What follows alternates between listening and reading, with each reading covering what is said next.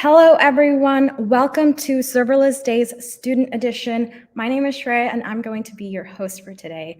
I'm really excited that you all are joining us today. We have our team, Beatrix, Ganning, and Misha, who are going to be backstage helping out with all of the conversations related to all of the various events that we're having today on Discord. So if you have any questions about anything going on today, feel free to check out the links in the chat, and we're going to take it from there. A little bit about myself. I started Bit Project with a group of friends back when I was in college, and it was really just a way for us to help each other learn how to code. Now it has expanded into this massive global community of students who are all helping each other through various different workshops and boot camps and events.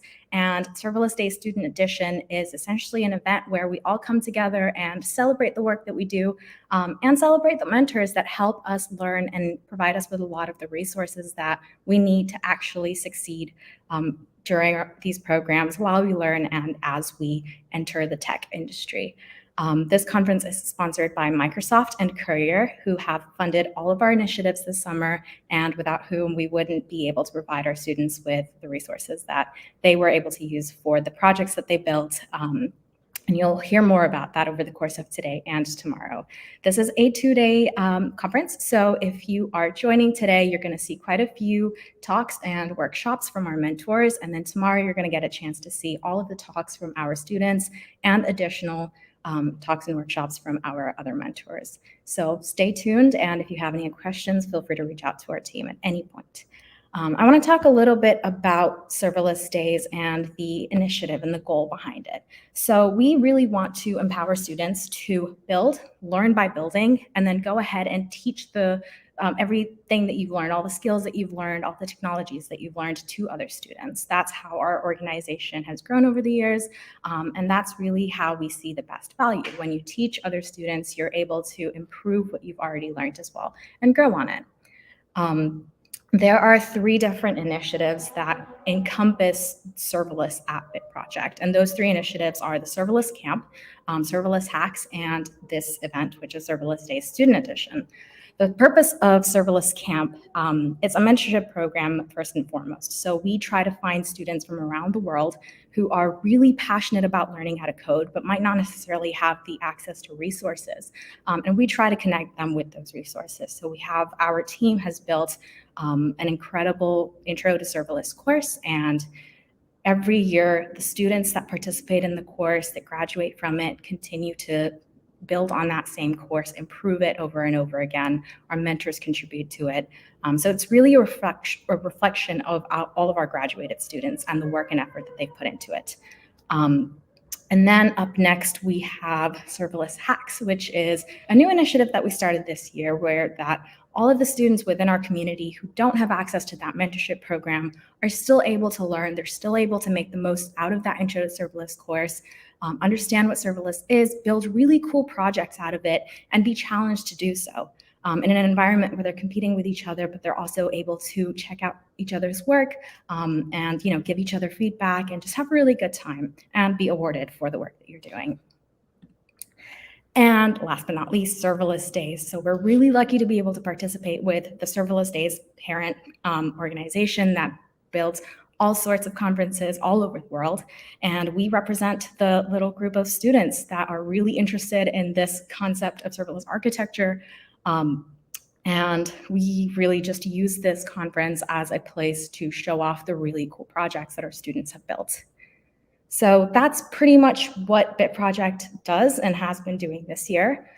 Moving on to the winners of the hackathon, I do want to mention this before we get into the actual conference today. So if you were participating in the conference and in the hackathon earlier, this is it. This is the moment of truth. So for the public favorite, which is the most popular submission by public vote, integrating a Microsoft Azure functions, the winner is Raptor by Deepan Raj, Madeleine Kavya, and Ramya Shri. So congratulations to the 3 of you for building a really awesome project that pretty much everyone loved.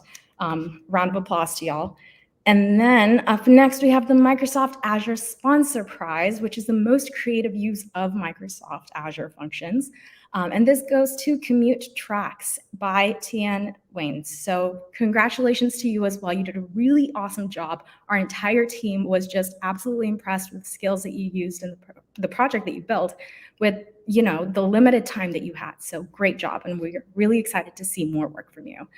And last but not least, Courier Sponsor Prize, which is the best use of notifications and a demonstration of proper app-to-user communication with the Courier API. And this goes to Media Master, which is a single student, Aditya Pratap Singh. Congratulations for building a really awesome project that makes really good use of notifications and communicating well with the users and making sure that the users have a great experience. So that's pretty much it for the hackathon. Next, we have our keynote speech by Ganning Shu. Ganning, I'm going to add you to the stream now. How are you doing? I'm doing great. How are you, Shreya? Great. Thank you so much for joining us. I'm just going to let you go ahead and take it away. Awesome. Okay, so thanks for the great opening, Shreya. And for the keynote, I'm just going to be talking about my experience learning serverless in Bit Project Serverless Camp, instructing Serverless Camp on what I learned myself by teaching serverless, and then we'll wrap it up with a small conclusion. So first, a little bit about myself. I'm currently a rising high school senior at the North Carolina School of Science and Mathematics, and I'm also the co-director of engineering at Bit Project. And what that really means is some of the stuff I work on is I'm constantly improving CounselorBot and the serverless camp curriculum that the 6 students that are in the mentorship program went through as you hear their talks tomorrow about their final projects. And also I maintain and update the website as needed. And yeah, that's just a quick overview of what I do. So let's get straight into it. So originally I joined Bit Project as a student in serverless camp in the summer 2021 cohort. And when I actually joined, I had no idea what serverless was, right? Heck, I didn't even know what Git was, and I didn't know how to use GitHub or anything like that. And that's really what I actually truly loved about serverless camp is that it doesn't teach you like the topics that are typically covered in school CS curriculums, such as like algorithmic stuff, such as like bubble sort, stuff like that. But rather, it's more focused on learning by building, right? So that's really what I consider, at least to myself, to be the more fun side of programming, right? So in Serverless Camp, we build projects such as we built actually Bunny Image, which was Emily's final project, but it essentially is a Dropbox clone.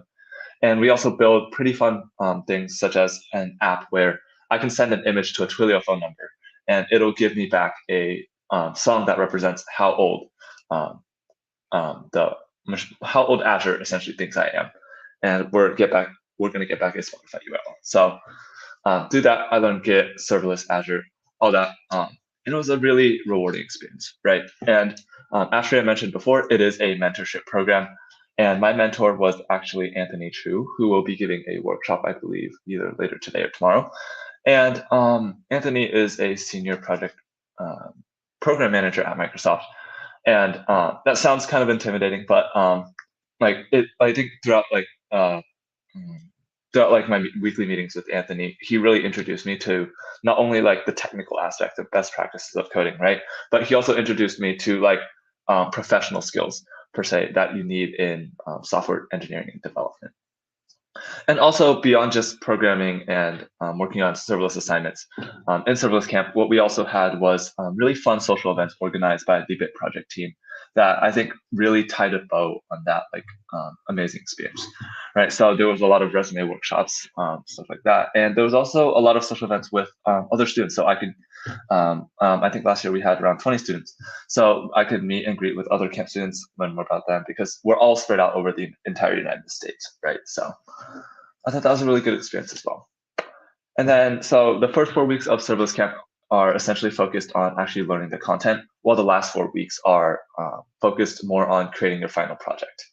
And in terms of my final project, which was CounselorBot, CounselorBot, if you don't know already, it's a GitHub bot that guides students through GitHub learning repositories, right? And CounselorBot was what guided me through when I was taking Serverless Camp through the serverless curriculum. So essentially what it does is it's going to open issues on GitHub that tell you what to do. It's going to check your code that you commit to make sure that the code you wrote was actually correct. And it's also going to tell you when your code is wrong and allow you to move through the course progressively. And it's done as a GitHub bot. And I wasn't actually the person that originally developed CounselorBot, and that was Emily. Emily's the other co-director of engineering at Bit Project. But essentially what I did with my project was I took the existing CounselorBot and I made a list of things that that could be improved with CounselorBot, and I went ahead and improved it. Right. So I think the biggest one might be that originally it was actually kind of ironic that CounselorBot was originally a Node app, so it wasn't a serverless function, and it was guiding students through the serverless camp. Right. So what I did was I migrated CounselorBot from a Node app to Microsoft Azure. So now it's a serverless bot teaching a serverless curriculum. Right. There's also a couple of other miscellaneous features there that improve user experience, such as like a question and answering service, where it's like if you type a question and it's actually going to provide an answer for you specific to the curriculum, the serverless curriculum. And those answers are based on questions and answers that people have previously asked before. Yeah. And what I actually said, like, having students first learn and then build and then teach others. So after I was a student in serverless camp, my journey essentially transformed to joining Bit Project's team and contributing back to the serverless curriculum. So what I did was I went ahead and fixed sections of curriculum that I found confusing and stuff like that. And then this summer, I was actually an instructor along with Emily for Serverless Camp 2022. And this was actually my first time teaching serverless. And what I didn't realize at first was how much preparation actually really goes into preparing an 8-week bootcamp for. This summer, we only had 6 students, but the amount of preparation is a lot. It's actually a very big deal. And I just wanted to give a shout out to the entire Bit Project team for making all that happen. Right. So essentially what we had this year for Serverless Camp, we had a Q&A platform on Piazza and a Discord community. So students were able to have their questions answered, and other students would be able to search like that knowledge base. So they wouldn't have to search just Google when maybe the question was already answered by, or asked and answered by another student. And also we have a Discord community so students can connect with others and everyone in the Bit Project community. We also, in terms of preparing for Serverless Camp, we also had to, like just going back to like the amount of work that it took to prepare this, spreading the word about Serverless Camp through social media campaigns and posting on various social media platforms. And also getting sponsorships and mentors, as this is a mentorship program. So every student did have their individual mentor that they could talk to. And also with this year, there was a new iteration that was called the Global Student Community, where we actually opened up Serverless Camp from only the mentorship program to everyone who wanted to try our open source curriculum. And I think with the Global Student Community, we had specialized mentors for them as well. The only difference is that they didn't have a one-to-one mentor, but all the curriculum, all the features that they get through serverless curriculum was exactly the same. And yeah, I think overall as an instructor for Serverless Camp, it was a really, really great experience, both teaching, meeting all the students, and seeing the creative freedom of their final projects in the final 4 weeks. And I truly believe that that is the most rewarding part for me as an instructor of the camp, as everyone's final project is different, ranging from what you'll hear about tomorrow, a bathroom finder to a business card finder or keyword extractor. And it's really amazing to see these students bring these projects to life from a few hundred lines of code when maybe only 8 weeks before they didn't even know HTML, CSS yet, like I didn't. Right. So a couple of things that I learned by teaching serverless is that when you're explaining concepts, concepts should be explained at a level that's relatable to a current student's knowledge. So you'll need to essentially know how much the student knows, and then using what they know, essentially try to drag that out and bring them to a level where they're able to understand the concept that you know. So you can't assume that they know a topic that's like overly complicated, right? Because then the student will be confused. But you also don't want to make everything too easy, because then you're oversimplifying things and glossing over important details. So there's always this like fine line between what is too hard, what is too easy. And I think what we also found really helpful was the fact that using Google Drive examples as serverless analogies was very nice. So maybe GitHub is kind of like Google Drive, but for code isn't that really helpful? And also keeping lessons engaging and having students that create lessons that or create projects that they're passionate about, right? So maybe like what I was talking about earlier with that age detection to Spotify song generator. It's something that we can all, it's a fun, quirky project that we can all use, right? So when they're able to spin something like that up from writing a few hundred lines of code, it shows them that the actual like functionality of code, right? It's not just like an algorithmic thing. It can actually accomplish things for you. That's really cool. And the last thing is allow for both creative freedom and struggle, right? So you want the students to be able to struggle a little bit just so they're able to develop their independent thinking and their research skills on their own. And as always, Google is your friend, right? This isn't like a formal like class where you're given grades. We always encourage students to Google things, research things on their own so they're able to develop those skills that they're actually going to be using in the industry. And yeah, so I'll get straight into talking about a little bit about CounselorBot. So CounselorBot, if you missed it before, it's the system that guided me through the serverless camp. And when I was a student, and it's also what my final project was. And it's actually also what Emily developed and what guided students through this summer's iteration of serverless camp. Essentially, we created CounselorBot, or Emily created CounselorBot when she realized that GitHub Learning Lab was shutting down, and there wasn't really a formalized way for people to learn on GitHub, right? GitHub Skills isn't really, GitHub Skills, which was originally designed to replace GitHub Learning Lab, isn't as like fully fledged as GitHub Learning Lab, right? So in terms of what CounselorBot currently does, it'll guide students through the course, it'll open issues as assignment, or it'll open assignments and guide students through the course. It'll check code, it'll tell you when code is wrong, it'll answer questions, stuff like that. And in terms of future plans, we want to be able to expand CounselorBot to be used by everyone. And yeah, so allowing companies to be able to create courses about their own project using CounselorBot, and BitProject will be providing students to learn those curriculums as we'll be publishing them on our website and social medias. Additionally, we want CounselorBot's course development process by companies to be as seamless as possible. So we want companies to be able to read through our documentation and be able to be like, hey, this is how we write a course. There's no ambiguity or confusion where they have to reach out to our core team. So it's more of a sustainable process.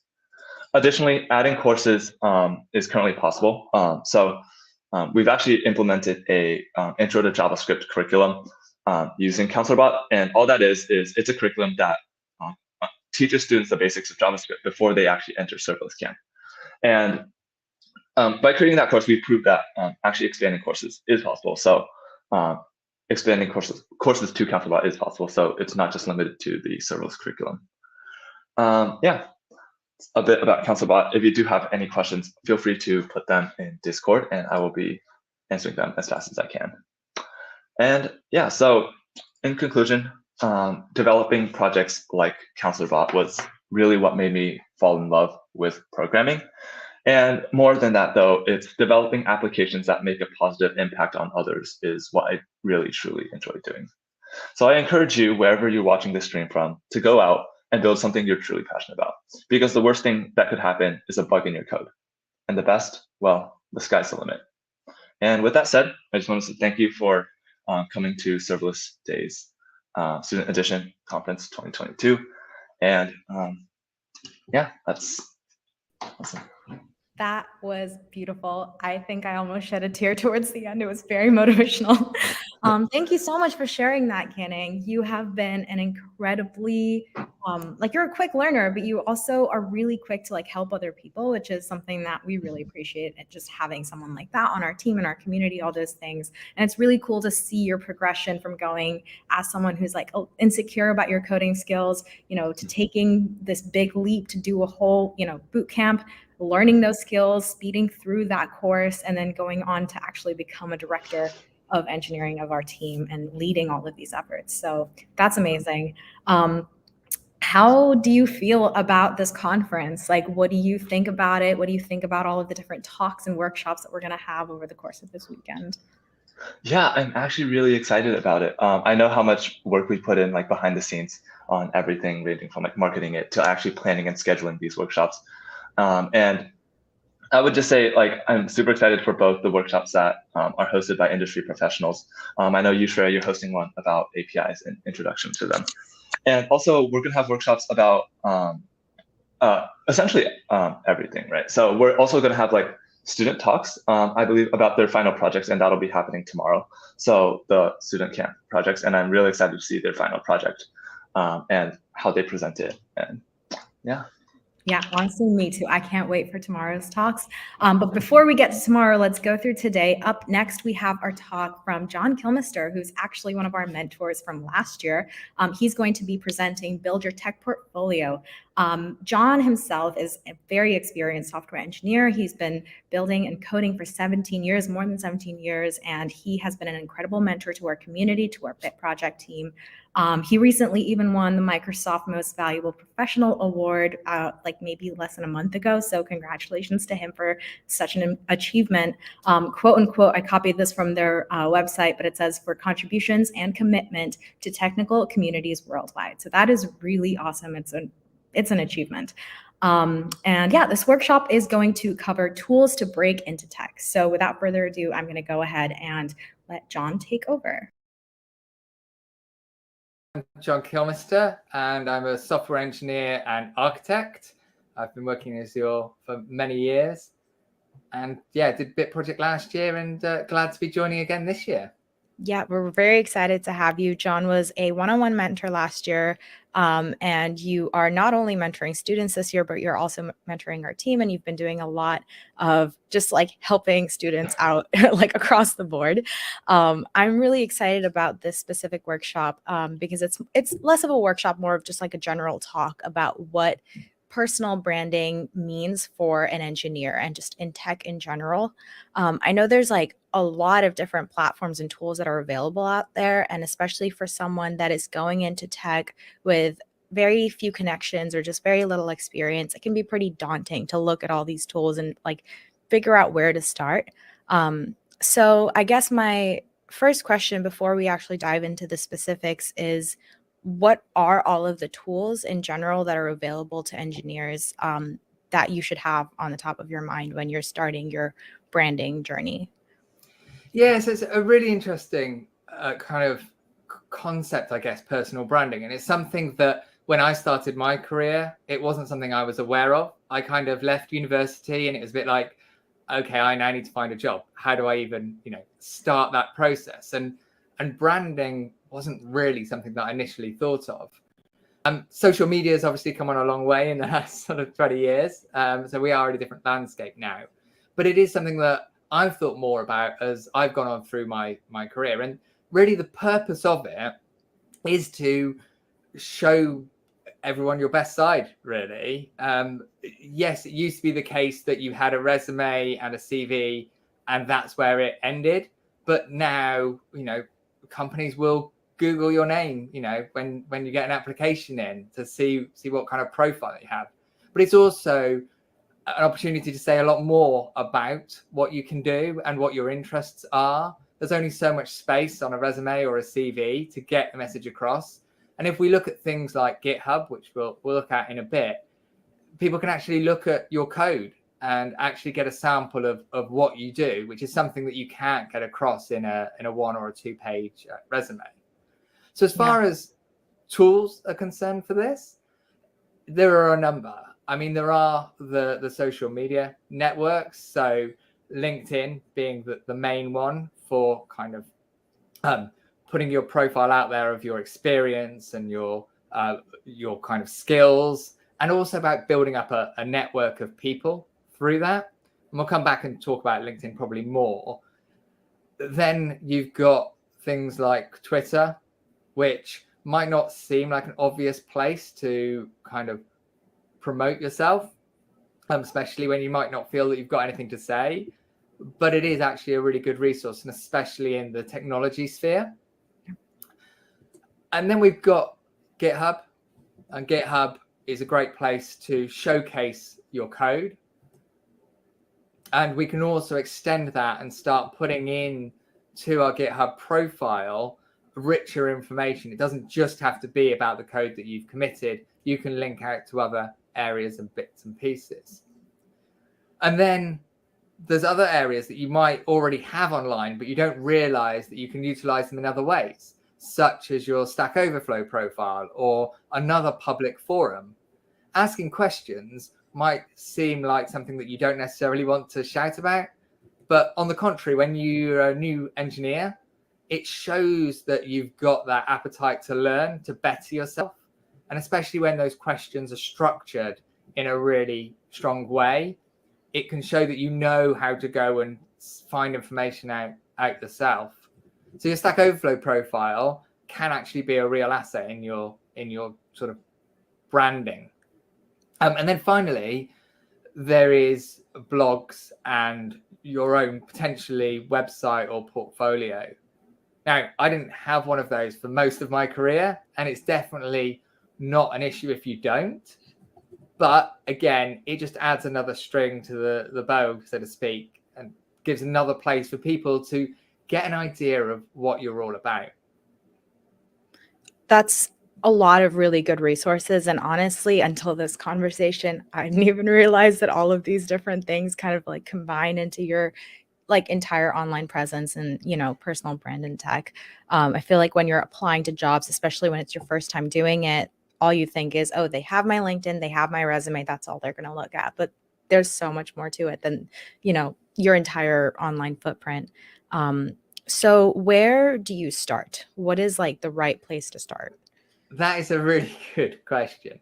I think at this point in your career, if it's the first job that you're going for, it's a slightly different point than if you've been working for a little while.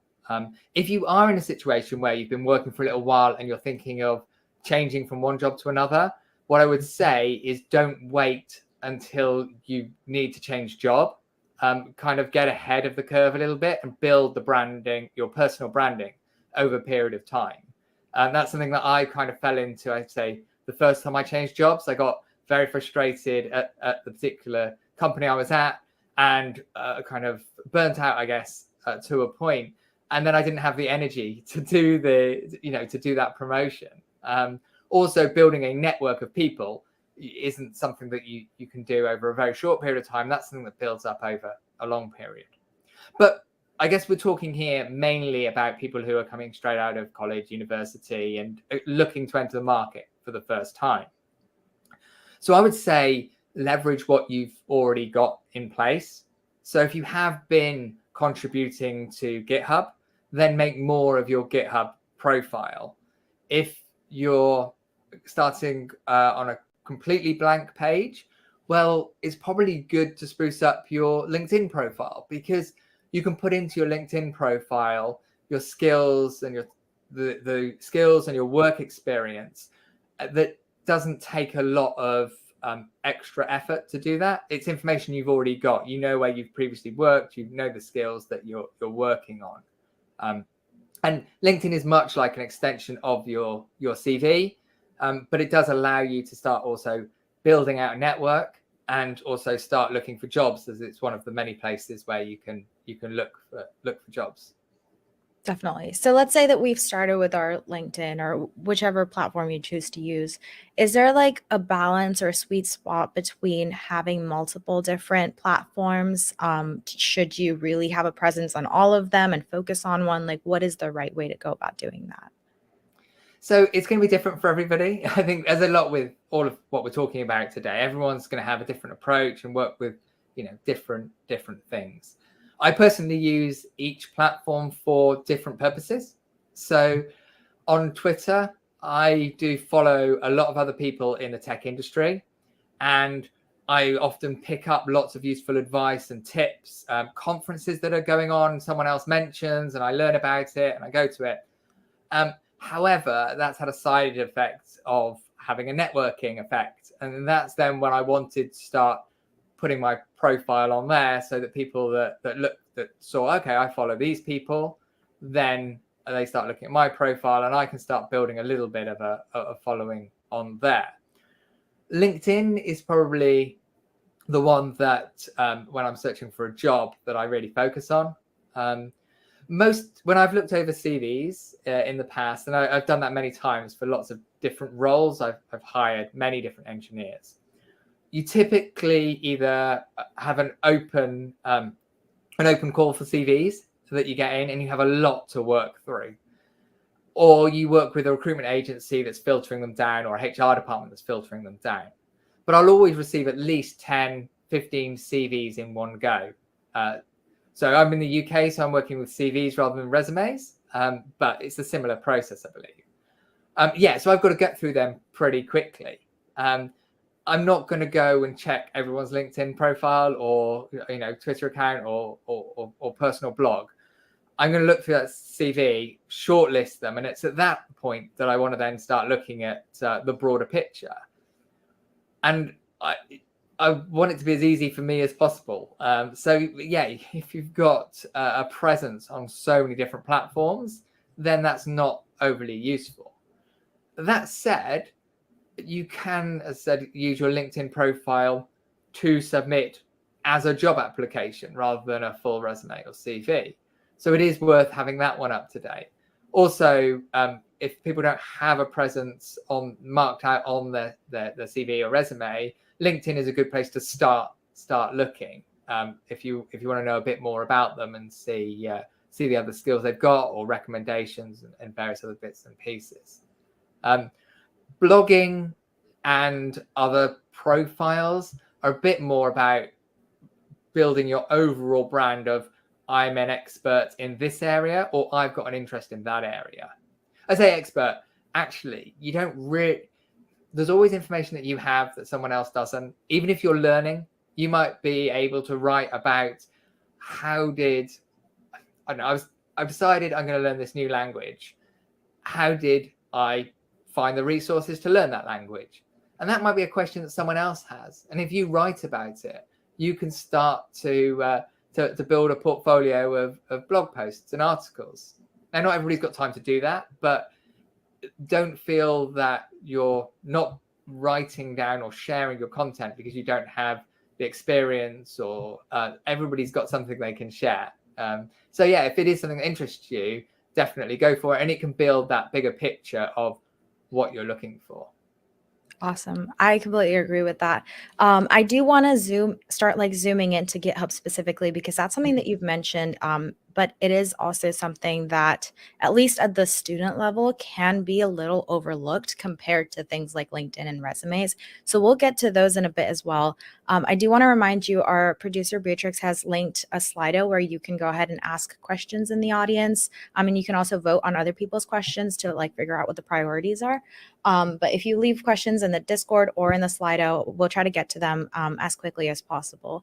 Going back to GitHub, what is it about GitHub? Actually, go ahead and screen share it. I'll just let you take it away, John. I know you have a lot of thoughts on this.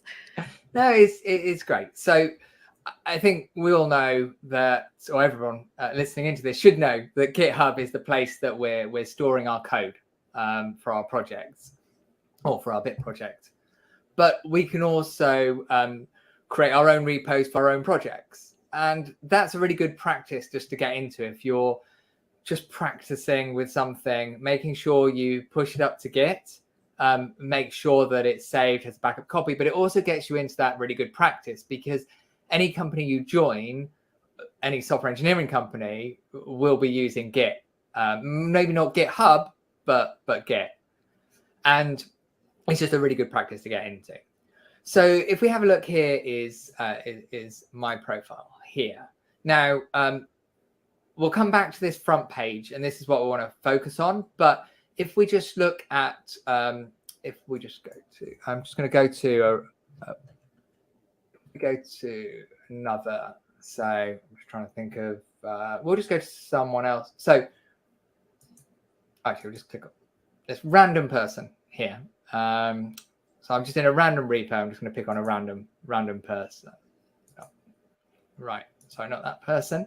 Just thinking someone. Well, I'm just going to choose a random person. Here we go. So This is what a profile that's had nothing done to it looks like.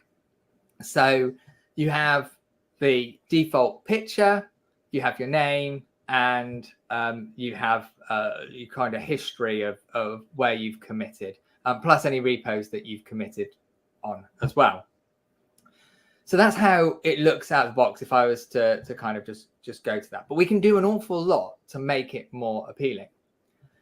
First thing to know, actually, while we're on here, this contributions graph, it's something that has a lot of talk about in the general community, in developer community. It shouldn't necessarily be looked on badly if you don't have many commits in this graph. Firstly, not everybody has time to commit to projects outside their work, but also you might be using other platforms and other things. So definitely, I always kind of don't look at this as a kind of recruiting metric, so to speak, but it is something just to kind of be aware of, that sometimes people do look at this. But I would definitely advise against that because there's so many different reasons. So we can put that to one side at the moment, and we can actually look at how we can improve this overall profile. The first thing is to select a picture. Now, ideally, that would be a picture of you if you're trying to form a sort of personal brand, but it doesn't have to be. You can see with my blog here, I've got a little logo that I created, and I try and carry that across all of my profiles when I don't use a personal picture. So, and you can see again with Bit Project, you've got your logo that you carry across. But having something there rather than the default thing definitely brings it out a little bit. And then we've got the description. This person hasn't got a description. If we go back to my profile, you can see here I've got my picture, followed by my name, and then we've got a very short sort of introduction about me. This is something that I would recommend you think about across all of your social platforms, and actually including your resume and CV. Try and think of kind of that elevator pitch. What are you trying? Who are you, and what are you trying to do? So it might be that you're a recent graduate looking to start in React, or looking to further my career in a JavaScript framework, or you might choose one of the backend frameworks. But having a bit of a focus really helps people understand what you're about. And that can be quite hard early on in your career, working out which direction to go. But having a consistent message that you're trying to do this is really important, and being consistent. I'm not necessarily using the same text everywhere, but I'm trying to be consistent. So we've got that. We can also link off to our other profiles as well, be that your own website or your Twitter account or whatever. So if we actually look at my profile, so you can see here, I've got a bit of a fancier page, which gets put in above my graph and my pinned repositories.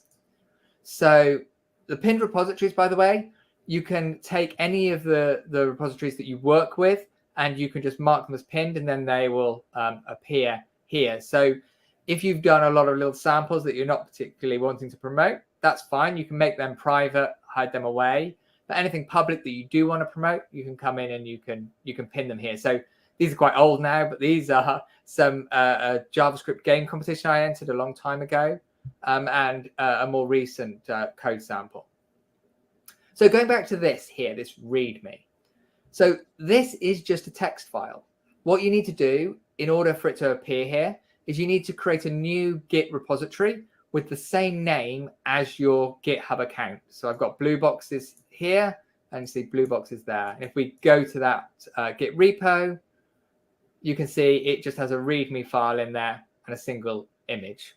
So that's just a new repo, make it the same name as your username, and then put a README file in, and then that appears at the top of your page if anyone just goes there.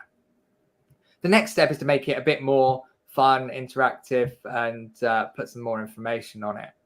Now, as I say, this is just a markdown page. You might think, well, how did we get all of these various bits and pieces? Well, on anybody's README, you can click the little pencil icon and see it. So you can see this has an image that's just marked down for an image. And then we've got a whole set of links here. These are actually using something called Shields.io, which is a website in which you can build badges. So just jump across here. So we can build various badges, you can see, and they're all built using query strings. And you can see the different styles and things like that.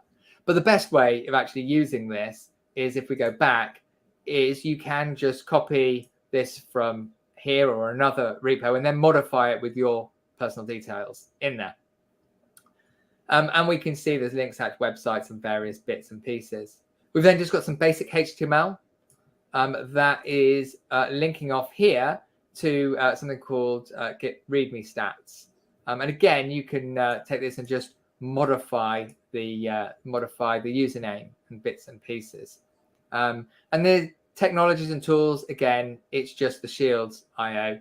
And then there's a random quotes block.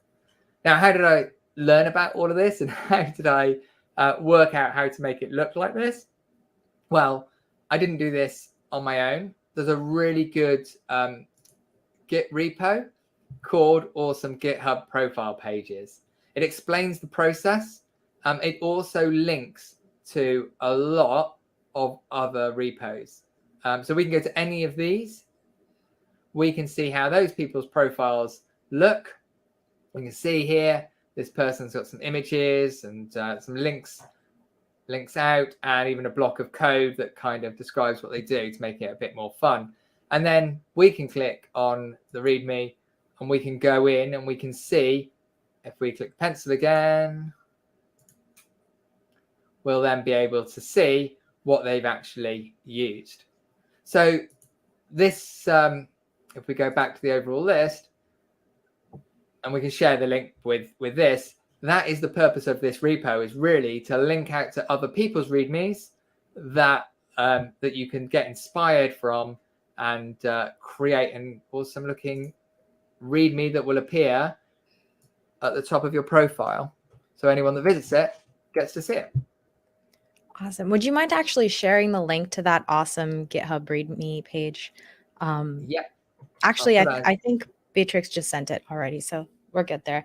I did have a couple of follow-up questions from the students. So one of them was, should we show all of the projects that we've done before, or are we just trying to focus on one or two that are like the main ones that we've worked on? I think with any recruitment process, as a person hiring, you've got a lot of things to look through, a lot of CVs and things like that. So you want to make it as easy as possible for them. So I would focus just on a couple of key ones that you feel really showcase what you're looking for. So if you're looking for a React job and you've done a React sample, that's the one you're going to want to highlight. I'd also link to those individual repos from your LinkedIn profile as well. Definitely. And then do we need to add descriptions to every single README for the projects? And like, what value does that bring? So the README on a project, it can serve many purposes. I think having a well-structured README just on any project is really important. Even if it just says, this is what the code is, and this is how to use it. So it's not necessarily a breakdown of everything you did, lessons learned, and things like that, although that can add some benefit, especially if you're trying to promote that and say, look, this is something that I've done as a project. But even if it's just the code that you'll find here was a prototype that I put together, and to run it, you run this one command. Just put a bit of context behind it, because if you spent weeks and weeks polishing something, that's quite different than if you created a prototype. And as an external person viewing it, that information is really useful to me, because I can get a bit of context and I say, well, oh, okay, it was your first project and there are some things in it that I would have done differently, but there's a bit of context with it. Yeah. I do also want to add, I know that we've spoken a little bit about how like UK resumes and CV standards are different to American ones. Yeah. In my experience with American resume specifically, it is best practice to keep it as short as possible, especially in your early years. People don't want to see anything longer than a single page. And if you are someone that does develop a lot of projects on the side and you want to show that, hey, look, I have all these skills that I've built up over the years, or all these cool projects that I've worked on, that is really important. But you might not necessarily have the space, like the physical, space on your page of resume to talk about all of these really cool projects that you have. So having like this really easy to look at, easy to navigate GitHub profile with your, pinned projects, with the main ones that you want your recruiters to look at, makes it so much easier, right? It's almost like going up to a person and being like, here's 1, 2, 3 of what I want you to look at, as opposed to here's like a whole box of information and having them kind of sort through and figure out what's important. Yeah, exactly. I would probably only put a single, on your CV or resume, I would focus on having just 1 or 2 primary links. You don't want to pepper it with a lot, but if you link out to your LinkedIn and you put a link onto, say, your GitHub, they can then explore those if they want more information. Don't rely on them only looking at those, but if they want more information, they know where to go. And for someone starting out in the career, what I'm looking for is the ability. Well, actually, anybody that I'm hiring, they're not going to match the skill set 100%. That just doesn't happen. Every company works in a slightly different way with a slightly different mix of technologies. Even if you go into a company and they're using, I don't know, Vue.js, they might use, and you've used Vue.js before, they might use a different build system, or they might use a different thing. So you're never going to get that 100% match. And that's probably more true with someone who has just come through college or university. So what I'm really looking for is the ability to learn and the ability to take a new skill that they have to learn and kind of learn it, not necessarily completely by themselves, but when I'm hiring someone, I'm not necessarily looking to spend all my time sitting with them, explaining everything. Want to be able to give them steer, guidance, and a bit of leadership in direction, and obviously help them out when they get stuck and point them in the right direction. But being someone who's a self-learner that can find that has a problem and then can find a solution online themselves, and then even if they come back to me and say, I found these 3 options online, they all compete with each other, which shall I use? That's so much more valuable than someone going, I don't know how to do whatever.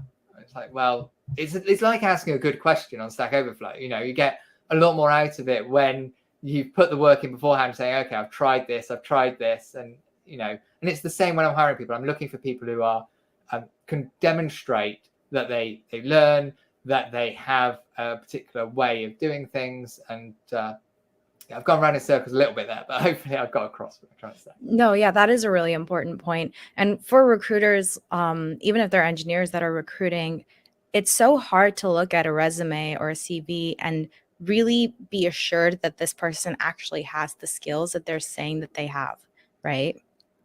Yeah, I see that quite often, actually. And I know the one thing that you hear many, many places is don't lie on your CV or resume, which is totally true.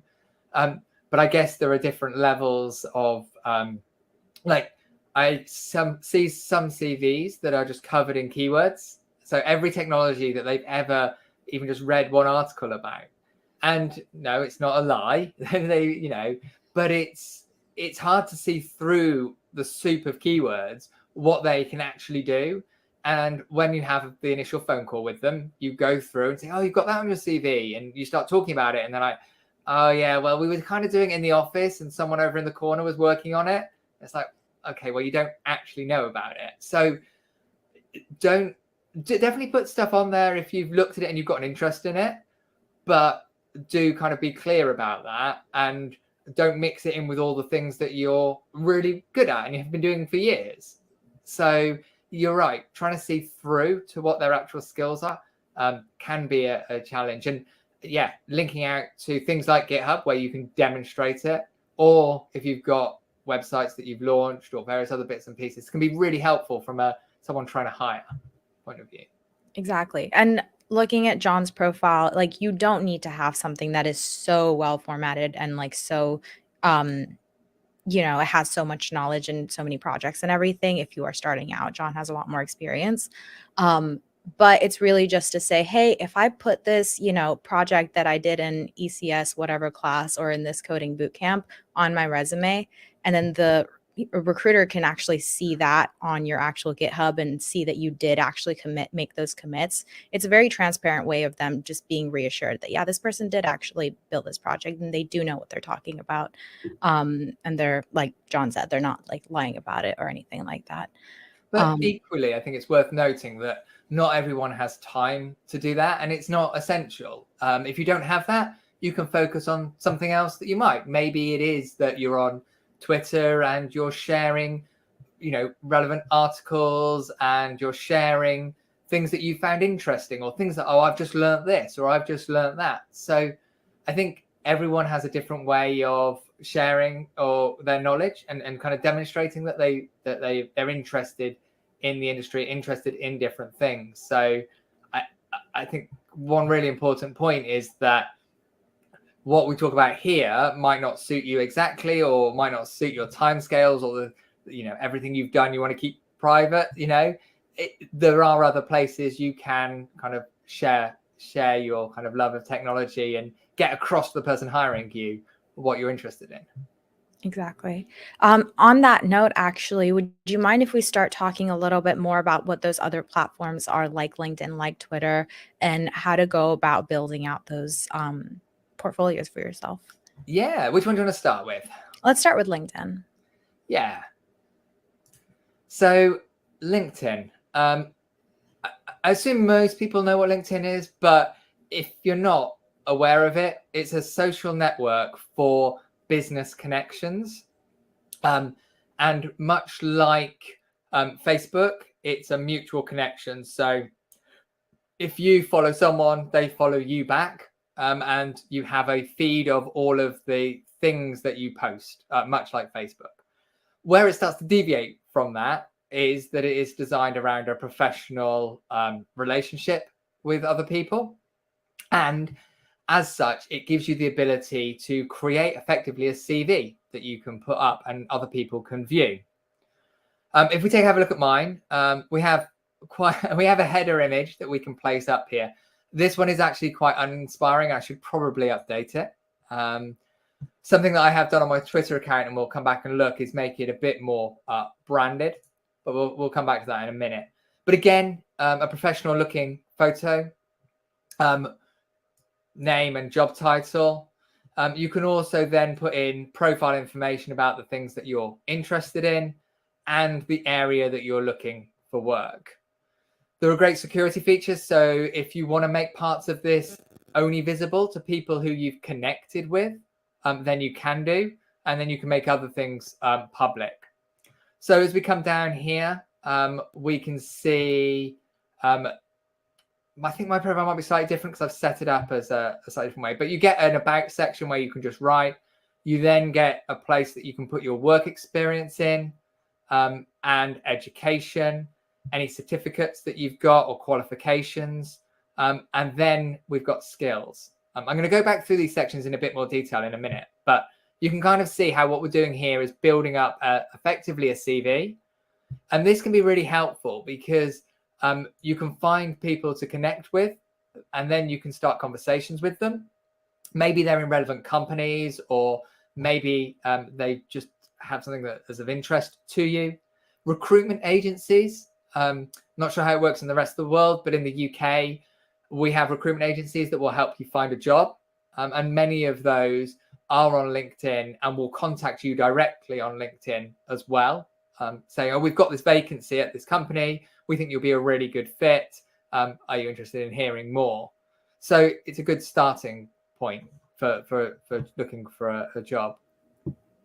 We actually have a really good question on this topic, asking if it's okay or if it's possible to have like a really killer LinkedIn, but not that great of a resume. It depends how you're applying for jobs, I would say. This is just my opinion, by the way. So it might be different in different places. I typically get applications for jobs not via LinkedIn. I go through a recruitment agency who hands me a pile of CVs. They're sent as Word documents or PDFs.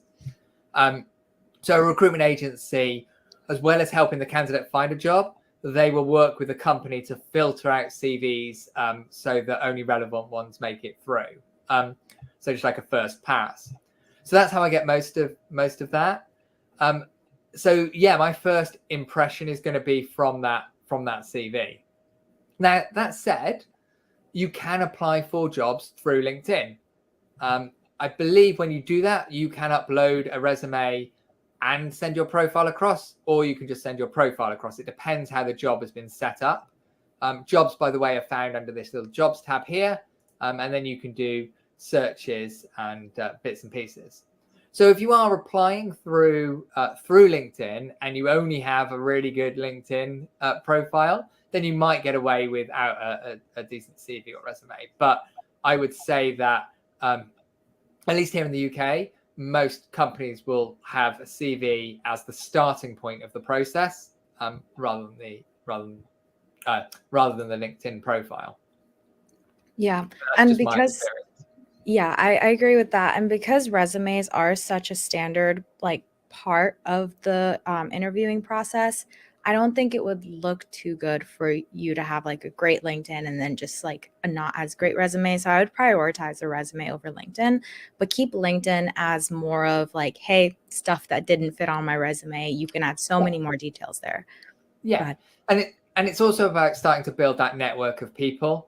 So last time I was looking for a role, I asked all the people I knew on LinkedIn, just posted a message, said, I'm looking for a new role. What do people have?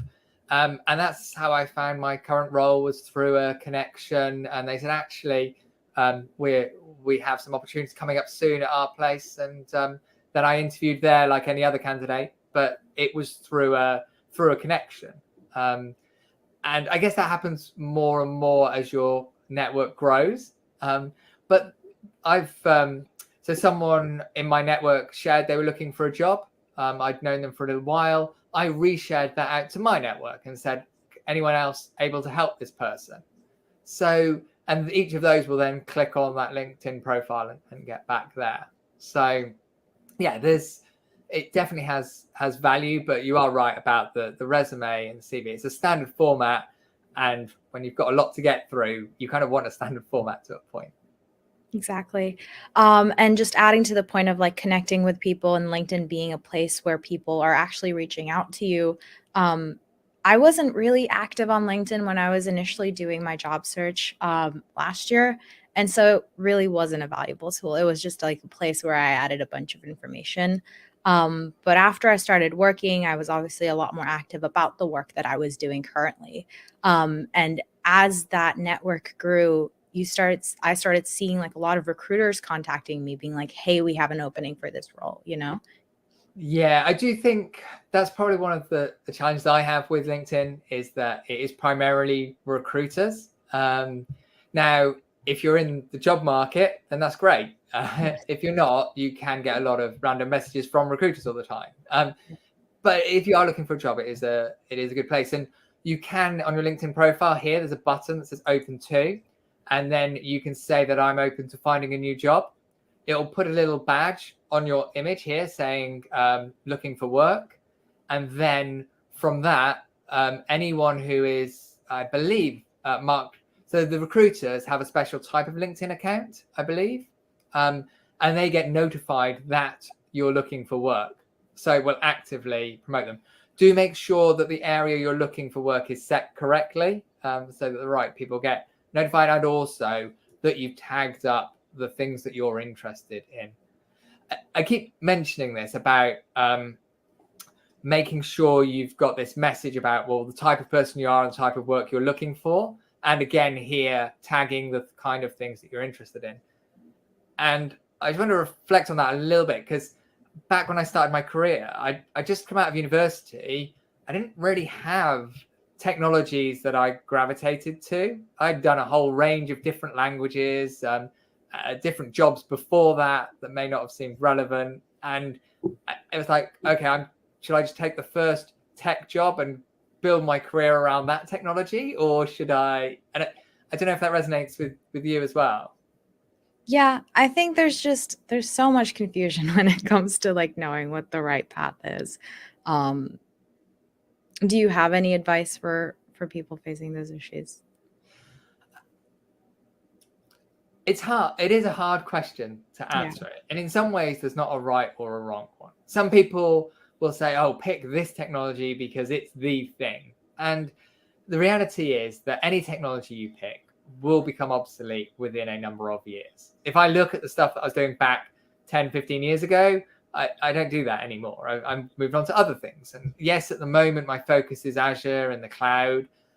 But again, that's been in the last 5 or 6 years. And who knows, in another 5 or 6 years, it might be something else. So in some ways, it doesn't matter too much. However, you probably don't, I can't say this definitively because the right company with the right people, and that makes a big difference. However, if a company is using a technology that is on the downward trend and they have no intention of improving that, changing it, upgrading it anytime soon, that could be a bit of a red flag. And especially if you plan on being there for a number of years, you might find yourself not getting the opportunity to learn things that are valuable in the industry. So it is worth keeping a track of the trends in the industry. And one way of doing that is the Stack Overflow question and answer site. They run an insights questionnaire every year and they publish the results. And we can see in here things about individual like programmers, how they learn, what age they are when they started coding and things. But also further down, we can see things on actual technology stack. I should have scrolled to the right bit at the beginning, but there is, that's all demographic information. There is technologies, here we go. So you can see what is popular by professional developers or everyone. You can see JavaScript is well out there at the moment. You can see trends of things that are changing and bits and pieces. We can also see a similar thing on the state of JavaScript reports. So here, a bit more focus obviously on JavaScript, but we can see what is currently being used out there in the market. So at the moment, it's mainly Angular, and that's been quite consistent. We can see what people are aware of, but where the interest and satisfaction is. So you can see that you can see the changes in the market. And I'm not saying you should kind of bet your career on any one of these, but it is definitely worth thinking about this when looking for a direction to go. When someone asks you, oh, you're interested in JavaScript, what frameworks, and a couple of different frameworks, which one would you like to start looking for a job in? It's worth just kind of bearing that in mind. And the same with the others. That said, you will, as I mentioned, be having to learn continuously. And that's what I like about the industry. Yeah.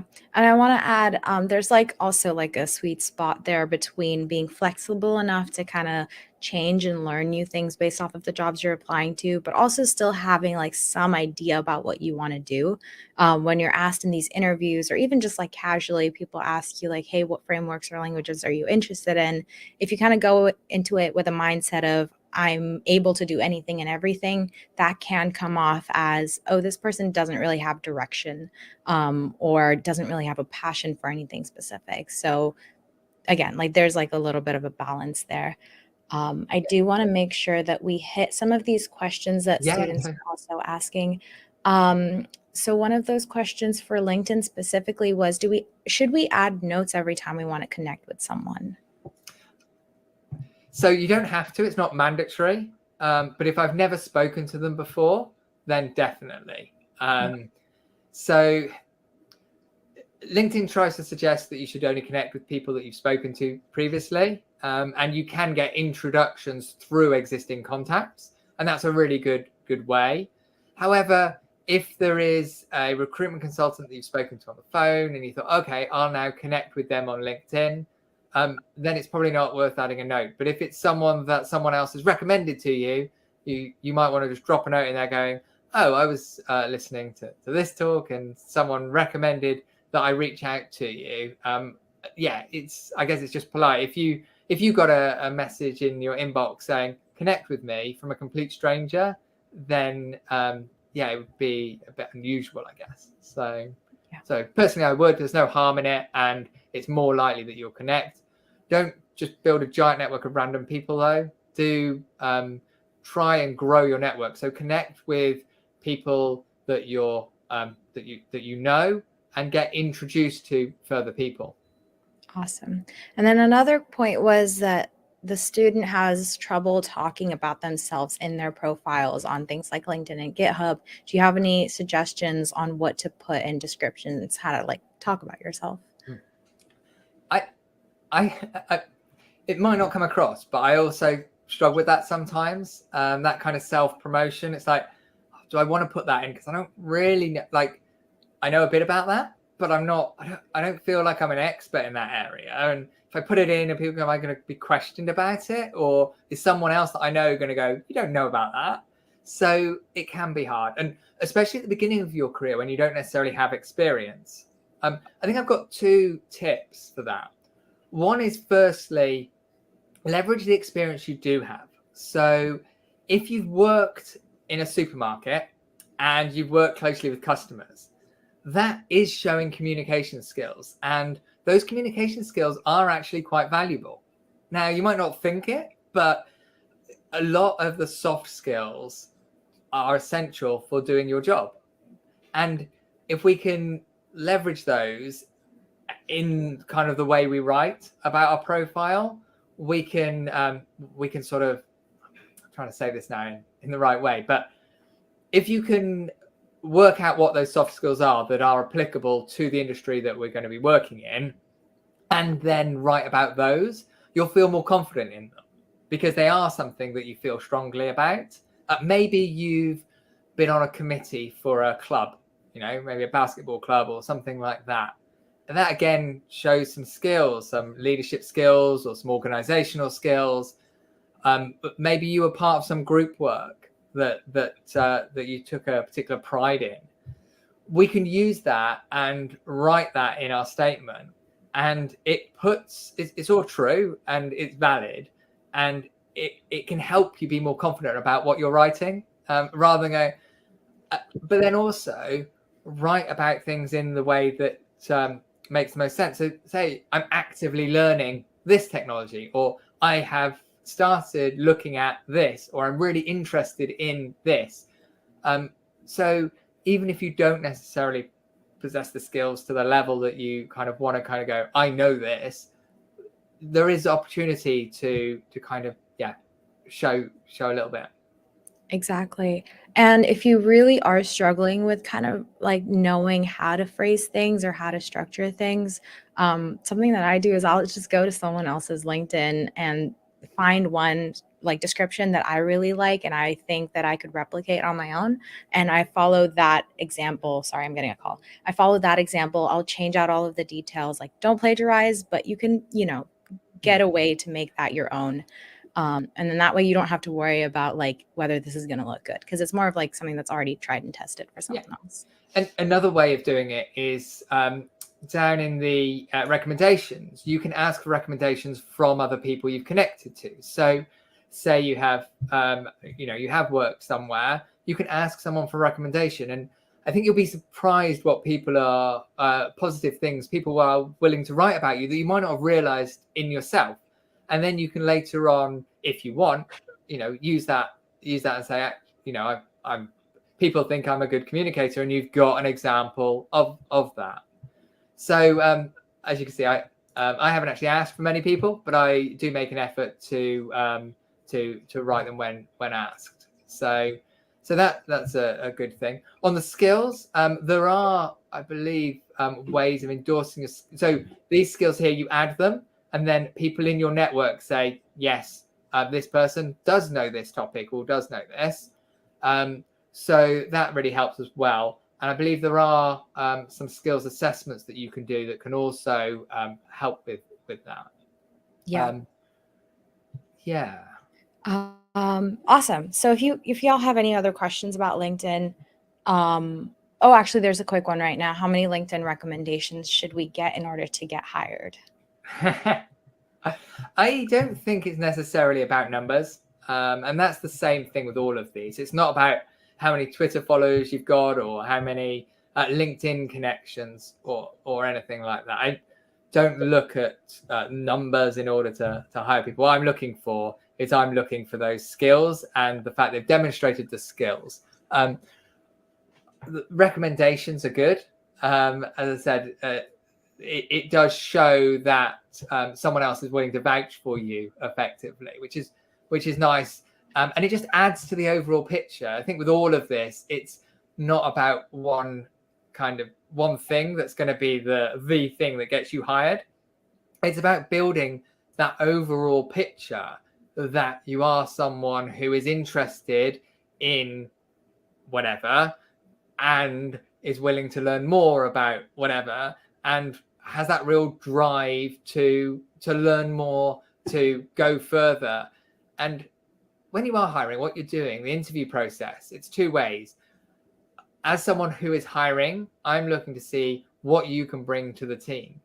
And even if you are coming in as the most junior person in the team, you'll always be bringing something to the team. And then equally, it works the other way in the interview process. You're working what you can gain from the company, and it's got to work both ways. And in order to answer that question of what you can bring to the team, it's about understanding that bigger picture. LinkedIn is part of that, well, a way of showing part of that. GitHub is, blogs are, Twitter is. It all just forms part of that picture. And if you don't have one bit of that, it doesn't matter. You can still see the picture. You don't need every puzzle piece. And everyone's puzzle is going to look different. So, yeah.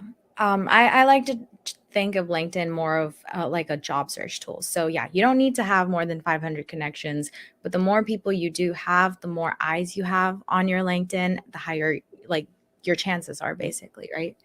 Yeah. And you can follow companies and people on LinkedIn without connecting with them. So if you have an interest in, say, Microsoft technology, you can go and follow the Microsoft organization. And that all appears on your profile as well, interests here. So again, and there are groups as well. And it just, again, builds on that picture. And it doesn't take anything to do that, really. But it's, I guess maybe that's the one takeaway message, really. It's all about, all of this is coming together to build a picture of what type of person you are, what sort of thing you're looking for, and what you can bring to the organization you're applying for. Exactly. And now pivoting a little bit to the third area, which is resumes and CVs. And we don't have to dive too deep into like exactly what it should look like, because we spoke briefly about how it's like a regional thing, right? A resume in the UK can be completely different to one in America and completely different to one in any other country. I think one point of confusion that a lot of people have is, what is the difference? Like, why are they called two different things? When are we using these two different tools? So mine, I primarily see CVs. I've seen a number of resumes, but it's primarily CVs. The purpose of both of them is to be able to explain your past work experience, normally in reference to a particular job. Now, my understanding between the two is that a resume will tend to be one side of A4, one bit of paper, and tends to be very factual, very much focusing on your education and your work experience. A CV typically covers 2 pages and has a bit more content to it as it covers more pages. That extra content can be a range of things. I like in the CVs to see a nice opening statement or a paragraph, much like we've talked about with these others, but really just setting out who you are and what you're looking for. So an example one might be something like, I'm a recent graduate of a computer science degree looking for roles to further my love of JavaScript, or something like that. Maybe that's not the best example, but you get the idea, because if I've got a load of CVs, I can read one line at the top that kind of hooks me in. On a CV, I'll also then see a list of skills, that the person has, so I can quickly match those against the skills that I'm hiring for. I'll then see work history, and in that work history, I'll often see examples of what people have done in that role. So I led this project, or I learned this new technology. And then you get a bit about education, and again, you can see that. Whereas CV differs from a resume, correct me if I'm wrong here, but you might also see interests in there. So if you are a member of a football team, or you volunteer somewhere, you might see some of that kind of information in a CV that you might not typically get on a resume. And then on some CVs, you used to get references, so the names of people they can contact for further information. I personally don't include that, mainly because if someone wants that information, they can ask for it. It doesn't help form that bigger picture. It's kind of another step on. And you want, as you've only got 2 pages on a CV, ideally 2 pages, you want as much space to kind of shout about the skills and things you've done. One thing I would say is that on the earlier CVs, so ones for more junior roles where people don't have experience, there is a lot more soft, but when I've written them, it's been more soft skills.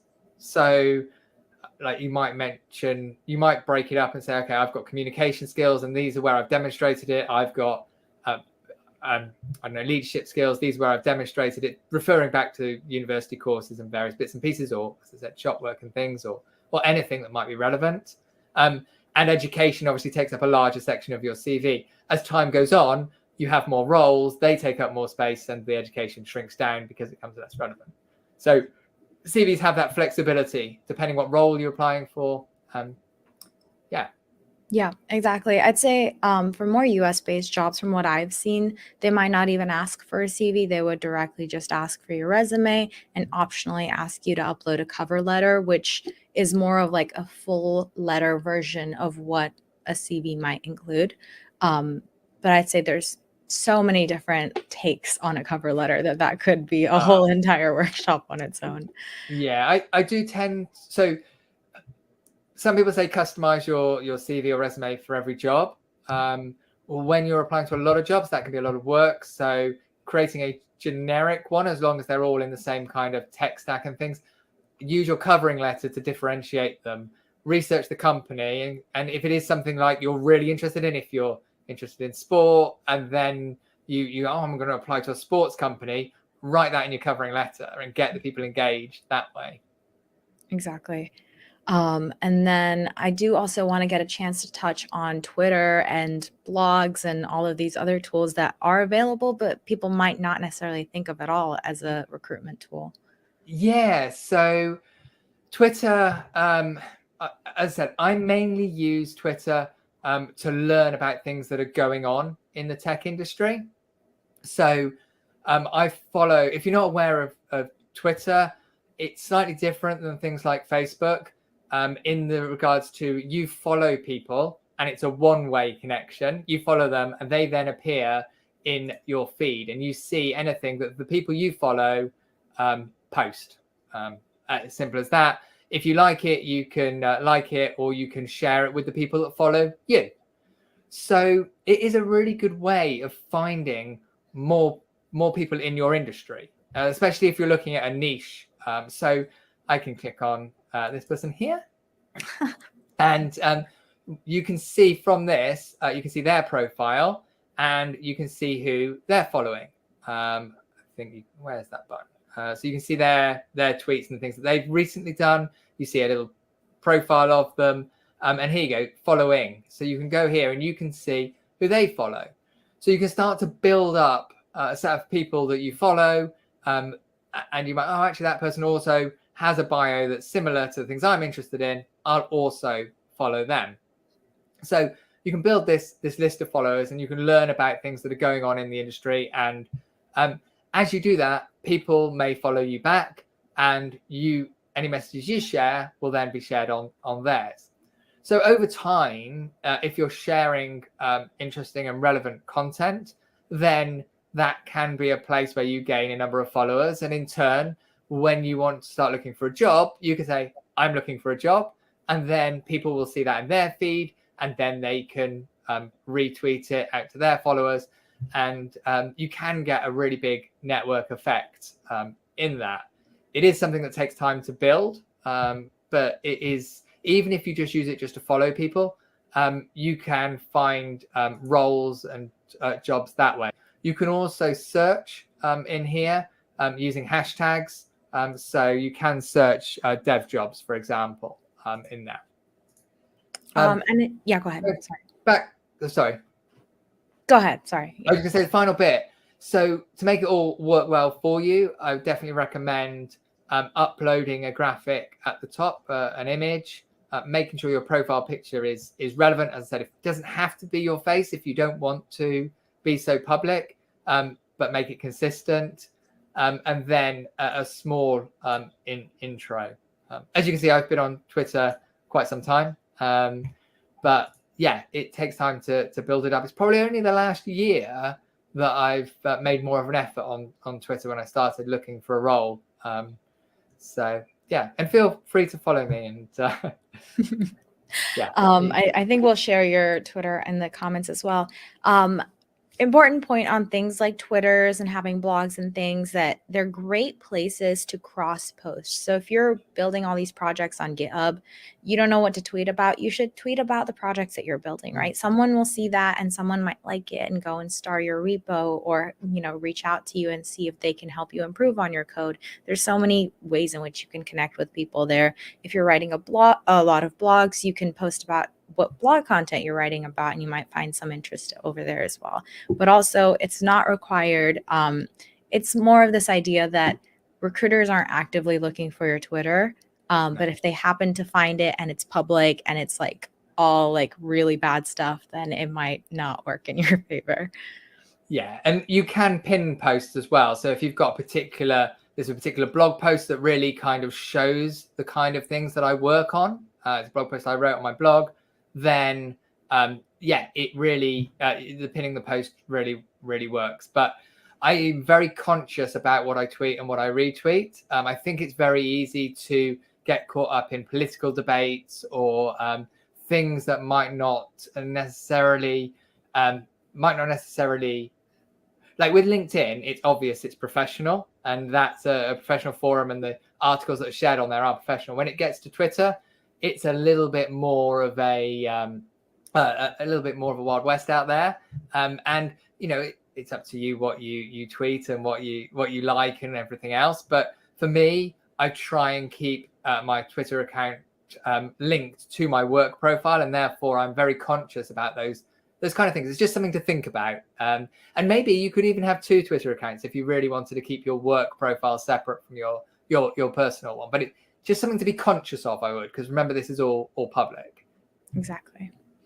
And then I'd say let's just dive into some of the questions that students have on a more general level. So do you think personal websites are a significant advantage in the recruiting landscape? And what are some aspects of those websites that would be most useful? So depending on the types of roles, you sometimes get portfolio websites. So if you're focusing more on the UI aspects, the front-end engineering, graphic design, that side of things, a portfolio website is, I believe, it's not an area that I work in a lot, but I believe it's a bigger component. When it comes to technology, probably less so. I use mine to just really share something I've learned, and there is always something that can be shared, no matter how experienced or inexperienced you are. Even if it's you're learning this new thing, write about it. Someone else might be learning it in the future. You might even end up Googling something and ending up back on your own website because you forgot about it. So it's a place to put your findings and learnings. If you're not sure about setting up your own website for blog posts, you can use Dev2. Dev2 is a really good website which allows you to post blog posts and articles. It's also got a community around it, so they will actively share it on your behalf. So if you're not sure, it's a good place to kind of get started with low investment. Obviously, your own website takes a bit more uptake and maintenance. Going back to the original question about how does it fit into the recruitment side of things, I don't think it's with the exception of, say, a front end and kind of graphic design side of things, I don't think it's a huge impact. but it's again about building that bigger picture. Yeah. Would you actually mind going back to your personal website? I don't think we were screen sharing at the time. Yeah. So yeah. in mine, I put a quick statement to say who I am, what I do. I've actually linked that out to an About Me page if people are more interested. And then these are just individual blog posts about things I've been learning about. So this 2 approaches to dynamically generating images with Azure Functions was based on work that we were doing around generating stuff.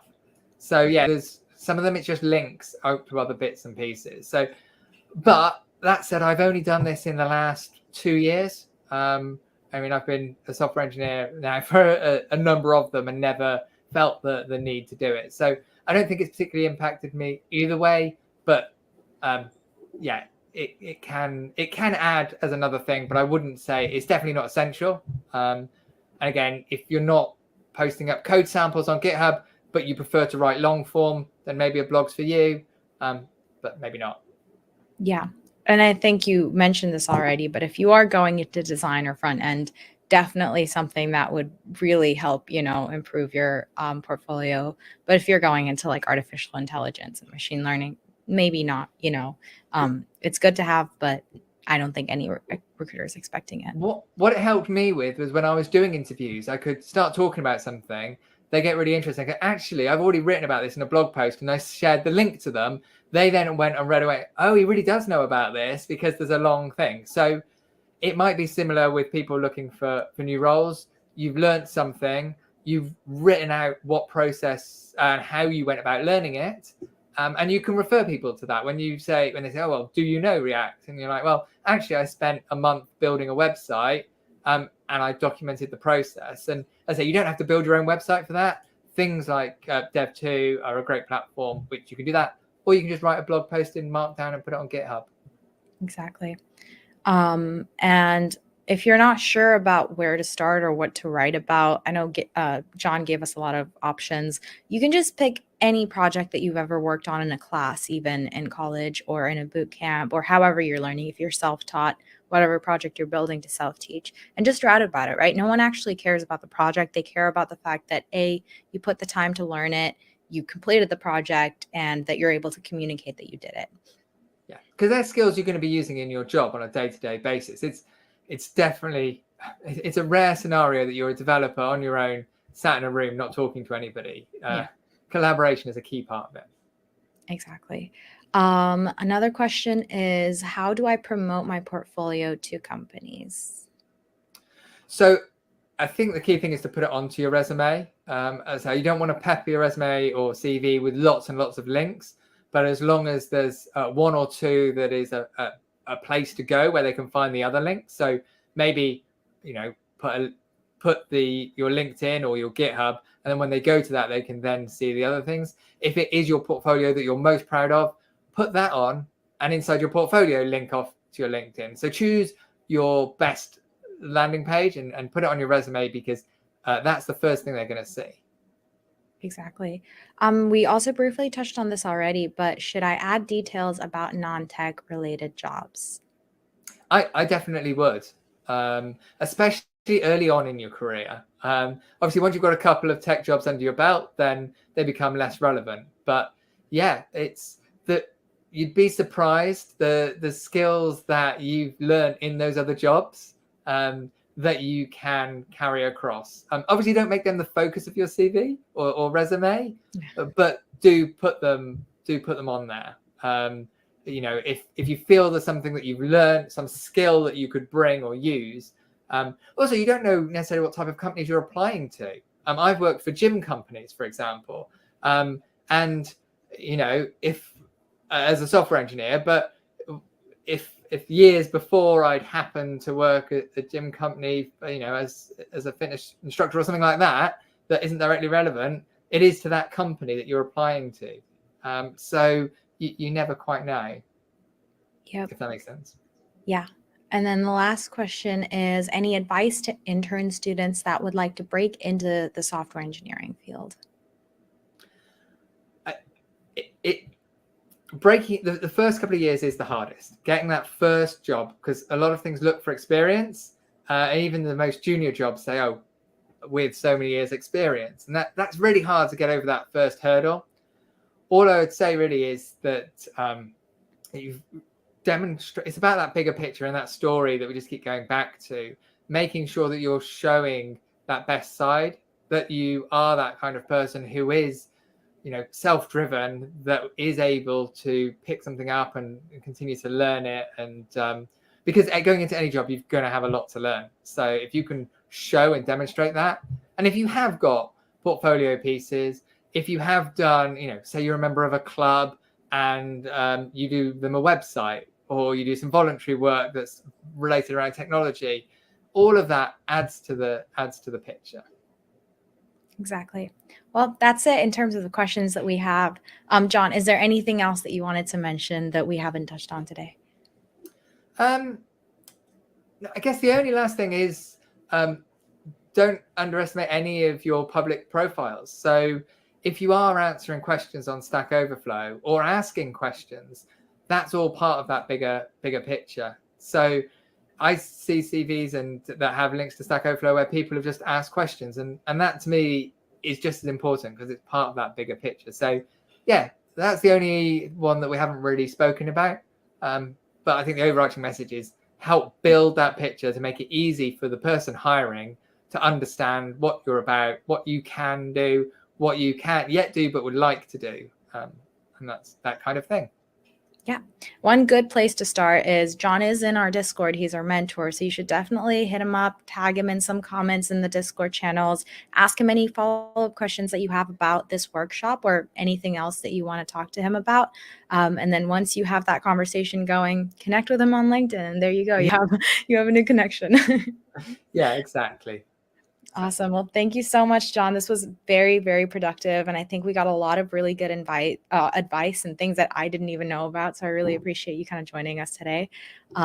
If you want to talk to John, he did share his Twitter, and we'll share those links again on Discord afterwards. But yeah, thank you so much. Great. It was fun. Thank you. Everyone, I'm Beatrix, a community manager at Bit Project. So you want to get free shirt? Don't forget to tag us on Twitter about the conference and tag us at bitprj. So, good luck! All right, we are back. I hope y'all had a good time watching that workshop with John. It was a workshop that we recorded earlier this month. And I just thought it was really valuable, and a lot of students got a lot of great skills and were able to update their profiles from it. So hopefully that helped. If you have any questions for John, he will be active online over the course of the next few days on Discord. So go ahead and locate his Build a Tech Portfolio channel on Discord and ask any questions that you have. He also shared his socials, so feel free to go ahead and reach out to him and make him your own connection if you want to. Up next is the Intro to APIs workshop that I will be hosting. So just in general, if you have any questions, I will be monitoring the Discord over the course of this entire workshop. It will take around 1 hour, 15 minutes, or at least I'll try to complete it within then. It is a hands-on workshop, so I want to warn you, if you want to, participate and you want to learn how APIs work and maybe build a couple of projects as well, we're going to have one big final project at the end of this workshop. So make sure you have your computers ready. I'll let you know what resources you need and tools you need in a moment. So let's get started. Okay, this is a slightly awkward screen size. So let me go ahead and fix that real quick. What I might have to do is, let's see. How can I fix this? Does this work? If I add it in here, are you able to see it? Yep, perfect. So we're going to start with just like an overall agenda. What are we doing today? We're breaking down APIs. We're understanding what an API is, how it works at a surface level. We're not going to go in too much depth, but at least to the level that you're able to understand why people might want to use them and how you can get started using them. Second, we're going to demonstrate how to integrate them into Node.js apps. So Node.js is the framework that we're going to be using. You don't need to have a lot of JavaScript experience. I will try to explain everything as we go. And if you have any questions, again, feel free to let me know on Discord. But if you don't have any JavaScript experience, I think it'll be a good place for you to start. And then at the end, we're going to have 2 challenges and 1 big final project, which is also like a challenge, but we'll build everything together. So no stress, no worries. For the setup, you're going to want to be active on Discord in the Intro to APIs channel. We're going to be building our projects on Replit, so we don't have to worry, spend too much time with the setup. So if you don't have an account for Replit, go ahead and create one right now, or log in if you already have an account. And we're going to be submitting our projects via GitHub. This is optional. You don't have to do it. But if you want a little piece of swag afterwards, then go ahead and log into your GitHub account, and we'll deal with that stuff later. So let's get started with just understanding why we even want to talk about APIs in the first place. So think about it from a hackathon student perspective, right? You're a student, you're going into a hackathon, you're trying to build a cool project. You have a limited amount of time. You have 24 hours, sometimes 48, maybe a little bit more time, but regardless, it's limited, right? And you want to make sure you're able to build a project that performs really, really well, that's sustainable. It's not going to break right before you have to actually present it to the judges. And it's something that works quickly, right? You don't want to have to present your project and be doing your live demo, and then it's like taking 3, 4, 5 minutes to actually get started, get up and running, all those types of things. So just as a regular project, these 3 are basic requirements when you're actually building a software product in the industry, when you're real engineering, you're working for a startup or any type of tech company, you are going to have those same 3 requirements, except there are some additional stakes. So like I said, you want a project or a product in this case that performs really well, but it needs to be something that, works for your customers. It's not just working for yourself or your team at this point. So the stakes are much higher at this point. You have more requirements. So it's not just about building a project that works, but listening to all of the advice and the feedback that you're getting, being able to sift through it, know what you're building and what you need to have a really cool product that people want to use and people would probably pay for. And there's just a whole lot of additional pressure that goes into building a software product. So when you're doing that, regardless of whether this is a hackathon project or a real software product, you're going to want to make sure that you have access to technologies that help you save time, that help you build something that is really reliable. You don't want to have to build every single aspect of your program by scratch because, that's going to take a lot of testing. It's going to take a lot of time to make sure you can get it right. And there are a lot of software developers in the past who have gone about probably solving a lot of the problems that you're solving. So what you can do is start using pieces of their technology that they have made available. You can do this via APIs, for example. There's SDKs that are available. If you've worked with a lot of different JavaScript frameworks, then you know about libraries and how there's literally like a library of code that you can install into your program. And then there's all sorts of different functions and methods that you can use that you don't have to build from scratch, right? So that's essentially what an API is. We are going to focus on the API aspect of it and not those other tools and technologies. But it is, by definition, it's an application programming interface, and it is what allows you to let two different softwares anywhere in the world communicate with each other. So it allows your software to communicate with some random person in the world.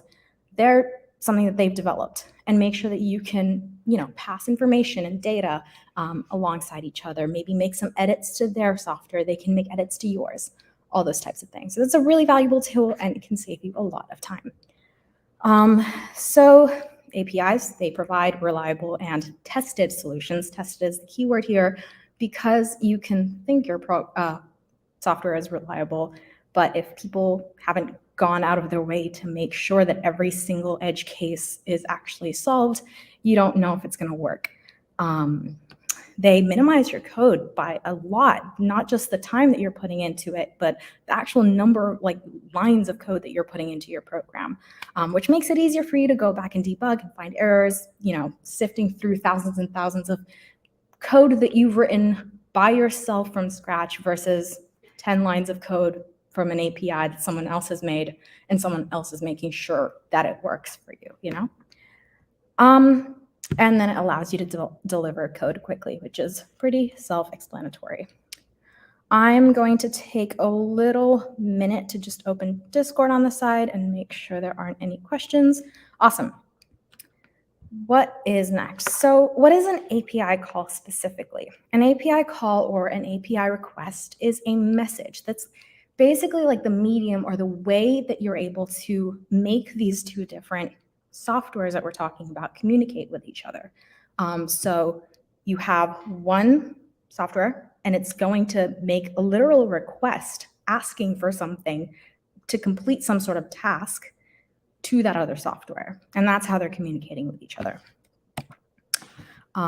So what is HTTP? We're going to focus on a specific subset of APIs because we're working with Node.js as a framework, because we're working on web dev-based projects. HTTP stands for Hypertext Transfer Protocol. We're not going to go into too many details about what that is.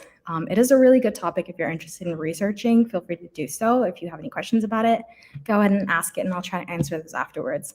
But just like the bottom line gist of it is that it is the communication protocol between web browsers, which can also be more generically clients. They don't have to be web browsers, but a client and a server. So a server is the thing that has all of the data that you need, and a client is the thing that is making these requests.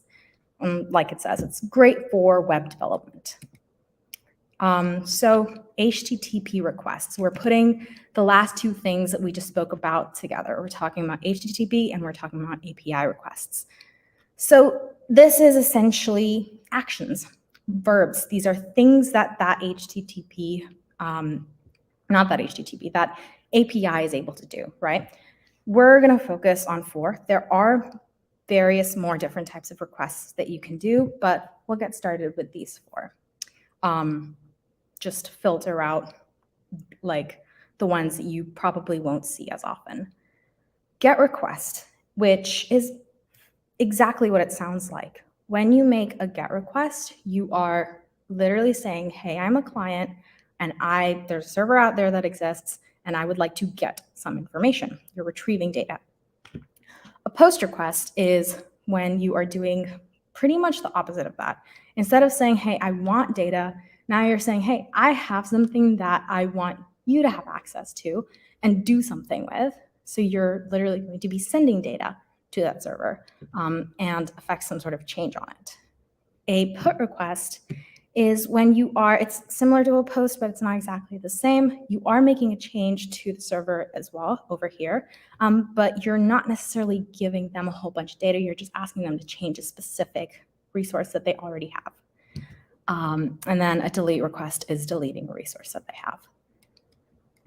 So when you're building an HTTP request, now this slide is specifically going to focus on the components of a request. How do you bring it together? What physically do you need to be able to make a request like these? We're going to need a URL, something that looks like HTTPS : etc. That specifies the endpoint that you are making the request to. It's like an address, right? When you go to google.com, you are making a GET request for whatever Google server has on google.com. When you're going to instagram.com, same situation, right? Instagram.com is your endpoint, and you are making a request to Instagram to say, hey, whatever you think should be on this page, please give me access to it. These are all GET requests. There's a couple of examples. If you want to try to see how these work, you can go ahead and copy the URLs that are pasted on the screen, and you're gonna have a fun surprise, hopefully.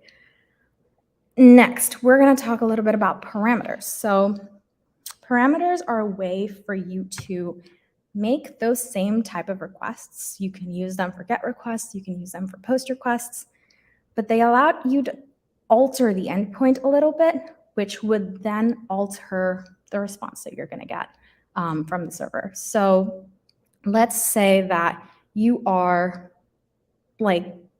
searching something on Google, or you are, let's say you're searching something on Google, right? Google.com is the general search engine. It has a lot of information.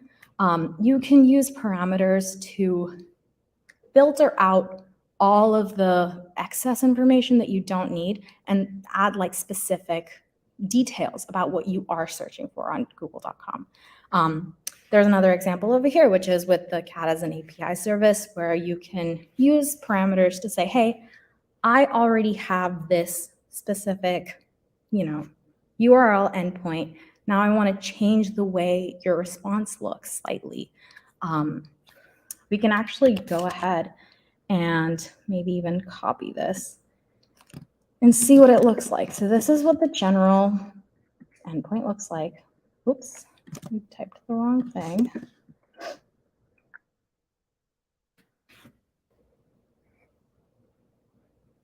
It is taking a moment to load. And that might be, that's not gonna work. Might be because there's too many people trying to access it at the same time, which is fine. But ideally what you would see had this page loaded is that you would see a picture of a random cat with the words, like the text written on it that said hello world with a space in between. And what we're doing over here by adding a parameter is saying, hey, we want to make sure that the color of that text is blue. If you go into the CAT as an API documentation, there's a lot of different things that you can do. You can rotate the image, you can change the font size, you can make a lot of different changes. And it's really just a fun way to experiment with parameters and very, very basic GET requests. And last but not least, we need to specify the type of request. So if CAT as a service is a GET, is an API that handles GET requests, you cannot ask it to make a POST request because you're essentially just going to confuse your program itself. It's just a communication thing. You need to be able to specify it. There are some APIs, or most APIs deal with various types of requests. So, you want to make sure that you're getting the right response and you're communicating that accurately to the server. So we're going to talk a little bit about popular APIs. This is the point at which, if you want to participate, head over to Discord and maybe type out your answers in the channel, or if you don't want to, you can go ahead and DM me as well, and I'll look over your answers. So we're going to talk a little bit, we'll give one example, and then I'll ask you some questions. The Twitter API, as you can see, has two different types of requests.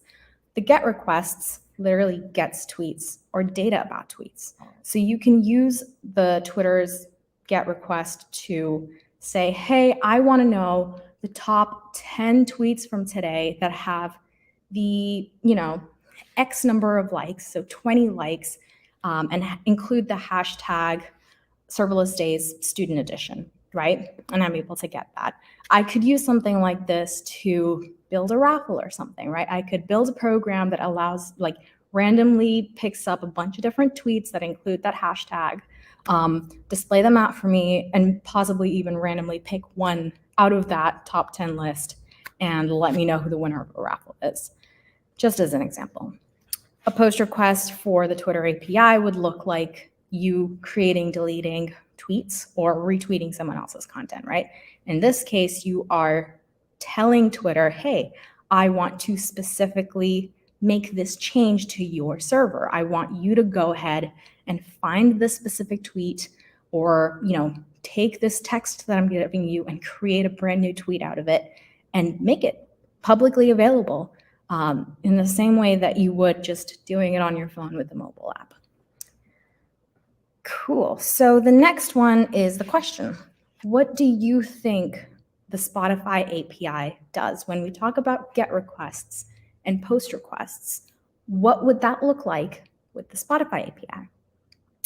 I'm going to pause for a little minute, and you can think about it. You can post it on Discord if you want to, and in a minute, we can talk about it.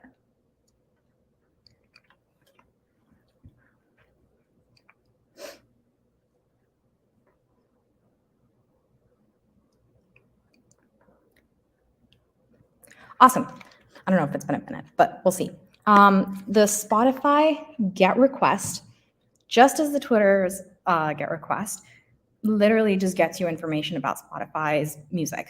You can find playlists. You can use it to, filter out your own playlist. You can say, hey, I want you to find the top, not the top necessarily, but I want you to find like 20 random songs that have the word summertime in them or summer in them. And then you can use that to, have your own list of, hey, these are really cool songs that I might want to play for my summer birthday bash. I don't know. The post request is doing the opposite. So you can use it to go ahead, and I believe you can use it to make playlists, but you can tell Spotify, hey, you have all of this data. Now I want you to find certain aspects of the music that's available on your application and make some changes to it. So I believe that playlists are the most common way of using the post API, but if you do the research and you find something else, let me know. And then the Twilio API, which is very popular. These are all really popular. I'm going to give it another minute, and you guys can try to think about what a GET request does and what a POST request does. The docs are linked below it, so you can go ahead and check those out and read through the documentation, figure out specifically what the two types of requests do.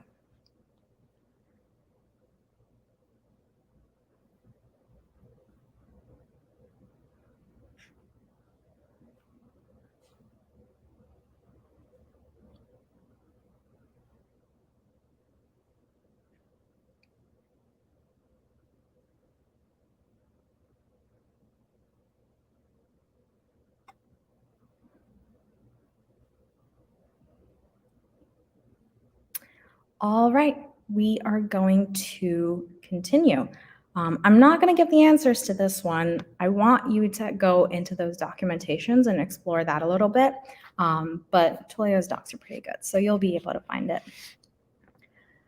Let's talk about API use cases. This is actually meant to be more of like a live discussion, so whenever you want to, whenever you have time, go ahead and DM me a list of 3 different ways in which you might want to use an API. You could talk about like project ideas of, hey, I really wanted to build this environment, like light-saving technology, and I might want to use, I don't know, NASA's API to get some information about the weather. I'm not sure if NASA has an API about the weather, but let's say that exists.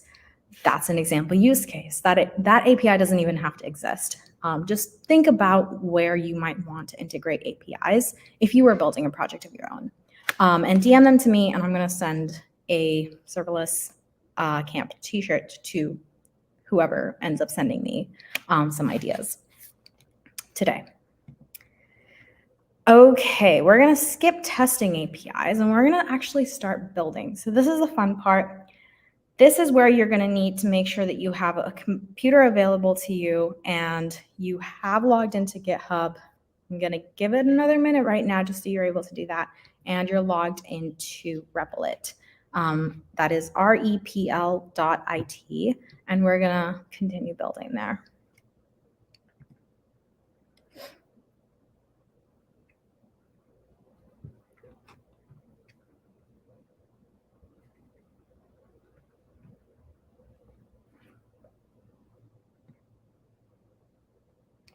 Okay, I'm hoping that you're all logged in.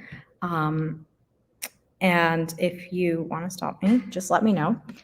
But what I'm going to do over here is stop screen sharing. Well, I'll talk a little bit about the project we're going to build and then I'll stop screen sharing. we are going to try to build a project that sends secret messages. So the ultimate goal of today's workshop is to build an application, a Node.js app that is able to take English text, translate it into Morse code, and then send an email to someone in the world. That message encoded in Morse. So we're actually going to end up using two different APIs. We'll start by first experimenting with the first challenge is making GET requests to receive data. We're going to use a translation API from English to Morse. And the endpoint is available on the screen. If you remove everything after the .com, you'll have access to the actual documentation and you can check it out there. I'm going to stop screen sharing here and then go ahead and screen share something else. Okay. I will send a link in the chat right now.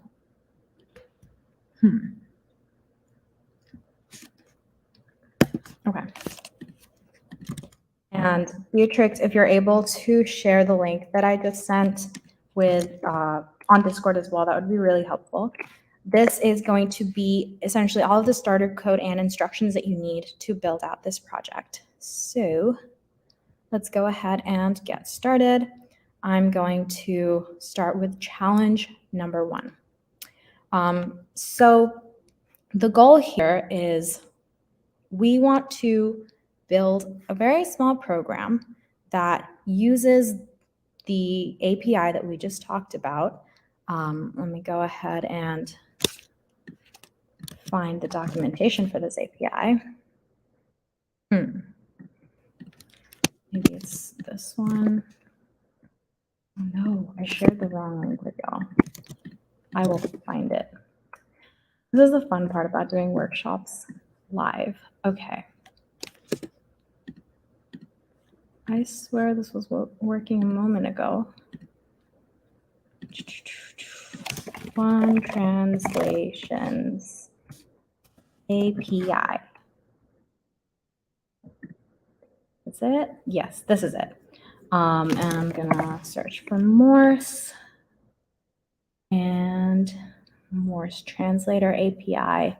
There we go. I'm gonna go ahead and send this in the chat again. This is the documentation that we're going to be referring to.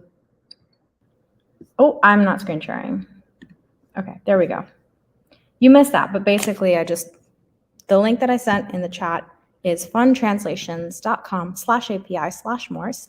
And this is the documentation of an API that literally just takes English text and it translates it into Morse. So if this is the text that you give it, this is what it's going to translate it into. So as you can see, we have our little API over here. We have information about the endpoint. I want to see if it actually tells us how to use it. So it actually has a parameter, which is the text, and the parameter's type has to be string, and that's the text that it's going to want to translate. So let's go ahead and paste this. Actually, we can't paste it in here. Let's go to index.js. If you're over here, you might want to go ahead and fork the repo so that you're able to actually edit all of the code that we're working with. The starter code has an asynchronous function, which basically means it's a regular JavaScript function, just a block of code. All of this only happens within this block of code. And it's asynchronous because we need to make sure that since we're using an API, since we're communicating with an external server, our JavaScript program, our Node.js program doesn't just kind of whiz through all of the code that we have, but instead it waits for the API itself. So that's why we have a little async word in front of it. Don't worry about it too much if you don't understand. That is a whole other workshop that we can work on later. But as you can see, this is already set to a GET request, which is great because our API is a GET request. Yeah, it's a GET request if you want to be able to access this endpoint. And then we have some headers that basically say that the content that we want to accept in the response from this API will be in JSON format. So basic stuff, don't worry too much about it. It's really just like formatting. And then up next, we have a new variable that we are introducing, which is the Morse response variable. We are using the await keyword, which is similar to the async keyword. It's literally telling our code to pause here and saying, hey, listen, before you move forwards, I need you to wait for this function to complete. I need you to wait for fetch to complete fetching whatever it's trying to get out of this endpoint, and then move on once you have that response. So that's what we have over here. This is another just line of formatting, making sure that our program knows that whatever response we got was in a specific format, and console logging is literally just going to show us our program. So let's go back over here. If you're on Replit, it'll look something like this. You want to open the preview, and all of the instructions are all nice and formatted for you. Now we want to go to index.js and open the shell. So index.js and open shell. Run npm install node fetch @2. So you can just copy this command and go into the shell and paste it. I think mine is already done. Your response over here might look slightly different compared to mine, but what you should notice after you've completed this is when you go into package.json, is it in package lock.json? You should be able to access for node fetch. Node fetch will show up as a node module over here.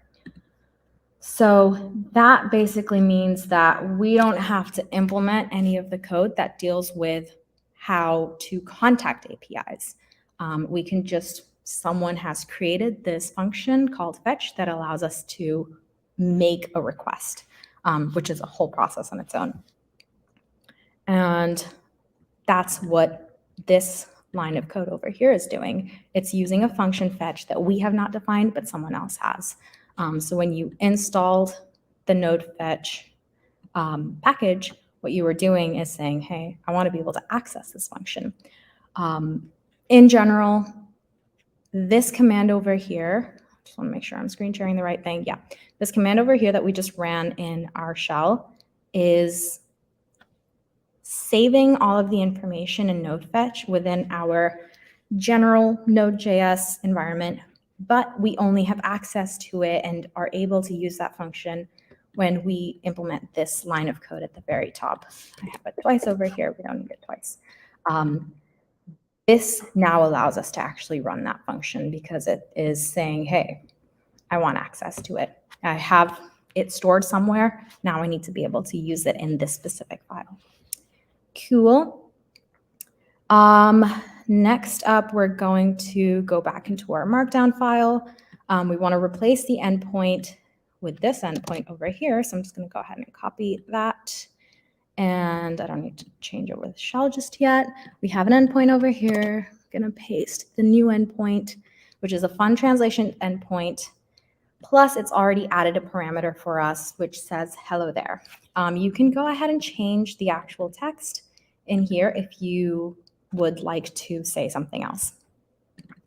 And as you can see, that ampersand, is that ampersand? The percentage sign 20 is the character representation of a space, because you can't just put a space in there.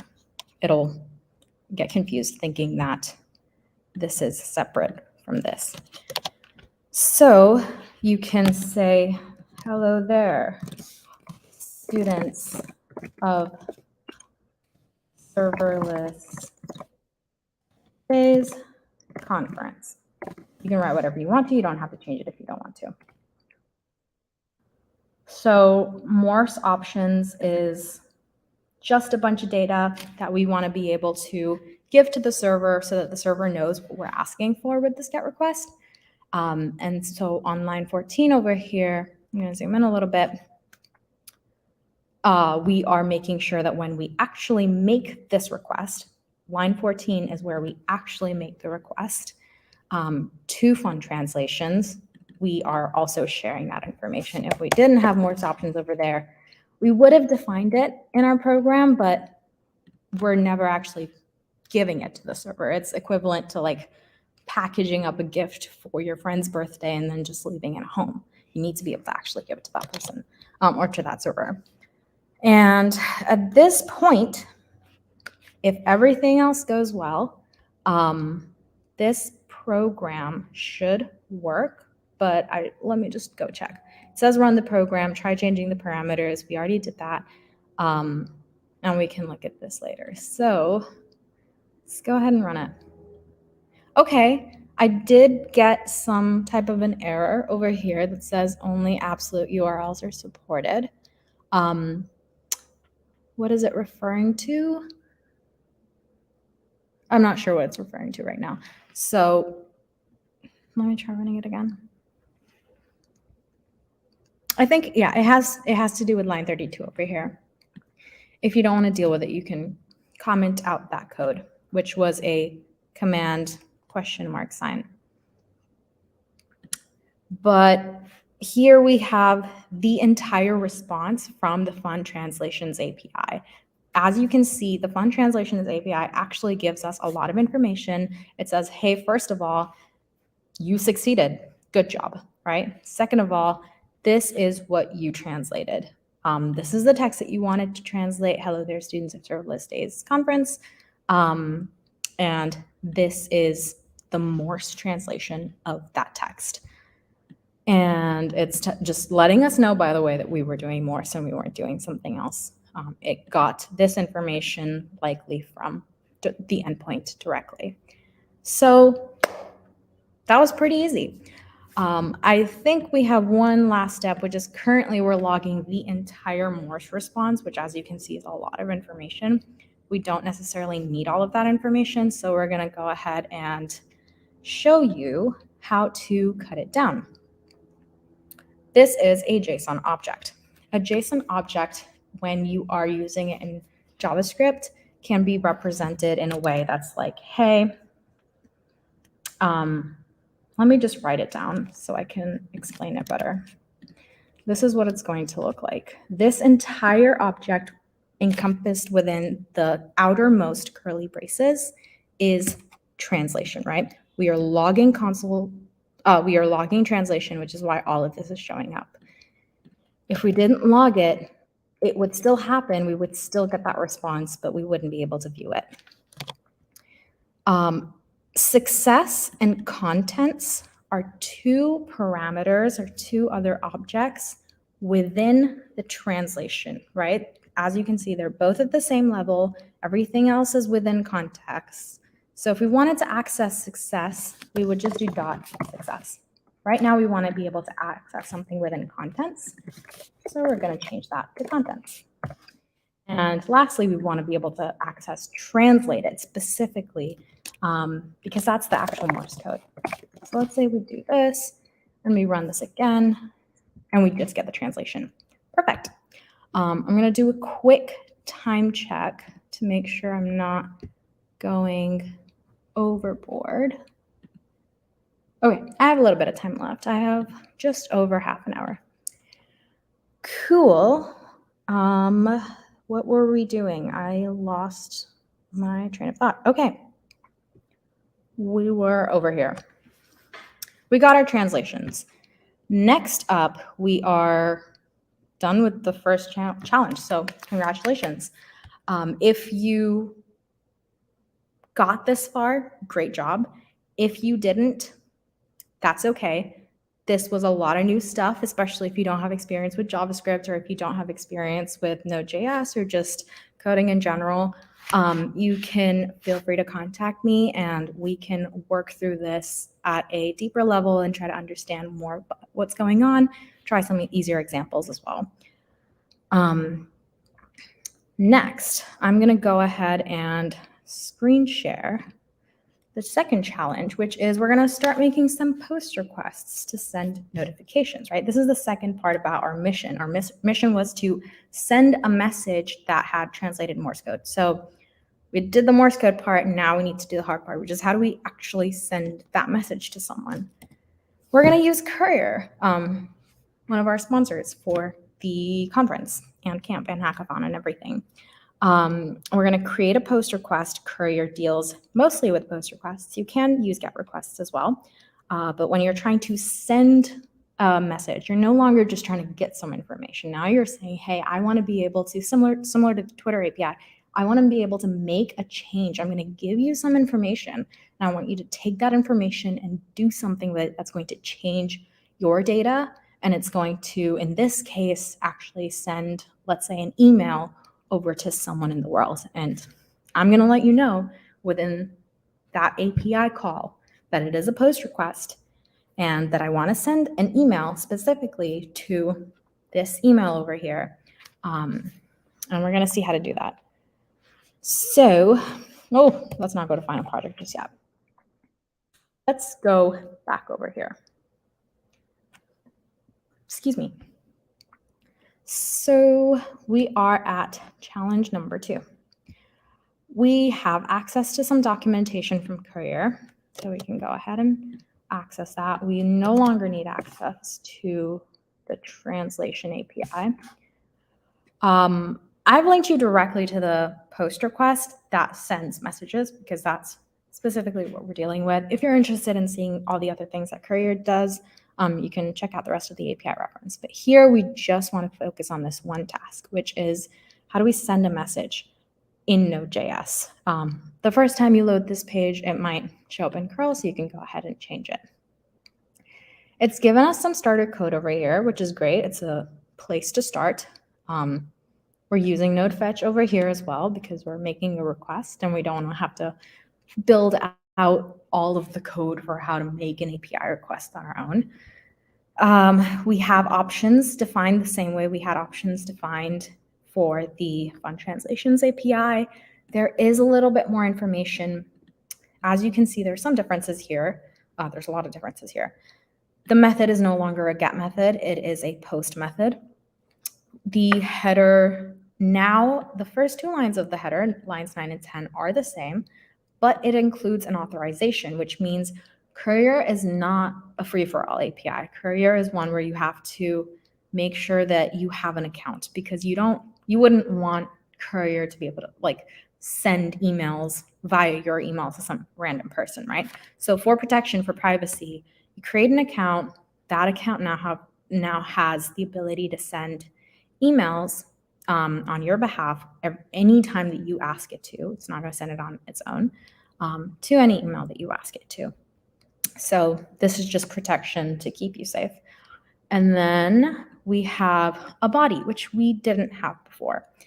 This is really, really important because when you're making a post request, as we said, we need to give it a little bit more information so that Courier knows, or the post, request, the API itself knows, regardless of what API it is, what exactly we're trying to do with this request. So in this case, it has an example of a template message. I don't want to have to deal with creating templates right now. We simply just want to send an email, very basic type of email. I'm so sorry about that. That has a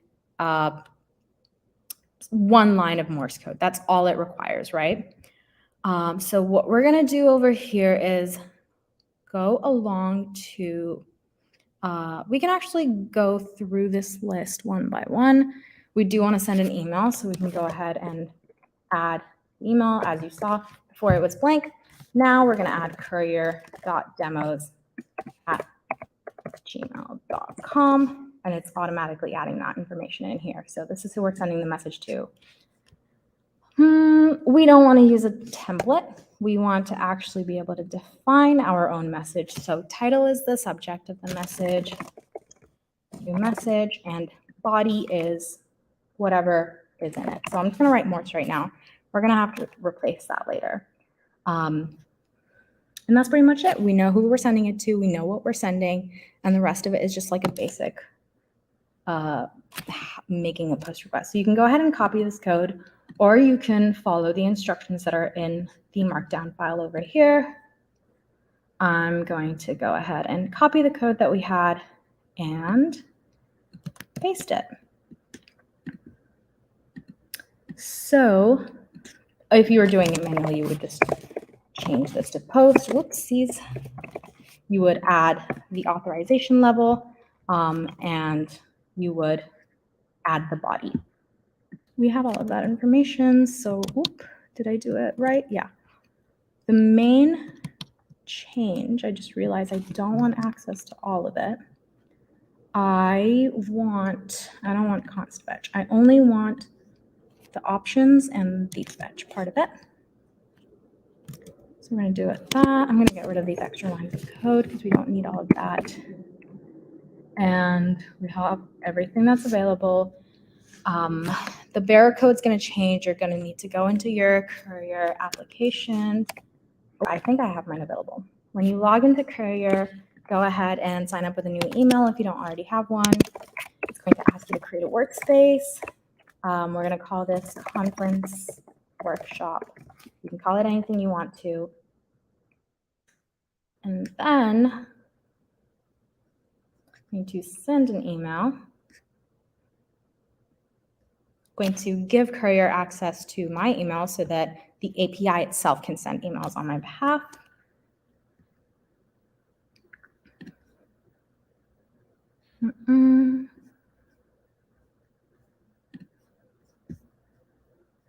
And we're going to copy this code, open a terminal. I don't think you can see my terminal, but I'm literally just pasting this code in the terminal so that it can be completed, basically.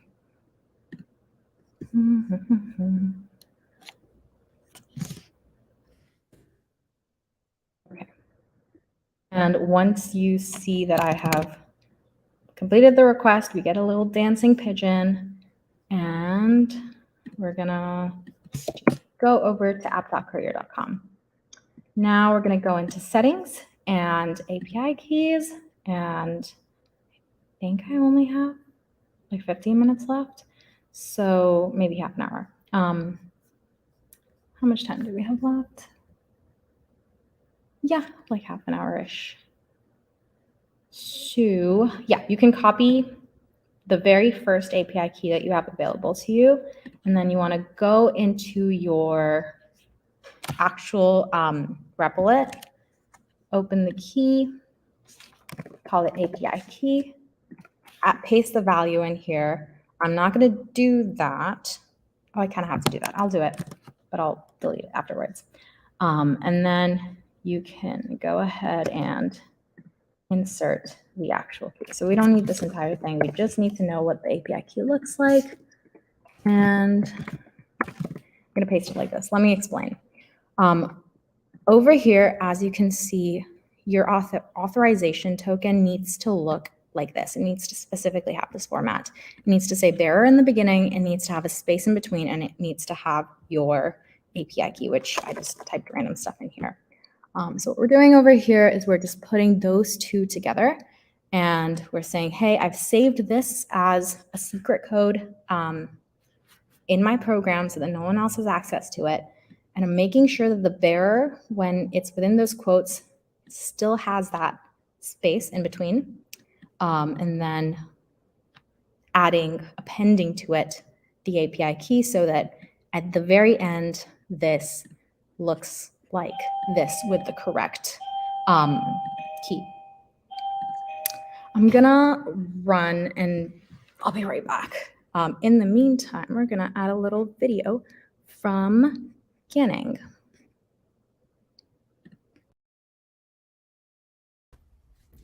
Hey everyone, my name is Ganning. I'm one of the co-directors of engineering at Bit Project. And mainly at Bit Project, what I do is I maintain the website. I'm working on improving the Counselor Bot, so adding new features, making it more reliable, and Counselor Bot's what guided students through the first 4 weeks of Serverless Camp. And what I wanted to say is I wanted to give a huge welcome to Serverless Days Student Edition. Thank you so much for taking time out of your day to join us here today. And I also wanted to say that if you'd like to contribute back to the camp either as a student or a mentor, we'd absolutely love to have you on our team with us. So if you want to join, just please click the link in the chat and we'd love to have you on board. Thank you. Awesome. Sorry about that. We are back and we're ready to continue our coding. So I'm going to screen share. Where did it go? Was it this one? Yep. Workshop. And the next step that we were at, we explained the whole authorization thing.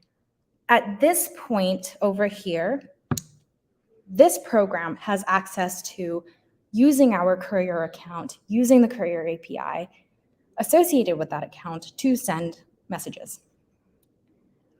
Now what we want to do is, we don't have to change the email. We already know the email is correct. We want to update the actual message that we're sending. So first of all, let's just send a random message and then we can go in to try to figure out like, how do we combine the whole thing? That's the final project. We don't need to worry about it yet. Whew, I need to catch my breath. I just ran. Cool. So I have a feeling I'm actually not going to run this program just in case it has like I know it has a run limit. So I want to make sure I'm able to run translate later when we're actually using it. Right now, we just want to run send notification. I don't know if this will work, but let's just do what we did over here where we have like we're able to make sure we get some sort of response. So courier response is equal to await fetch. And this is going to store any response that courier gives us once this API is done doing whatever we want it to do. And then I'm going to go console log, console log courier response. And okay, so it worked, I think. It accepted it. It says it accepted it. It used the Courier API endpoint. Now I need to head over. Oh, I'm not even screen sharing. Okay, sorry. Live workshops are frustrating. Okay, what did we do just now? We talked about authorization. We didn't really update the contents. It's the same as what we had when we were dealing with it here a minute ago. We just changed this line over here so it is actually saving the response that it's getting. And that way we can actually see what Courier is telling us. This response is actually what would also include error codes and error messages in case the message didn't end up going through successfully. So I'm now going to go ahead and open that email and see if we received it. We got a new message and it says Morse 1 minute ago. So that worked. Now we're at the last stage, which is the final project. We want to put it all together. The two APIs that we have, the Morse Fun Translations API and the Courier API that sends an email. And we want to make sure that the actual contents of this Courier email that we just sent is the actual Morse code. So what's going to happen over here is we have two different functions that are doing two different things and dealing with two different APIs, which is great and fine, except Morse response and translation, which we need to be able to send in our body over here. We can't access it. This is only available within the scope of this function. So we can't just simply, we could try it. Let's see what happens if we put translation within the body of the Courier notification and we run translate. We get an error because translation literally doesn't exist as a variable within the scope of this function. So let me just make sure I'm streaming properly. Yes, cool. Up next, what we're going to do is combine both of these APIs and the work that we're doing within these APIs into one function so that we are able to access it. Everything that's within this in this send notification, I'm going to remove it. And I'm literally just making sure it's within the right function scope. Paste all of that code in here. It's a lot. It doesn't look pretty, but you know, it gets the job done. Now, what do we have? We have all of this code from before, right? We know at this stage, at line 16, that translation, contents translated, gives us the Morse code. So over here, let's run it and show you what would happen. But basically, this would try to send the entire translation object, which, if you remember, had like success and a couple other objects in it as well. It would try to send that into the email. So it's going to give an error, but we can try it nonetheless.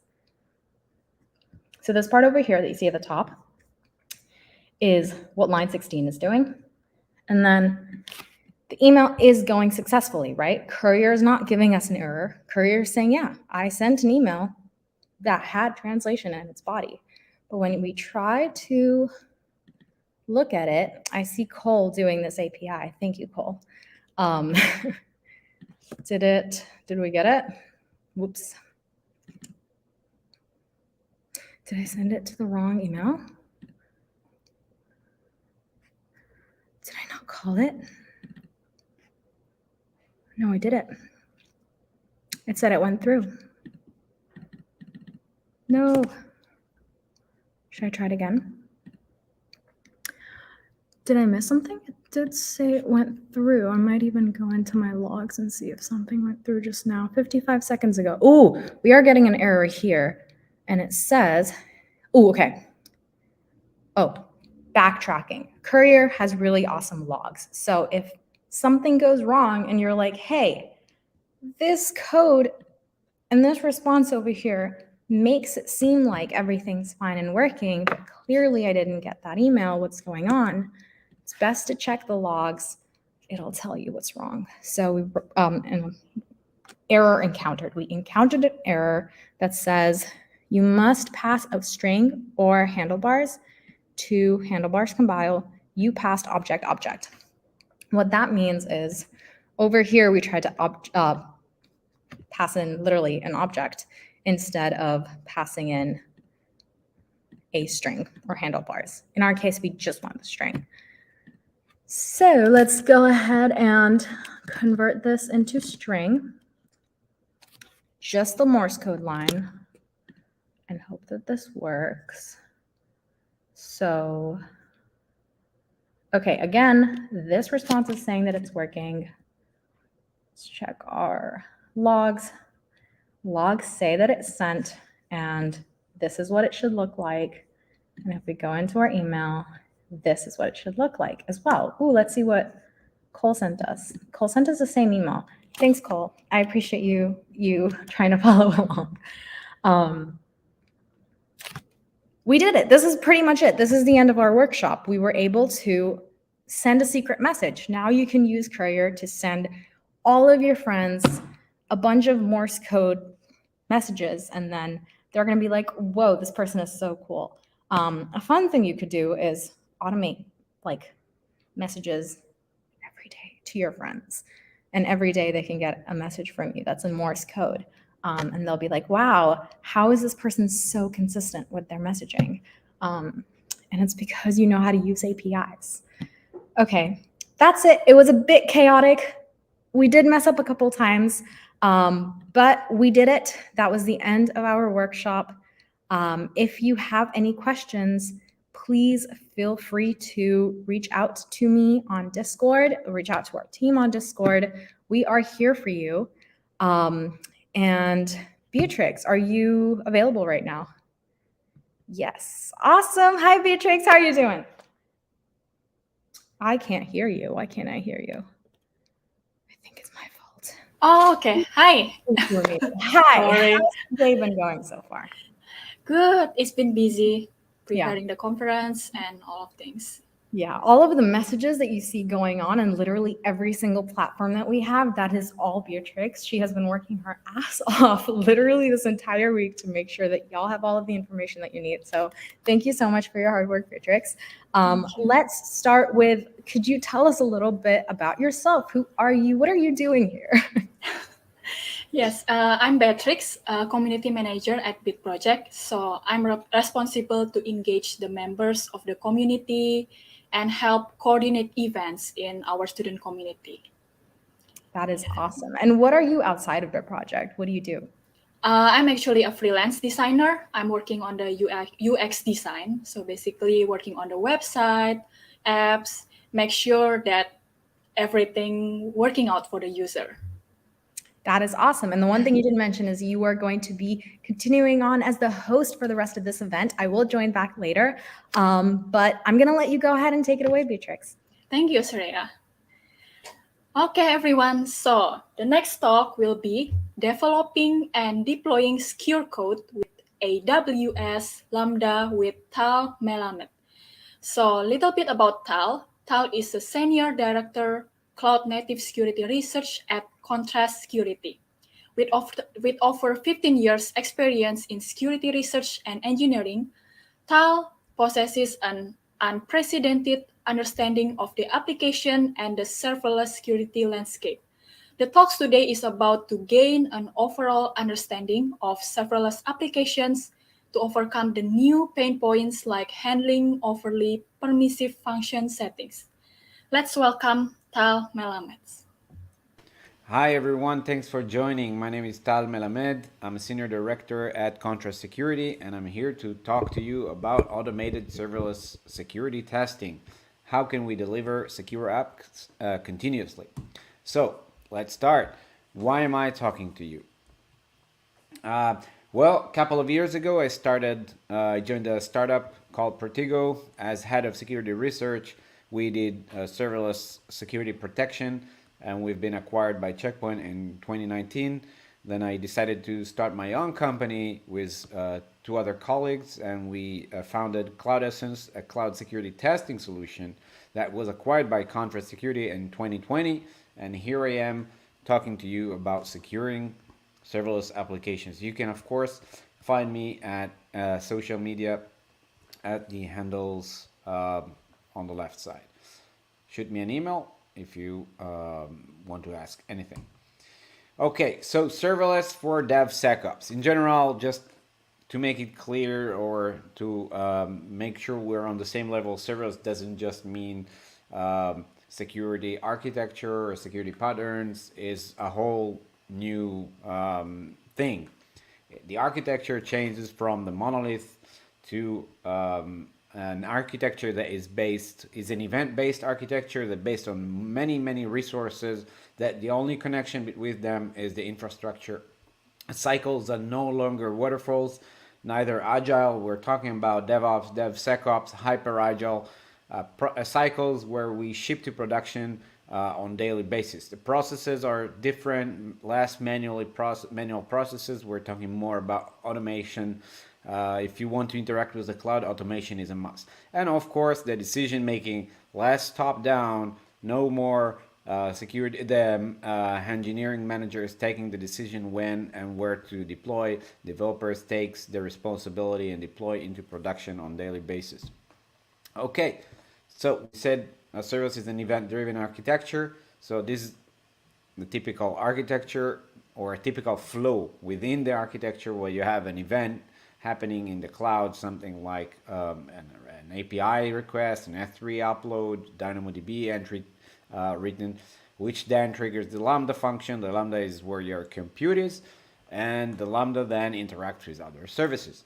The problem is that when your code is in the Lambda, it's also where your mistakes could be, right? We're all humans, we make mistakes. So let's try to figure out how we can secure this thing. Just a few security aspects so we'll understand what are the potential issues with Lambda functions. First of all, there are read-only environment except for the /temp directory. We'll talk about that later. The environment, the runtime is not wired to the internet, meaning you cannot SSH or log into the environment. Of course, the Lambda itself has internet connection, but you cannot SSH to the runtime. The data is temporary. When I say data is temporary, I mean the data under /temp, and it is temporary, and I put two asterisks there because it depends. If for performance reason, AWS recycles runtime, so you could actually land up on an environment with previous execution data, but you cannot rely on that. The code of the function also resides in the environment. This is how the environment knows what to run, the code. And the keys of the function are also in the environment under environment variables. This is how AWS translate the permissions given to the function to a runtime keys. Okay, so what could go wrong? This is a generic, very simple flow where a user, a client, whether from a Postman or from a web application, a browser, whatever that is, interacts with a Lambda through an API gateway. The API triggers the Lambda gets the keys IAM role that assigns to it and interacts with other services, in this case DynamoDB. Right, if we've dealt with web applications before, then this is something that would look normal to us, right? There is an API and a code. We know how to interact, how to secure the code in the API. But this is not all that we have in serverless. What about this? When there is a user that talks to an echo dot that executes and asks a skill that then triggers a Lambda, etc. How do you protect that? Well, it becomes more complex now, right? We'll talk about that in a second. I've also showed before how I can steal data from the database using my voice talking to an Alexa. So that could also be a reference to those issues that we need to now take care of. Okay, one of the issues when moving to serverless, or the challenges, is the loss of perimeter. If before in the monolith application we used to know that everything comes from the load balancer or the API gateway, and we could put all the security controls there, even out of the hands of the developer, the security teams were the ones that taking care of that. Now with serverless, we kind of lost that. We lost the perimeter. Code, our Lambda functions can be triggered via events. Whatever events you can think of in the cloud could happen. Whether it's an API, could be a file upload, a file deletion, analytic processing, database changes, code commits, whatever you can think about could trigger your code. That means that you don't have own anymore the layer between the service to the code. You cannot protect it on that perimeter. You kind of actually lost it. So what do you have to do? You have to work in a zero trust behavior, so the code needs to be able to protect itself. For that, we'll of course need to understand how we can secure our Lambda. Let's take another issue that or another challenge that we have when dealing with Lambda functions. You can see here this is a demo function with maybe 20 lines of code, and we need to assign the permission to that function. We have to assign permissions to the function, otherwise we cannot proceed. So what we'll probably go on doing is assign the DynamoDB, because on this line, the function that says response equals table.put item and item, we are actually writing an entry to the database, so we need permissions to the database. But what is the problem with those permissions? It will work, I'll tell you that, but there are problems here, security problems. Put item needs to be translated not to a star. Star means the function could be performing any action on the database DynamoDB service, but we don't need that. So what we would need to do is change that to put item specifically, and also the tables, change it from star, meaning any table, to just the table that we want to interact with. Right, in this case is an orders database. Okay, one function, 20 lines of code, that's easy. but when you need to scale, that's where the problem is. You can see here, looks a little bit complex. This is actually a tiny application.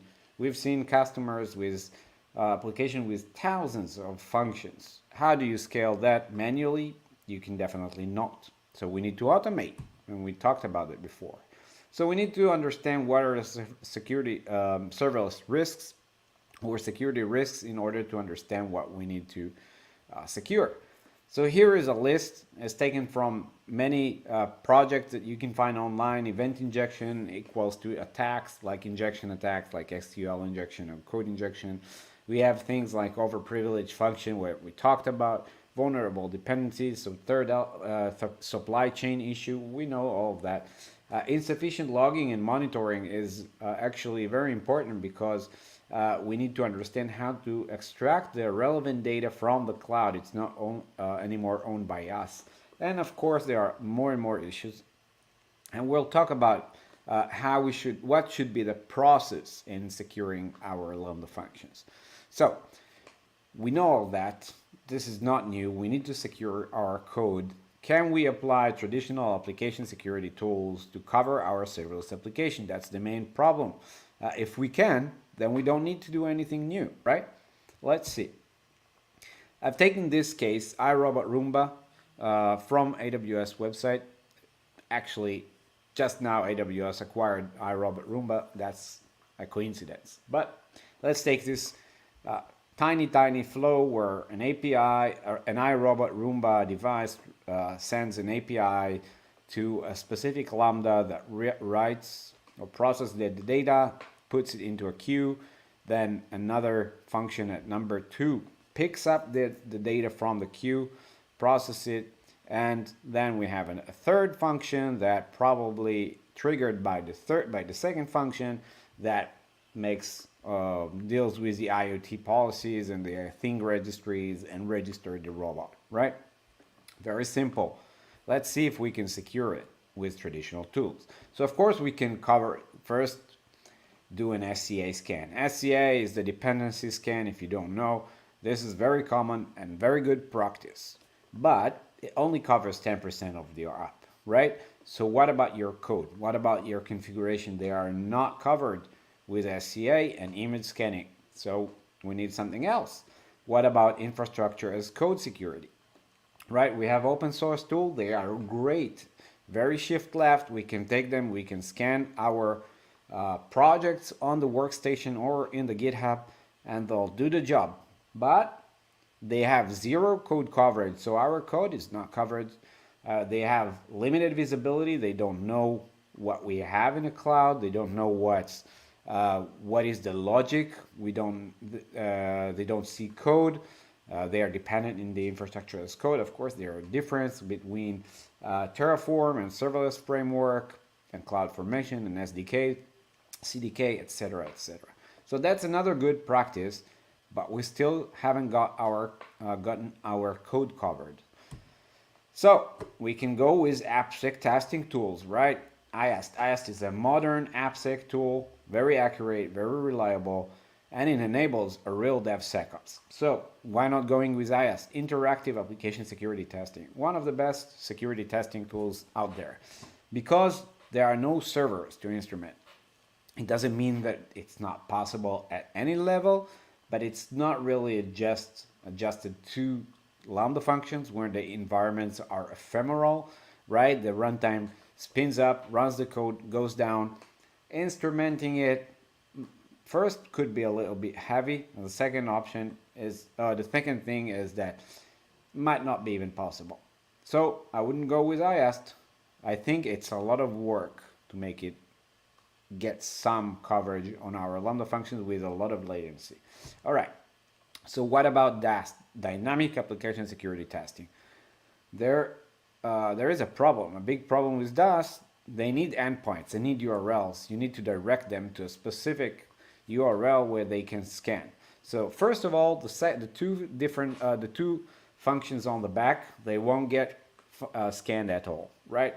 And the single function, well, on the left side, that depends. If it's a synchronous function, then maybe we can get some scanning, some testing there. But if it's an asynchronous function, for example, you send an event, you receive an OK, it writes the data into the SQS, and then the whole process starts. In that case, we won't get any results.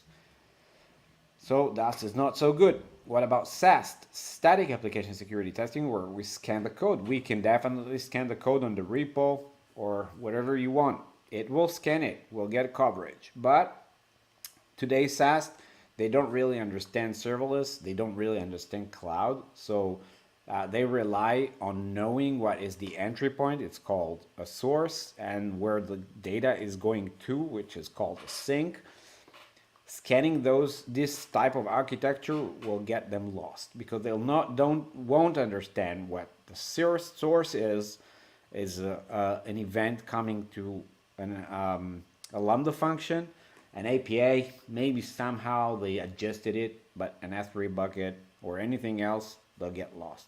Also, the sink here is an API called, a line of code says client.put event, which writes an SQSQ or write message. I don't exactly remember the API. Zero idea how the flow is. API to function to SQS to function, they won't be able to follow that flow. So we'll get, again, bad results, false negatives, false positives, and won't get the coverage that we want. Also, can it scale? We have a lot of issues here. We need to understand how we can run security testing within and being able to scale it, right? So at Contrast, we've understood a flow that we can run, which is an automatic continuous monitoring flow where we just connect with 3 clicks to a cloud environment. You can just use any, if we're talking about AWS, and you can use CloudFormation to connect. You can discover automatically all the services, analyze them, scan them, monitor the environment, and get notified whenever a change comes. So let's take an example. We have Mario, the developer, on the left side. And he writes a new API that talks to a function. Right. Now, in a normal scenario, the developers and the security team would need to collaborate on that to understand where they need to test, what they need to test, what is the impact, and so on. But it can be achieved automatically by scanning the cloud, monitoring the cloud for any change, scanning all the flows, and understanding where the problem could be, because we have access to all those resources. Right, then we can also know the impact, because the permissions on the vulnerable function can give us the definition of the potential impact. All right, so what can you do? Well, Contra Security just released recently a free tool, an open source tool where you can scan your functions. You can just download it. It's called CodeSack by Contra Security. Go to contrasecurity.com/developer, download it, scan your functions, and get your functions secure. Well, if you want to practice on serverless security, I would also suggest 2 projects. One is the OWASP Serverless Top 10 project, where you can see and understand security risks from the traditional world, how they project in the serverless application. And the second project that I want to suggest is the DVSA, the Damn Vulnerable Serverless application. It's a vulnerable by design application where you can deploy with just 3 clicks into your environment and test both securing the code and hacking it. And if you go to the link, you'll see some lessons where you can understand how to hack, how to fix, etc. The only thing I'll just note, do not install it on any environment, any cloud where you have sensitive information, because the vulnerable by design app potentially could leave your other data exposed. Well, that's it. Thank you very much for listening to me. I hope I contributed to you in some way. And if you have any questions, don't be shy. Shoot me an email. See you around.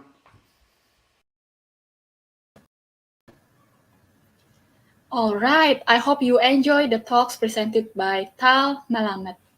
Next is gonna serverless web apps with Jamstack with Anthony Chu. So a little bit about Anthony Chu. Anthony Chu is a product manager at Microsoft Azure.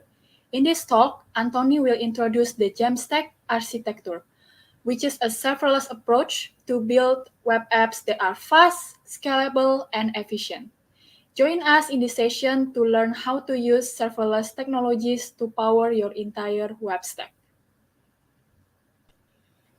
Hey everyone, my name is Anthony and I work on serverless products at Microsoft. That includes Azure Functions, which I'm sure you'll see in other sessions today, and you'll also see Azure Functions in a lot of the projects that the students have been working on in the serverless camp. I also work on a relatively new product called Azure Container Apps that instead of functions, it allows you to run containers serverlessly, so that's pretty cool. And I also work on a product called Azure Static Web Apps. And that is a great place to host what we call Jamstack apps. And what are Jamstack apps? That's what we're going to talk about today. And before we get too far, let's start by defining what serverless means, at least what it means to me. Serverless is, of course, about not worrying about managing servers, but obviously there are still some servers somewhere, but you don't really have to think about them. You don't really have to think about how to configure them or scale them or update them at all. This means that you can focus on your code or whatever you happen to be building. And lastly, serverless means that you only pay for what you use. This usually means that a lot of serverless application that you might run, you can actually run for free or almost free. When we talk about serverless, we often think about serverless functions like Azure Functions and AWS Lambda. But the serverless approach can be applied to other parts of an application as well. So for example, web application and databases can also be serverless. And today we're going to talk about an architectural pattern called the Jamstack that we're going to use to build serverless web apps. Here we have a pretty typical web app. On every request, we call a database and we get the data that we need. And then we render that data into some HTML and we return it as the result. There are lots of examples of this, but for today, let's think about a blog. Maybe we're using something like WordPress to run our blog. To deploy it, I'd need to deploy a server and install everything that's needed to run WordPress. And WordPress uses MySQL as its database, so that means I also need to set up a database server too. Not only do I need to deploy and configure both of these things, I also need to apply software updates and security updates. And if I'm really serious about my blog, I would probably also set up processes to back up the data and alert me if anything goes wrong. That's a lot of work. I can run these servers on a cloud provider, so I don't need to worry about owning any of the hardware myself. And nearly every cloud provider also has services that provides managed hosting for web apps, as well as databases for me. But even if someone else is managing them for me, it's still up to me to understand how big my servers need to be and how many servers I need to run. So maybe I need to scale my database to a larger size server, or maybe I need to run more instances or more servers of my web app to handle the traffic. That's all up to me to figure out. And the thing with servers is that even if my app isn't receiving any traffic, they're still running. And I pay for every single one of these servers, whether someone's using them or not. So in this case, whether they're accessing my blog or not. So let's recap what we learned so far about servers. Time, especially the time we spend managing server, that's money. Servers cost money. And lots of servers cost lots of money. So let's take a look at how serverless can help. We can take a serverless approach to building an app like this. For many web apps, including our blog example, the content isn't constantly changing. Instead of reading from a database to render the same article over and over, we can generate an entire blog into static HTML, CSS, and image files. These files can be served cheaply from really any HTTP server. Another advantage is that we can host copies of these files all over the world. So that means no matter where our user is coming from, they're accessing a copy of my site that is the closest to them. That means my site is super fast, and if I want to update the content, I just need to regenerate the files once and then upload them to the server. And now anyone that's accessing my site will see the updated version. There are lots of frameworks that allow me to build these static websites. For example, there are Hugo and Jekyll that allow me to write my blog posts in Markdown, which I really love, and it turns them into HTML. There are also Gatsby and Next, which are built on React, and Nuxt, which is built on Vue, and there are many, many others. So a site like this doesn't require any extra processing on the server. I can have some JavaScript in my app, but that runs in the browser. So all of this, I think we can call a serverless web app.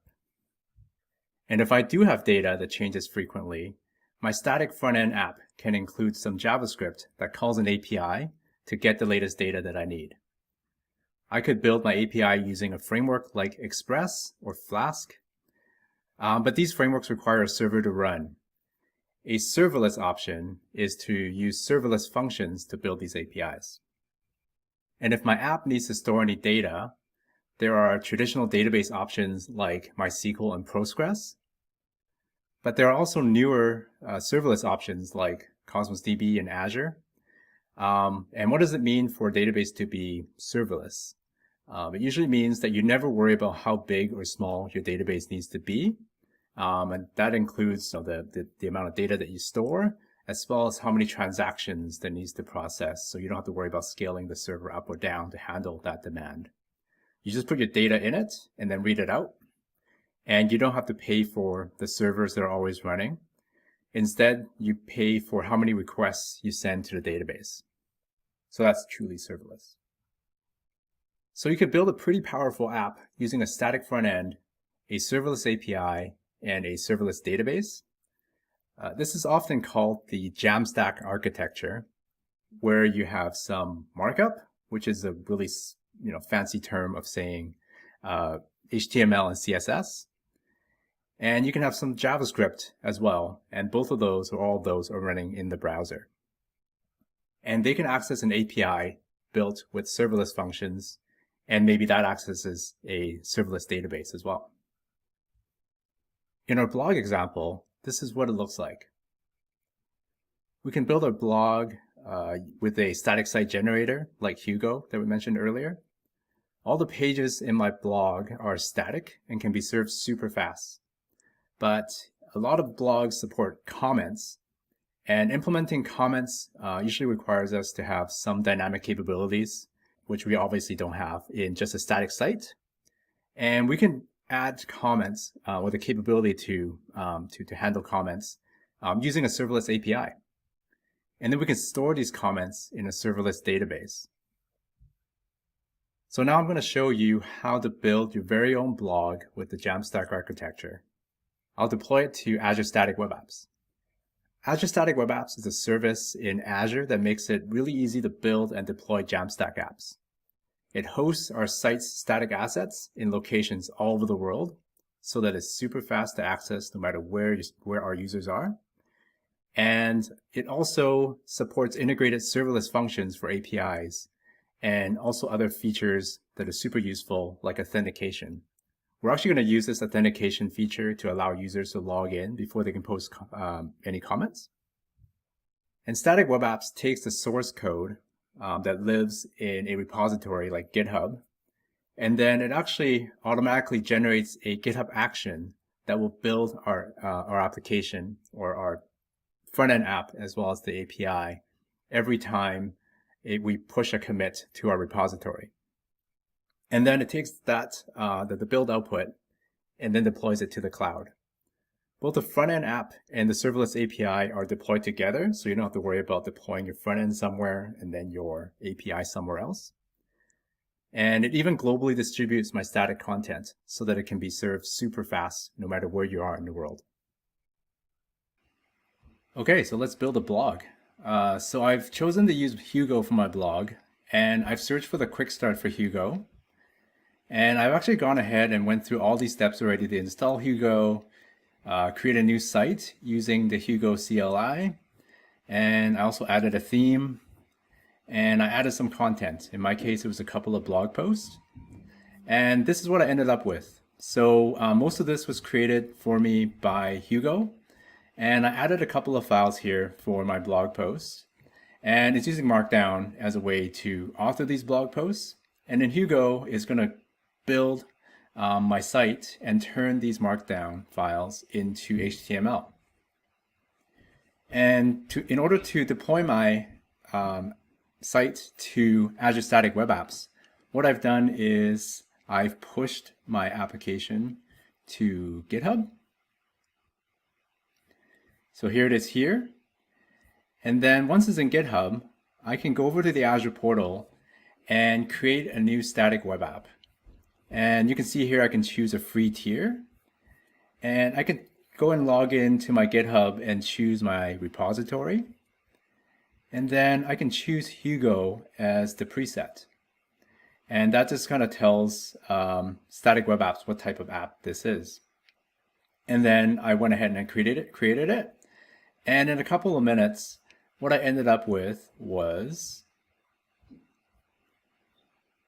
this application. So if I click on this link, you can see my deployed site. It has a couple of blog posts in it that you saw before. And here it is. Amazing.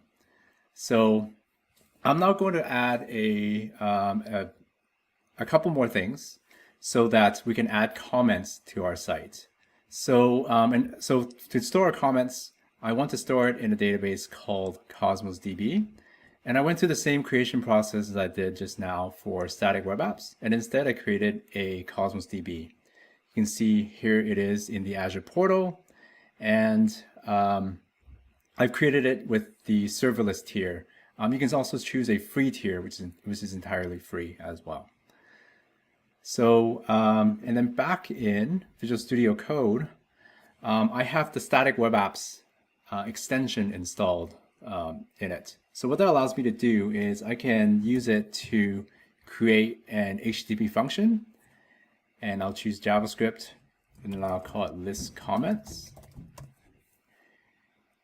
And it actually goes ahead and creates an Azure Function app for me, and also creates this function. So because this is a recorded talk, I'm going to go run off and kind of fill out these functions, and I'll see you in a bit. And welcome back. So I've made some changes to the app. I've now filled out this function here that lists comments. So I'm using a feature of Azure Functions called bindings. So it's able to connect to Cosmos DB and execute a query without me writing any code. So all I'm doing in this function is taking the results from that binding and returning it directly in my HTTP request, or response. That's super easy to do. And same thing for a function that posts comments. So when somebody wants to create a comment, we will call this function. And again, I'm using a binding here. This time it's an output binding to write something to Cosmos DB. And again, it's pretty straightforward. I'm just checking to make sure that the user is who they are. And then I am assigning the comment to the binding. And that's all I need to do to write the comment to the database. And another thing that I've done is, now that I have my serverless API code, is I have added some code to my blog template. So I'm using Vue. So I have Vue installed here. And this is just just some HTML template that Vue uses to render my comment section. And then I have some JavaScript code down here that calls the list comments serverless function to get the comments for this blog article. I can also check to see whether or not the user's logged in to my static web app. And also, here is when I post a comment, or when somebody presses the add comment button. I'm just going to post that to the other serverless function that I created earlier. And how does login work? It's entirely built into static web apps. So all I have to do is I just need this one line of code to send the user to this endpoint, and then they can log in. And I can deploy this to Azure, and I've done this by basically committing to my repository locally and then pushing it to GitHub. But I also want to show you how you can run this app entirely locally as well. So here I have the static web apps CLI installed. So this is the command that I'm going to run. And it's going to start up both the Hugo app as well as the serverless API locally on my machine. So now that's all done, I can click on this link here, and then it opens my site locally on my machine. You can see that I've also added a third article by just adding a new markdown file. And if I go ahead and go into read more, I don't have any comments in here. I can go ahead and log in. So when I run locally, I don't have to, set up GitHub authentication or anything like that. I can just say I want to use GitHub and just pretend to be a user. I can be anybody I want, and then I'll log in. So it's a really easy way of actually testing authentication locally. And then I can say this is a test comment, and then I'm going to click submit, and then you can see that it's been added here. And if I refresh the page, the comment is still there, which is great. And then I've pushed this code to GitHub. So if I refresh it here, you can see that I've already pushed the add comments, and this happened about 9 minutes ago. And it should be now reflected in my production site in Azure as well. So this is the site that's running in Azure. If I go ahead and refresh it, you can see that I can see my third post here. If I click in here, you can see that it's actually pulling in the comment that I have. And if I wanted to create another comment, I can log in. And you can see it kind of flicker there. I'm already logged into GitHub. If I wasn't, it would actually prompt me to log into GitHub, but I'm already logged in. And now I can just enter a comment here too. Test again and submit. And just like that, I have implemented comments in my blog in less than an hour. That's pretty awesome. Okay, so that's super cool, but how much does it cost? Azure Static Web Apps has a free tier that has all the features that we just talked about and supports sites that get up to 100 gigabytes of traffic per month. And the integrated Azure functions includes 2 million executions for free. And if you need more, they're literally like fractions and fractions of a penny for any extra execution. And Cosmos DB is super cheap as well, and they also have a completely free tier. And there are other services in Azure that you can add to your blog as you need them. For example, a couple of my favorites are if you want to add the ability to search for articles, you can use a service called Azure Search. And if you need to add real-time messaging over WebSockets to your app, like if you want to notify your users as they're looking at your site about things that are just happening in real time, you can use a service called WebPubSub. And both of these services, as well as many others, include a free tier too. So to sum it up, the Jamstack architecture allows us to build a super fast and scalable and basically free blog. And it's not just for blogs. You can use it for many different types of applications, including some really large-scale ones like an e-commerce site. To learn more, check out some of these frameworks that we talked about, and also check out Azure Static Web Apps. And thanks so much for joining me today, and enjoy the rest of this conference.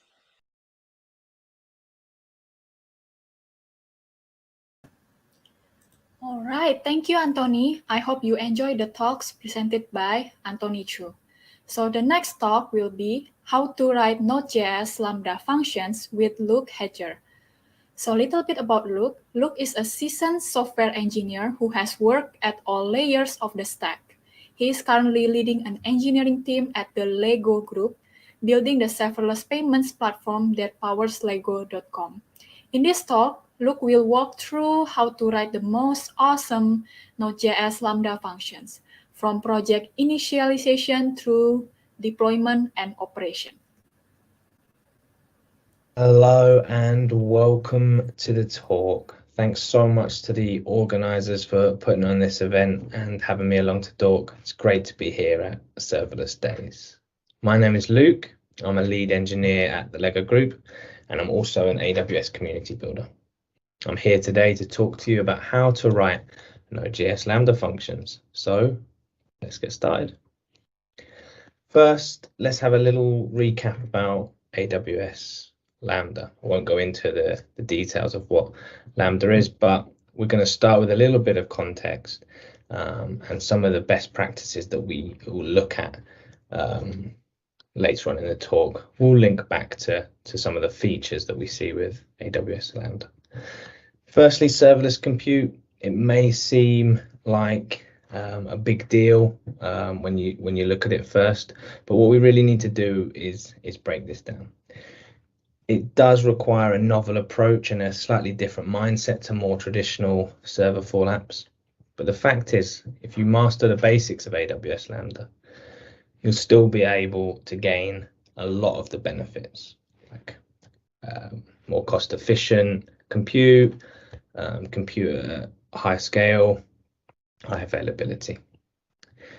And what we need to remember is that although there are a lot of advanced features to the service, let's just reach for those as complexity grows, as our code base gets more complex, as our team gets more complex, and as our use cases get more complex. But if we start off with the basics, they're going to get us pretty far. So we'll take a look at a few of those. Now, it's important to understand the compute model of AWS Lambda because this directly impacts and dictates our programming model, how we write Lambda functions, how we execute our business logic inside those Lambda functions. When AWS Lambda receives a new request to run our function, it provisions like an instance of that function or a runtime environment. Now, once that environment's up and running, as long as it's serving requests, it's categorized as being busy. This will become more important when we look at the next slide about concurrency. But here we can see there's two phases to a Lambda function. Firstly, we have the init phase, where the environment is provisioned, and any code we have outside our handler function, that code is run. We'll see an example of why this matters a little bit later. After the init phase is complete, we then enter the invocation phase, and that's when we actually run the code inside our handler, and all our business logic gets executed. Now, I mentioned that whilst the environment is serving a request, is running a function, that environment is busy. Now, this really matters in terms of concurrency. One of the things that we must keep in mind when working with Lambda functions is that the unit of scale is concurrency. You might have come across different units of scale in more traditional apps like memory or number of servers. But for Lambda functions, the unit scale is concurrency. It's really important to bear that in mind as you write, deploy, and operate your functions. This is the thing you're going to come up against time and time again. This is the thing you need to keep an eye on, because when you have got your application deployed to production and you're serving lots of requests, any spikes in your traffic are going to increase the amount of concurrent requests that your Lambda functions are are serving. And so it's really important to keep an eye on concurrency. I borrowed this image from the article below. Definitely go and have a look at that article. It explains the life cycle and concurrency of AWS Lambda and what it means to scale AWS Lambda. But from this chart here, we can see there's a total of 10 requests that have come to AWS Lambda. We can see 6 instances that each row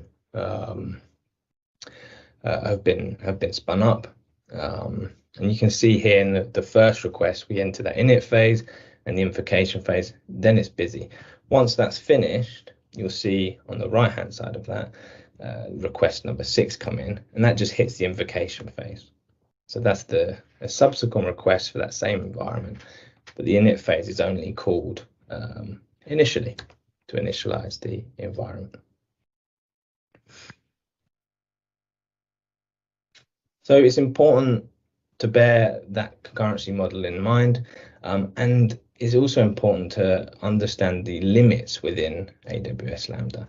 And what we can do is really work within those constraints. Those numbers aren't arbitrary, they're there for a reason, and they really help us focus the way we write our business logic, the way we execute and operate our business logic.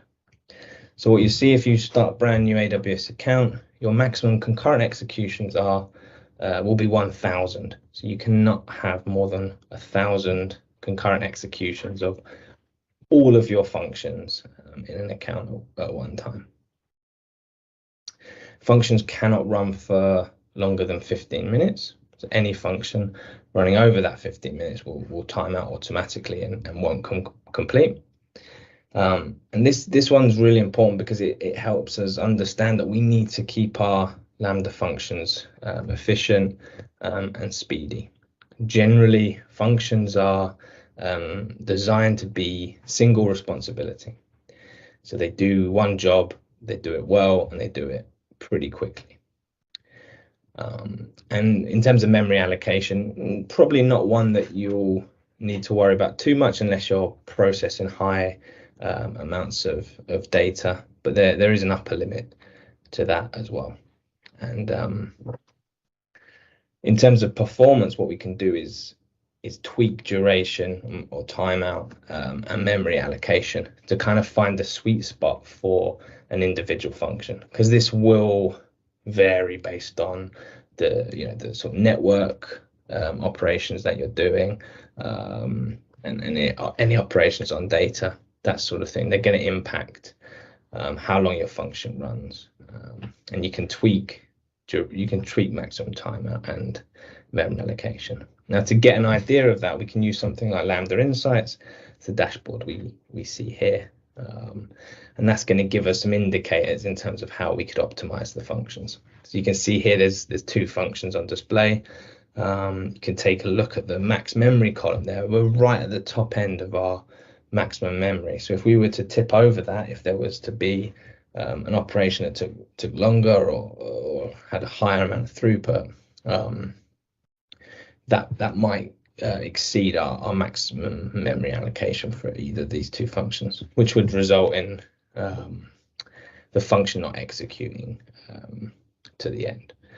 So we might want to, in terms of optimization, we might want to tweak that memory.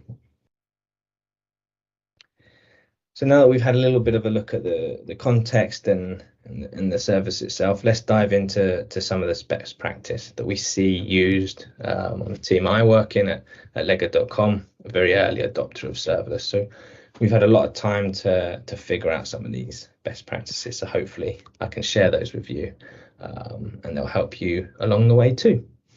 First off, runtime and language. We're going to be looking at Node.js and TypeScript. It is not too specific to that, but it's important to make that point before we get into the details. And ultimately, you need to choose a runtime and language based on your use case and your team. You might have some specific use cases where performance is really critical.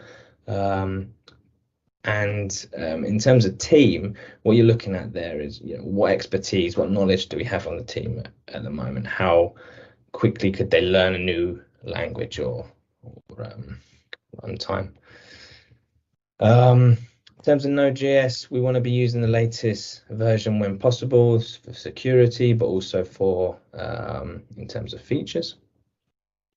And another sort of important thing to note that you could look into a little bit more is the architecture. So this is the processing unit that's going to be running on the machine that your functions execute on. And AWS have fairly recently released a new chip called Graviton 2, and they refer to that as the ARM64 architecture. That's going to give you better performance and therefore better cost in terms of in most cases. So use that wherever possible.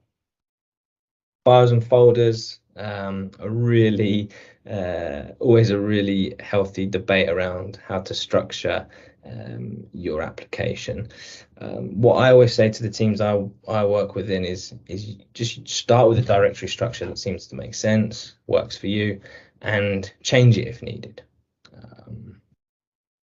And when you're working with Lambda functions, one thing that kind of makes that a lot easier is if you stick with a single file per function. Just stick everything relating to that file, relating to that function, in a single file. All of the logic, all of the utilities, all of the type definitions, put it all in a single file, and prefer that over abstracting too early. Trying to reuse code, stick with a single file. And then if you find that file is growing substantially, feels too big,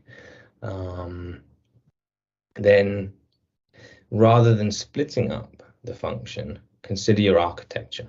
Go back and look at the responsibility of this function. Is it now doing too many things?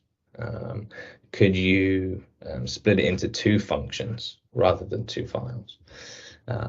Are there any native integrations you could use to replace some of the business logic that you're running in Lambda functions like event bridge or step functions? So don't always just look at the code, look at the architecture as well when you're thinking about how to structure your application.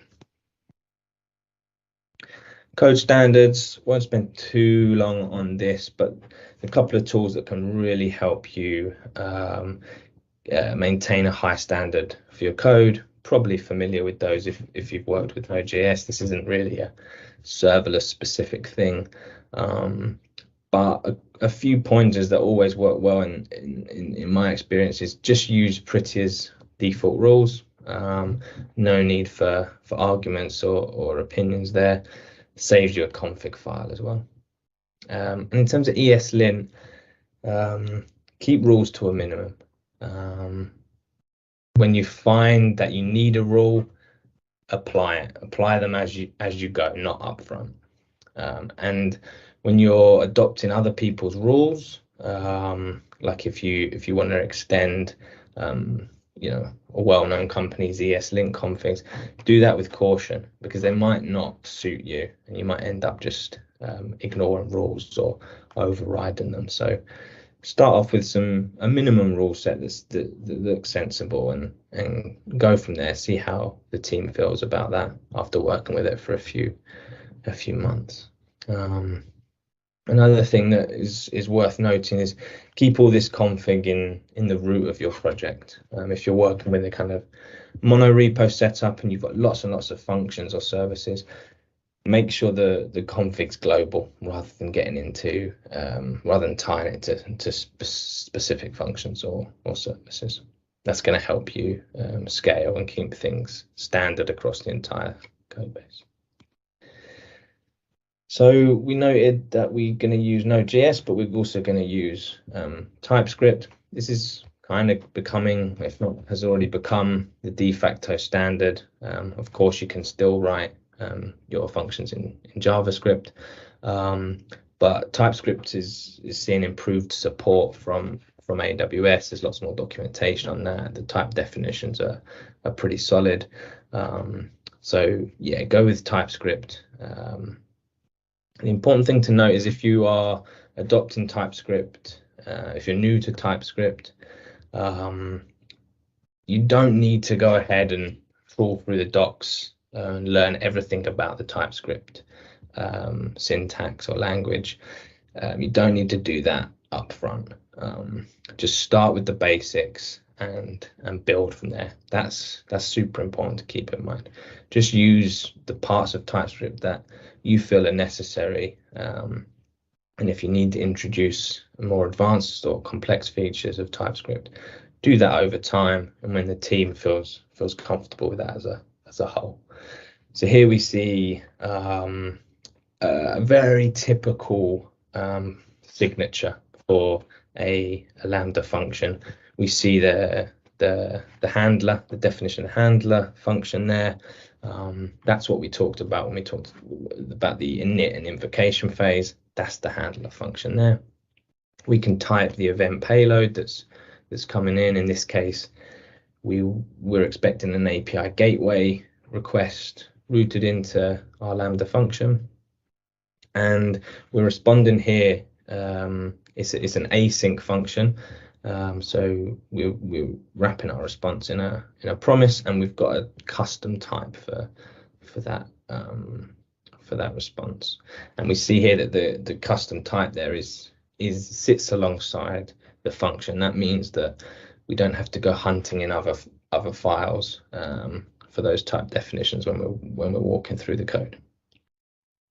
It's a very simple function. All it does is a nice little log there, and then responds with a status code 200. But in most cases, this is where you would start.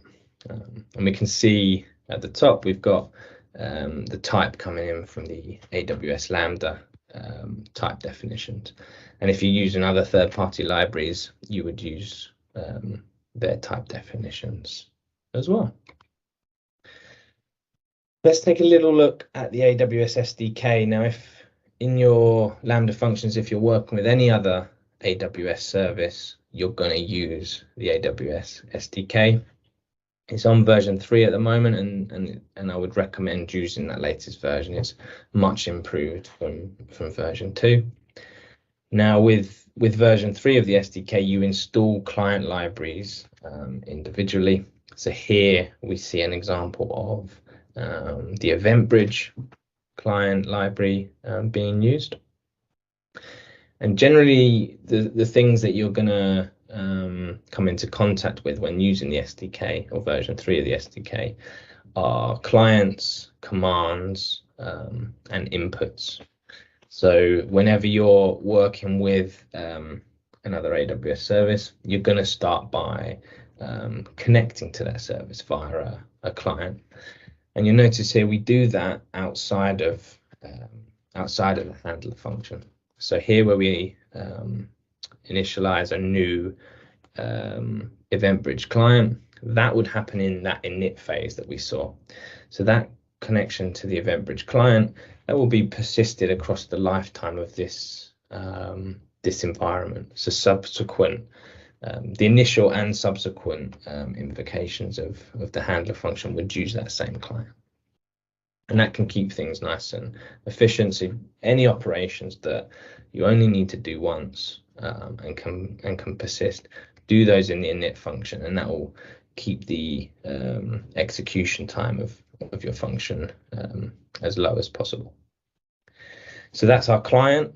And what we do with our client is we send commands to our client, and our commands will take an input. So that's that client command input pattern that I mentioned. So in this instance, in this example, our command is a put event to an event bus. It would generally take a lot more inputs than that, but I've simplified this code example. You can use the async await pattern here as well. So again, this handler function is an async function.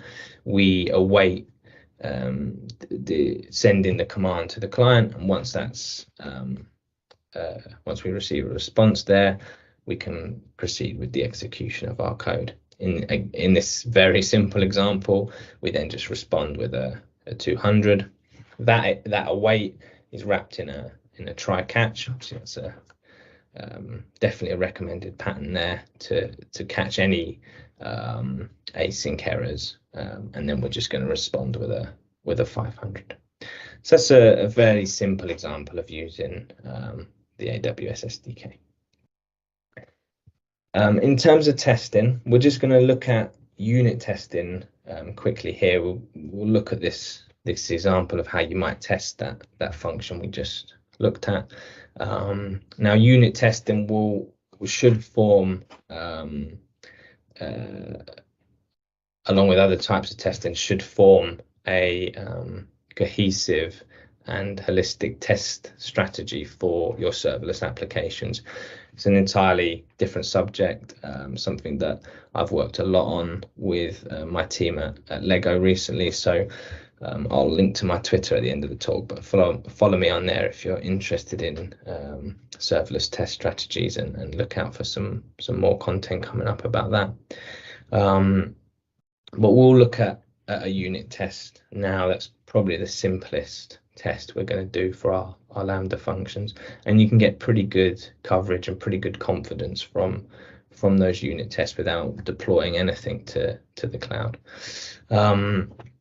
So here we have a fairly typical unit test signature, and there's a couple of interesting things happening there. Obviously, we are mocking out the EventBridge client because this is a unit test. We're not going to deploy any resources to AWS. We don't want to make any actual network requests out to that client.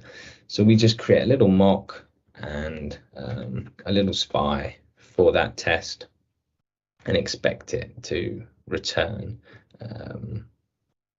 this common EventBridge response. And then we call our actual handler function there. Again, that's an async function, so we're going to await on that. We then expect that client.send method to have been called at least once, and then we just assert on the status code that we receive from the handler. And in this case, that should be a 200.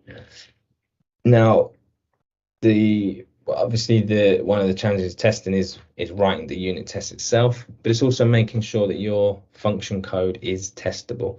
And really, the way we do that with business logic is making sure that any utility functions, methods that we want to unit test in isolation, we abstract them out of our function, keeping them in the same file, but just exporting them as an additional method. Then you can import them into the test and just execute them and assert on the results.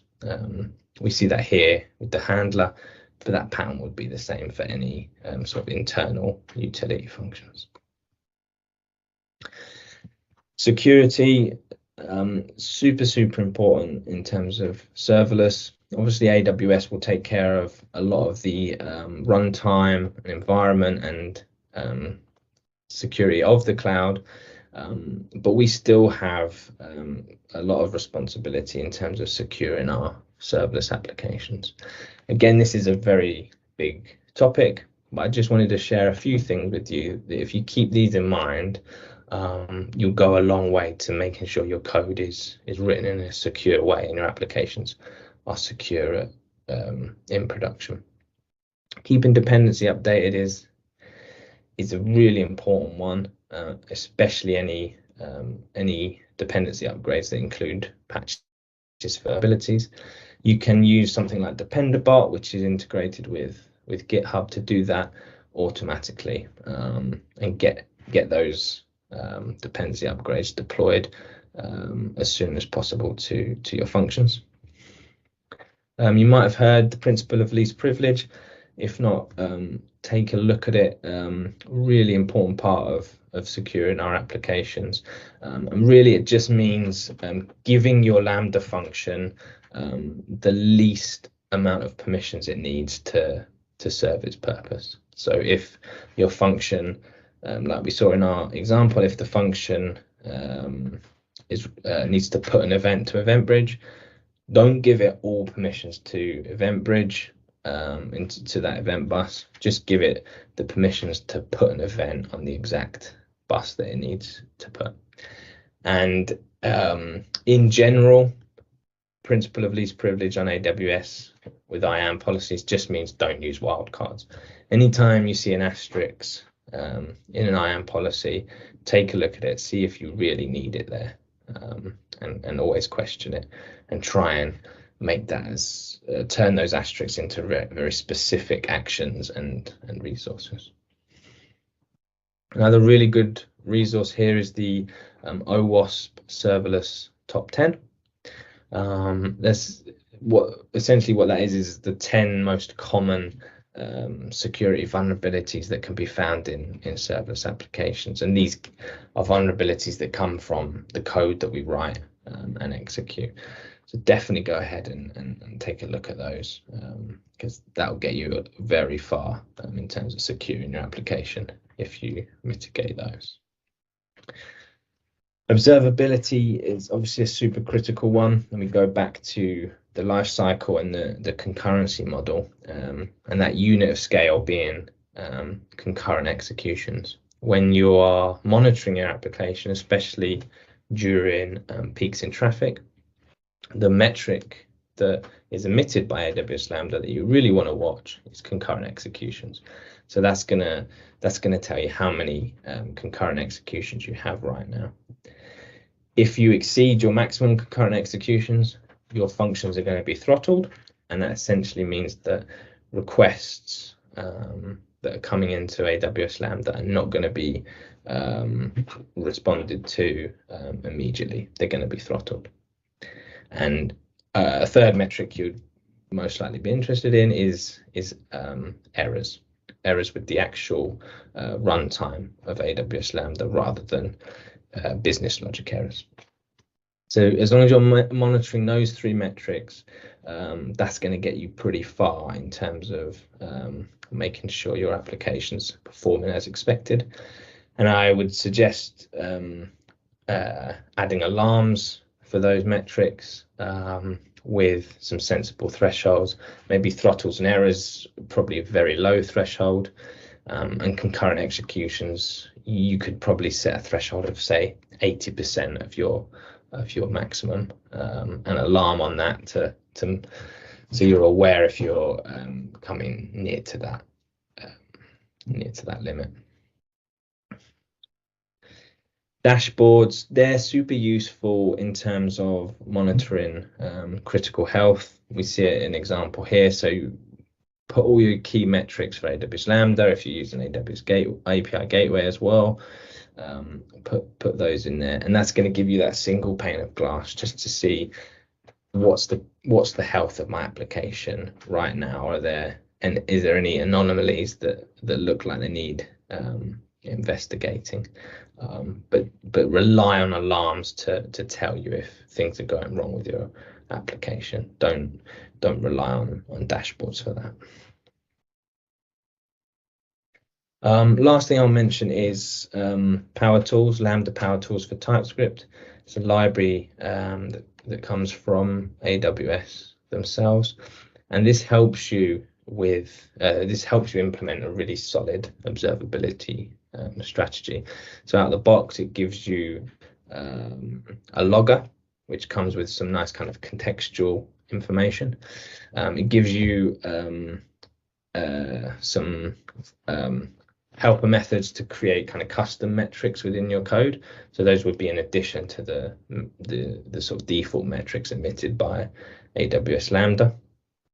And it also gives you the ability to add data to traces in AWS X-Ray. And those are really, really useful for looking at the performance of different functions and integrations and network calls.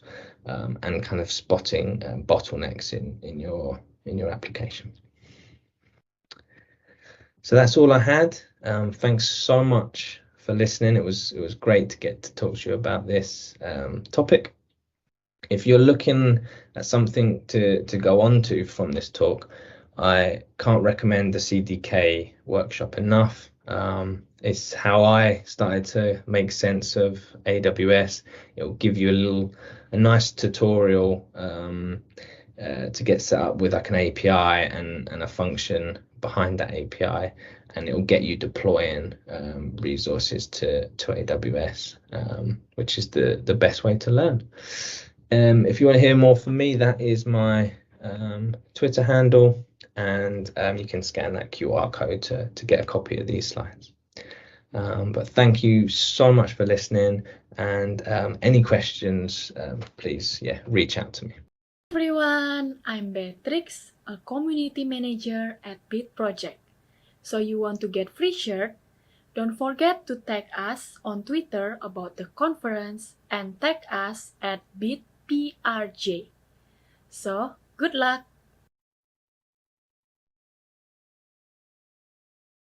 I don't think you could hear me. Hi, how's everyone doing? We are close to the end of day one of Serverless Day Student Edition. We have one more workshop left. This workshop is from my college friend, Brian Wong, who's going to be teaching us how to build an actual Pokedex by Pokemon in using React and ES6, ES5, I don't remember the exact details. He will let you know. Brian is a software engineer at Zenput, and he likes to go on hikes and rock climbing. So if you are interested in any of those things, feel free to talk to him on Discord. And if you have any questions about his workshop, just remember there's a Discord channel where you can ask all of those questions.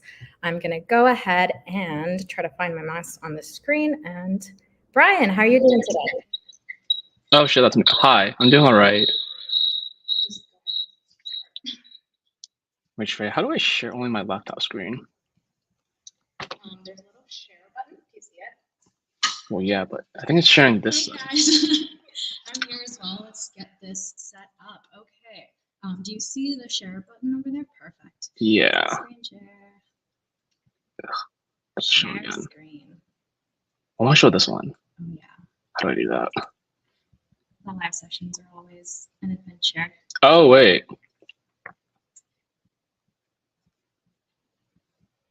You got it? You're not screen sharing yet. Why not? Why is it not screen sharing? What are you trying to screen share? My laptop window. Let's see. The monitor screen or something else? Give me a second. Okay, I think that's why.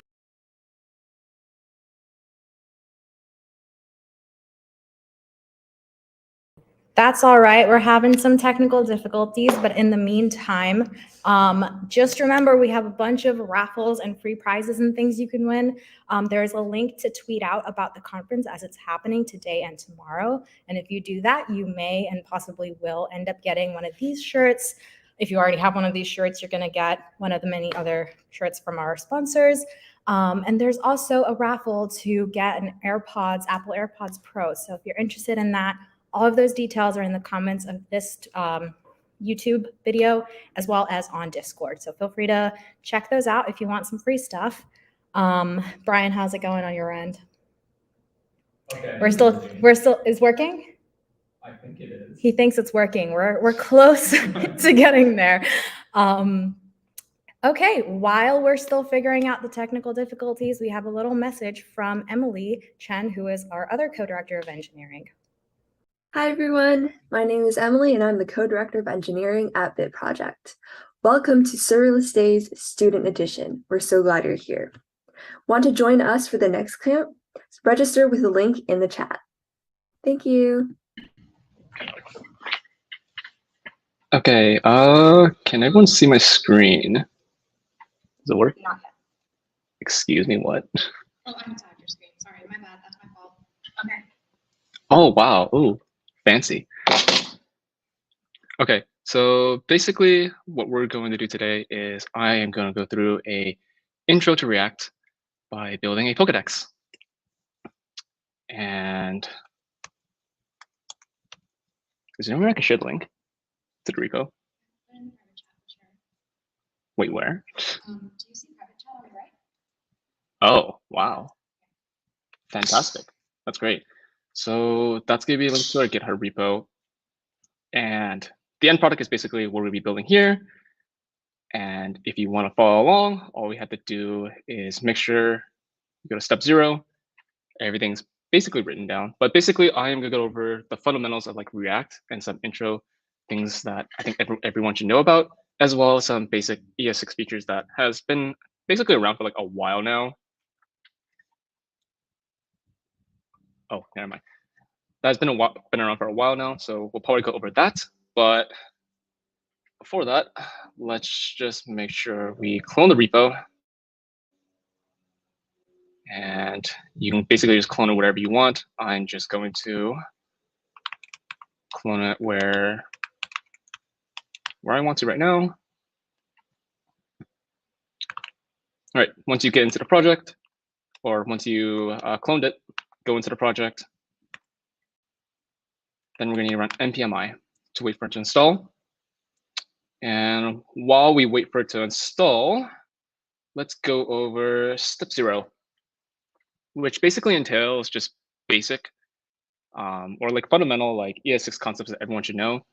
So if you want to open a basically demo or demo this live,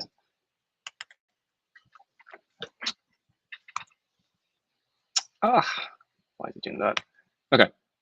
Basically, we have an old way of templating strings, which is using the addition sign. So you can do stuff like let name equal Bob plus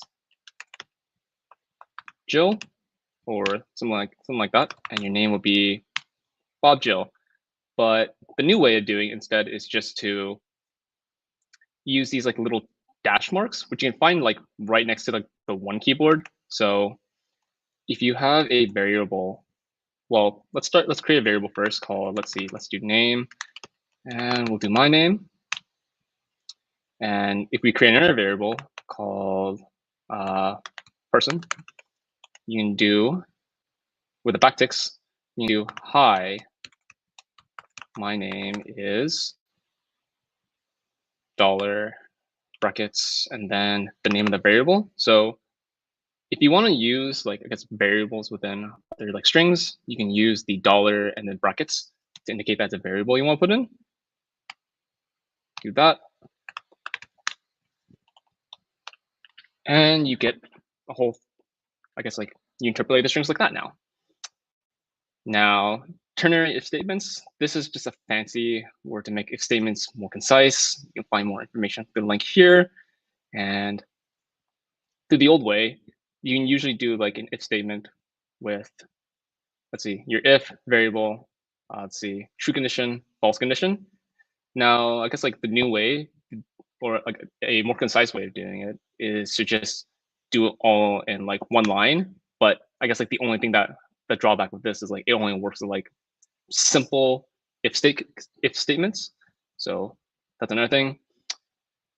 And oh yeah, by the way, everything I guess like we learn over I guess like in this workshop for I guess like the basic ES syntax, we'll be using it for when we get to React. Even how we write functions nowadays is like pretty different. Much of you guys probably learned how to write with function say hello, or having to write the function keyword now. Now instead, all you have to do is just declare a variable, set it equal to a 2 parentheses, and then you can write your function out like that. And it's just more concise. Oh. And if you try to execute it, you'll recognize that say hello and say hello to basically do the exact same thing. Array and object destructuring. And let's see. The old way of doing array and object destructuring is you'll usually just create a function, have it return usually an array or an object, and then have to manually set each variable to the proper index. Instead, the new way of doing it now is like you can just call the function, return its value, and if you set your variables in an array like this, then num1 should take in the value of 1, and num2 should take in the value of num2. And we can demonstrate that real quickly. And you see that when we print it out, num1 is 1, num2 is 2. Same logic applies to dictionaries as well. The only difference is that they will fill in by keys instead. So if you type in const first key, first value, then that will map to in the dictionary of nums a first value, and first value should be 1 as well. Okay, awesome. So okay, NPMI is still not done yet. All right, this is great. But let's see. What we're gonna do is, well, open up your favorite text editor. For me, it's gonna be VS Code. And I will open up this workshop here.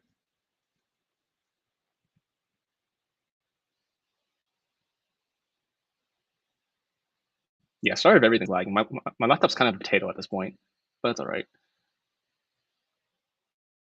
Let's see, NPMI is not done yet. But yeah. But yeah, I guess I can go over some like basic stuff. And let's see. But let's see. Let's see. Oh yeah, by the way, everything I go over is gonna be in these like markdown documents. So if you want to copy and paste, feel free to. At some point, I might do that as well, just like save on time. But let's go into the intro of like JSX and what it is. And JSX, all it is just a like syntactic sugar for like our JavaScript function like React.create element. That way we don't have to keep calling this function every single time when we want to create it. And you might ask, what's a React element? A React element is a composition of other elements, other HTML elements, such as a div, anchor tags, paragraphs. Any HTML element you can think of can be a React component. And it's like the most basic building blocks of React. Okay, let's see. I'm gonna kill this old project. And yeah, it's still not ready yet. Well, that's unfortunate.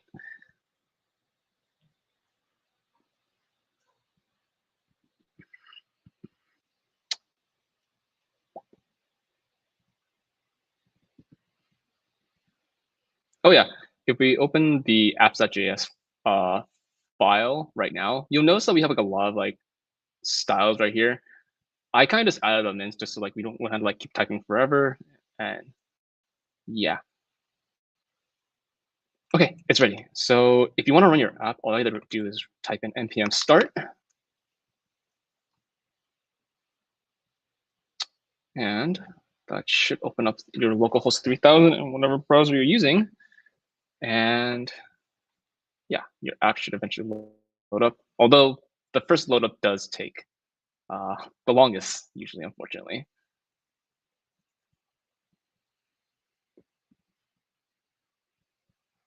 Yeah, it's starting to load, thankfully. And I believe it should return like just an empty page.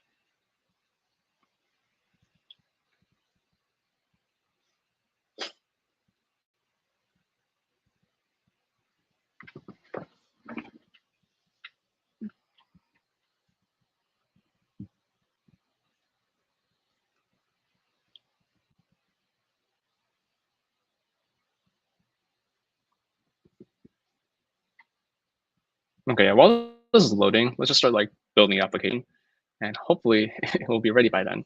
So, like I mentioned before, if you only return null within like the app file, then like nothing will show up. But if we want to start building something up, let's create like a basic div,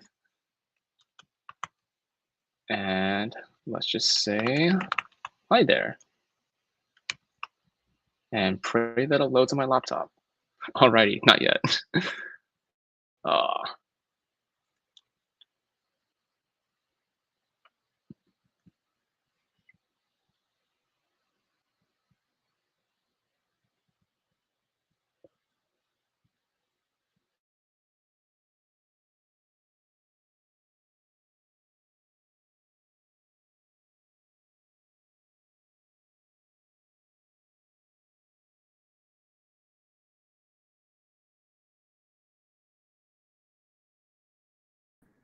Hello, we are back.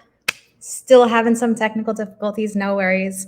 We're chilling. I'm gonna play a little video that our team made about Bit Project and all of the cool things about it. So if you need a refresher, I'm gonna go ahead and play that right now. And welcome. Hi everyone, my name is Emily and I'm the co-director of engineering at Bit Project. Hey everyone, my name is Ganning and I'm the co-director of engineering at Bit Project. My name is Beatrix, a community manager at Bit Project. Hi, I'm John Kilmister, and I was one of the mentors in this year's Bit project. My name is Christian Lechner. I am a development architect at SAP, working in the area of the business technology platform, and I'm also a Microsoft MVP. I think the Serverless camp this year went amazing, and students had so much fun working on the weekly assignments and the final project. And I got to meet a lot of different students through the global student community. And I really like to see a lot of students, be it on the individual track or on the global student community track, coming up, making their hands dirty and being highly passionate about learning new things and getting in touch with serverless technologies. This year it's been really good to see students progress through the course. They've asked so many insightful questions, both about the industry and also about the technologies in use in their projects. Some of the projects that we create in Serverless Camp are a little bit difficult to understand at first, and that's what's expected of students when they first join the program. From my perspective, the most important thing is being curious and being passionate, being interested in learning new things, in getting in touch with new technologies, in getting in touch with the serverless technology. We received lots of great feedback on our curriculum, which is always great. I've seen the students ask many different questions and really show a drive to learn new things. The curriculum and the way how it is presented, how it is done on GitHub makes it possible to do it on your own. If you want to be part of Serverless Camp, you can expect things like learning new skills, things like serverless, APIs, web development, and others. Stay updated with us for the next camp by following us on Twitter at bitprj, and always keep checking on our website. And thanks a lot for all the supporters, be it on the mentor side, be it from Bit Project, and all the sponsors that are supporting with the Serverless Days. Thank you for joining us this year, and a big thanks to the organizer of this year's project. Thank you so much for supporting us and enjoy the conference.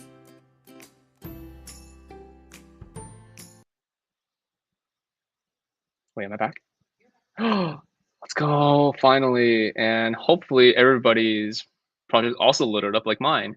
So if you seen how we added a div and added hi there, we should now see a hi there in our screens now. And from here, you can kind of just add just like more than just that. You can add a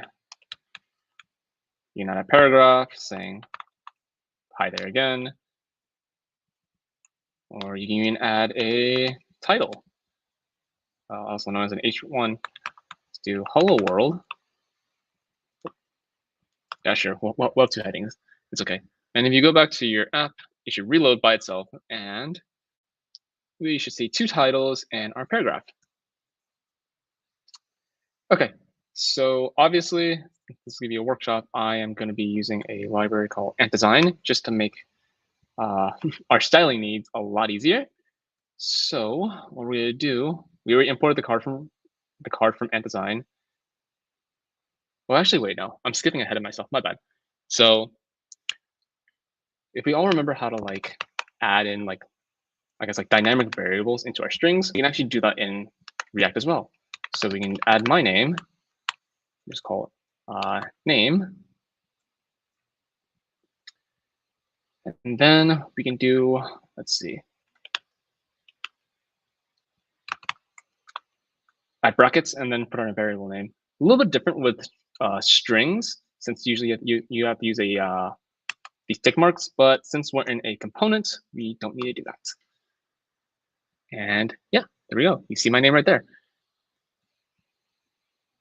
Okay, now we can add some styling libraries to make our lives a little bit easier. And since it's already done for you, we imported our card. Let's see. Let's just use the library immediately. So this would be card, and all we have to do is just call it like how we usually do for a normal element. So as long as it's between brackets, it should be fine. And if we put in some words, let's say hi, I'm a card from design, we should see that reflected in our app as well.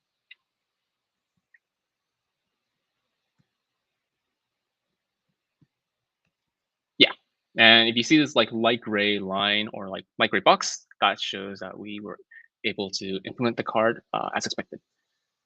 All right, so obviously a Pokedex needs images in it as well. So in the card, fortunately we can't put text in it right now, but we're going to replace it and just put a image tag instead, which I just copied from my steps. And basically this URL is just a raw, URL to the first Pokemon in the Pokedex, which should be Bulbasaur, and you should see it right there. All right, perfect. So I'll be going into, I guess, for anyone following the Markdown documents, step 2 of the documents, which is learning about style components. So we basically create a very basic card, but the thing is, it doesn't look exactly the best right now. So we are going to use another library called style components to style any component that we create. So you might have noticed I already created a styled card for us. So the way we use style components is you type in styled, and then you put in parentheses for third-party styling components. Put the component in there, backticks, and then you will write your normal CSS like you usually would. And the good thing about this is that you can usually use this to, you can reuse these style components in other components later on for your projects. Or throughout your project, I'm sorry. So if we apply all the styles, you should now see a more rounded corners and a little bit more padding on the side. All right, let's make a style container for our entire application now, which I will copy and paste from our workshop. Style container.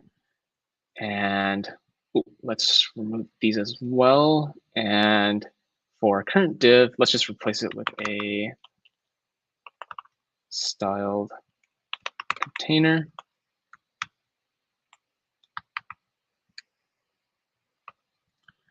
And if our app reloads, we should only see that now. And our container just was used to give us a little bit more, we'll restrict the width a little bit and to give us some more padding on the sides. All right, now let's work on making this card, I guess more readable on a row and column basis. And if you guessed it, we are gonna import the role, the row, column, and space components from design. Oh yeah, I forgot to mention, you can actually just go on, let's see, and design.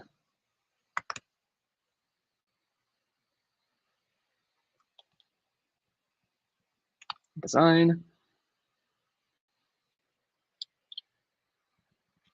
If you want to see, I guess, the components I've been using, you can just go on the website and just peruse around. So all you have to do is just go to components, and you can basically see exactly how these components are being used, and I guess other options you can use with them, since I won't be using all of them for this workshop at least. All right, so now that we have our container and we imported our rows and columns, let's actually start putting everything in rows and columns. So first we're gonna put in row. Let's see. We put on a column. I'm gonna give it a span of 8 for this. And let's see. And we're gonna need to add a column at the very we need to add a column at the very end right here.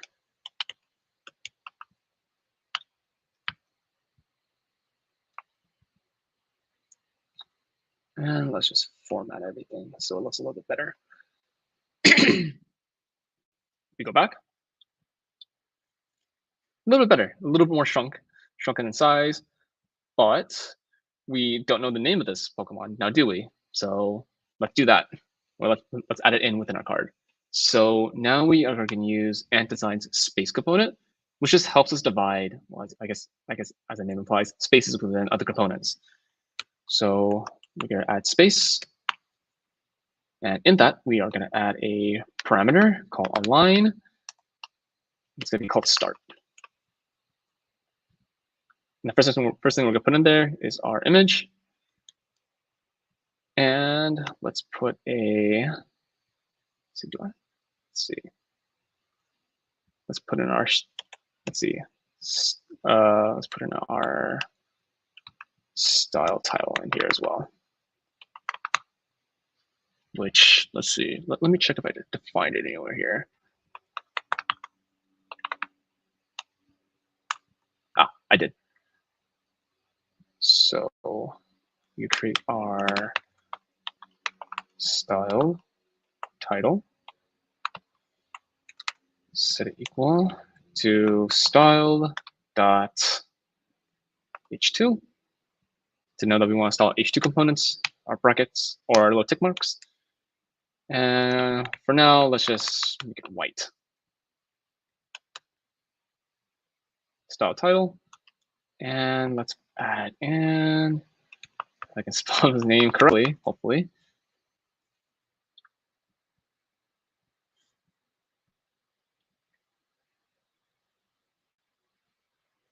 I should reload.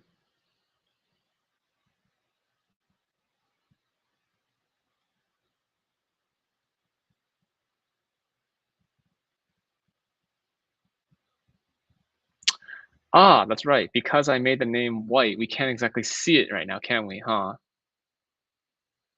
Okay, fine.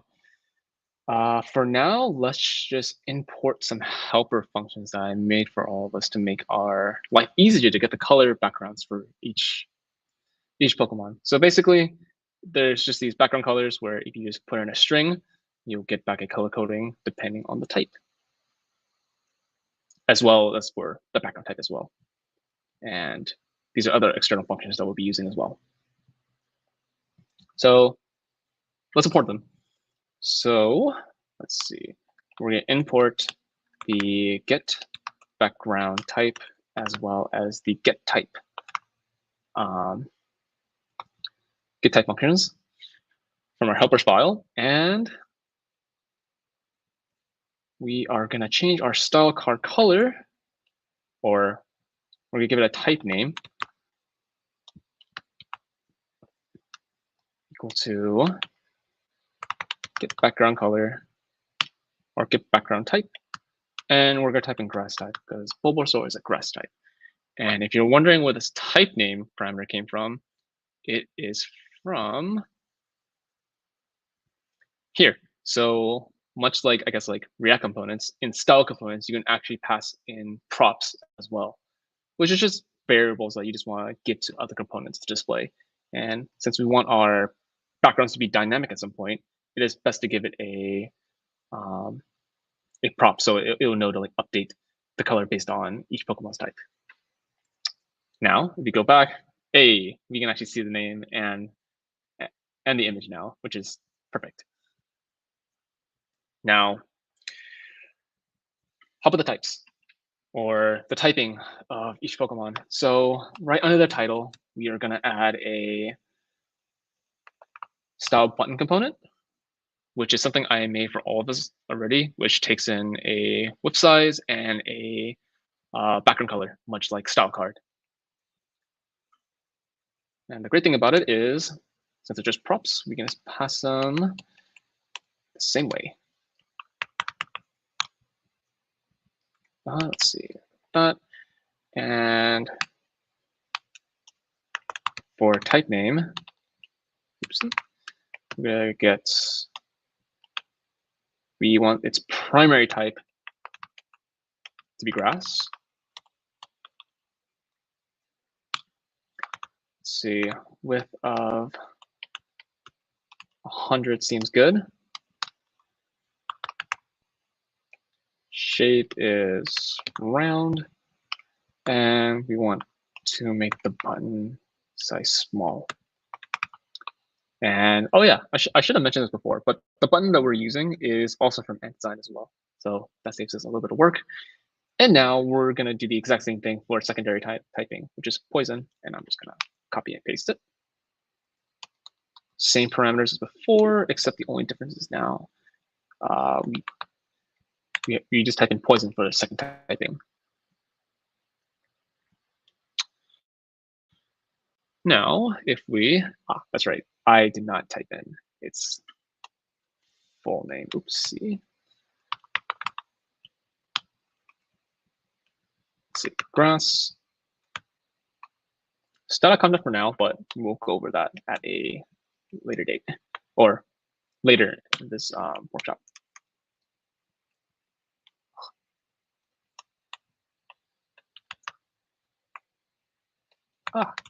Poisons was a hard word to spell.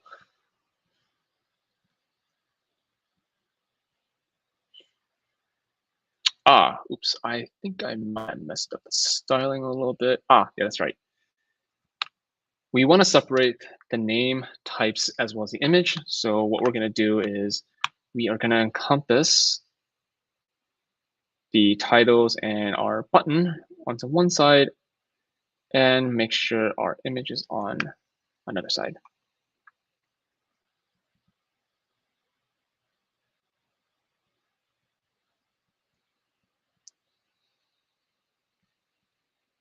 I don't think I gave it a type.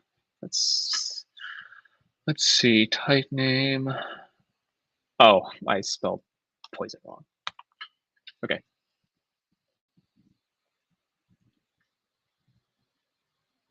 All right, awesome. Now it's as we expected, perfect. Okay, awesome. Well, first of all, we made all this, but we are probably needing to fill a whole Pokedex full of it. And for this workshop, we'll only be doing the first 151 since I like the classics. Okay, so if we're following on the markdown pages now, we should now be going into step 3, which is components, which is our basic building blocks of React. Now, much like other coding paradigms, putting everything on one file is most likely not a good idea, which is why components exist for a reason. So we can split up our React components into different files and have them be reused in different areas as well. And obviously, the first thing we're probably going to want to duplicate a lot is this whole entire thing, what I want to call is I guess like a poke card to start. So what we're going to do is we're going to go into our source, right click, new folder, and we're just going to call it component. We're creating a new folder called components. And as you guessed it, it's going to hold all of our components for the rest of this workshop. So we're going to create a new component, and I'm just going to copy and paste our default on what we want for a new component, which is usually you import React, you create your component, and then you export it. Okay, so we basically have everything we want from here. Now all we had to do essentially is to just move it. And what we're going to do is we're going to copy the entire column. Well, from the column component, we're going to take it out, go here, and we're going to set a return to this component. Well, with that, we have to probably also take in all of the rest of our imports as well. Okay, style title, style card. So we're going to need to move our style button and style card, style components over as well. Oops. As well as our style title as well.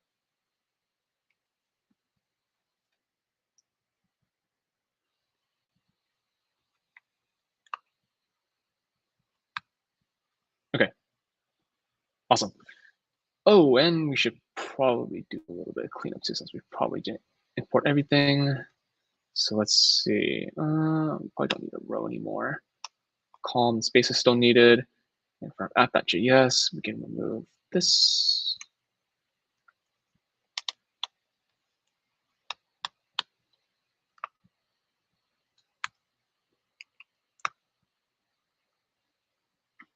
Okay, awesome. We created our component now, and now all we have to do is just import it back into our app, and we can start using it again. So much like how you would import like third-party library components, all we have to do is type in import. You can just type in the name of the component, and then we have to specify the path from where it comes from. So /components / Pokecard. Oh, I guess I duplicated on accident. My bad. And all we have to do is just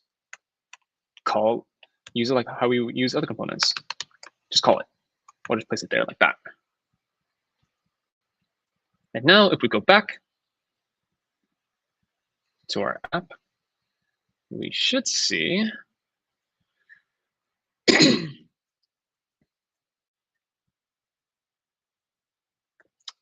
okay, I think I might mess the input wrong. Okay.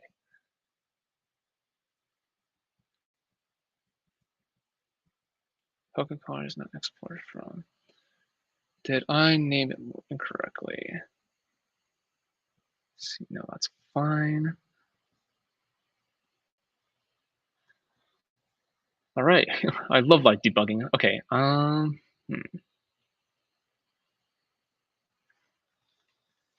Let's see. Oh, okay, maybe we don't need a brackets. My bad.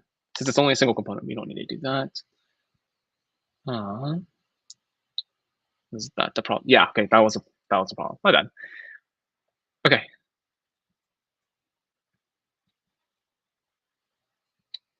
Oh yeah, I almost forgot. Let's add this class name to our container for later wise, since I forgot to add that in. Okay, awesome.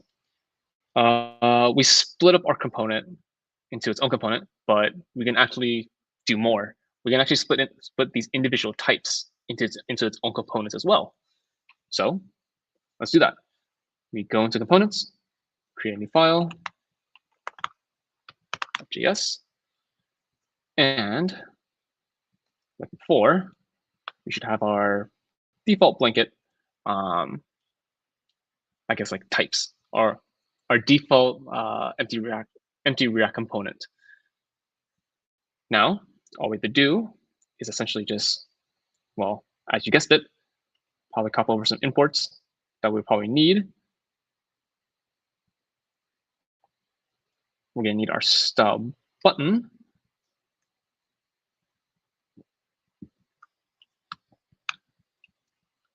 We return a style button, and we are also going to need that component as well for here.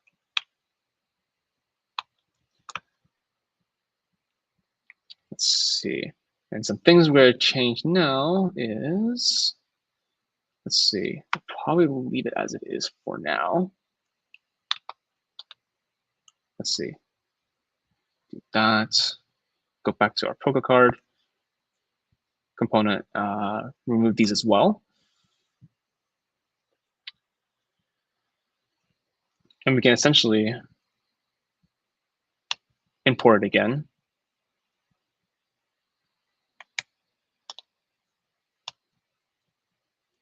Let's see, import type from components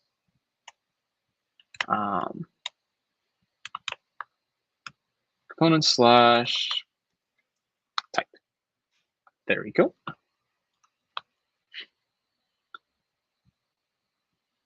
And if we use it,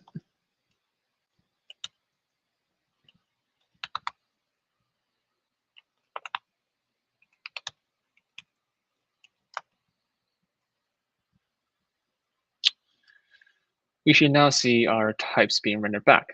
But the problem is that like both of them only show grass, but we want them to be a little bit more dynamic in this case. So we are going to edit our type. So now that it takes in a parameter called props, and that will allow us to send things differently, like send in a different type and send them a different type, send in a different name, etc. So that way we don't always have the hardcode grass instead. So instead, let's just say props dot type, as well as, since I told you that those will be dynamic at some point, props dot width. Okay. Oh, we should probably clean these up as well.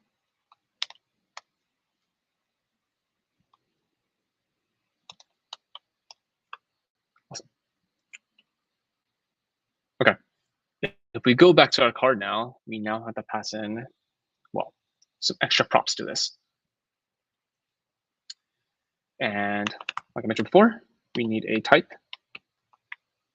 grass, width, set in 100, copy paste that, and we can just change the second type to poison.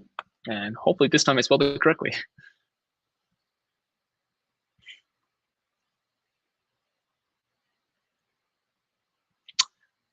I did not. Okay. That's right, because we kept that as just grass. It's going to stay like that. So what we should do, let's just change it to props dot, oops, props dot type.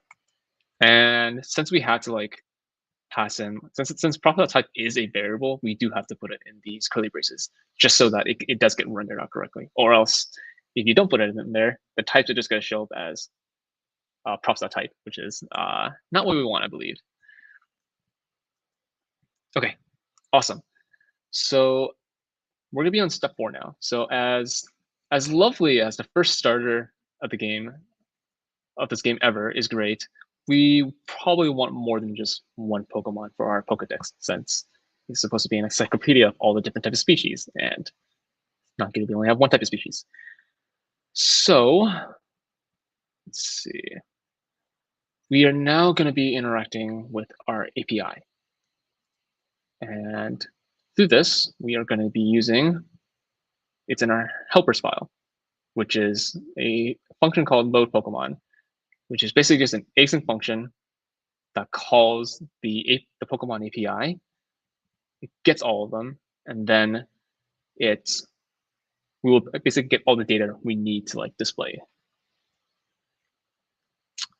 All right, let's do that.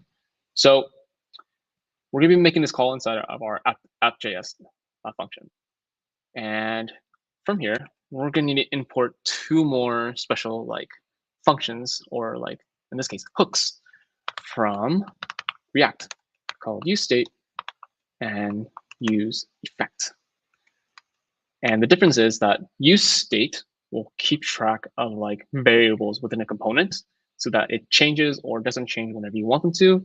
And useEffect is mainly used to like, they're mainly used for like API calls essentially. So under app, we're going to use useEffect. We are going to set it to an anonymous function.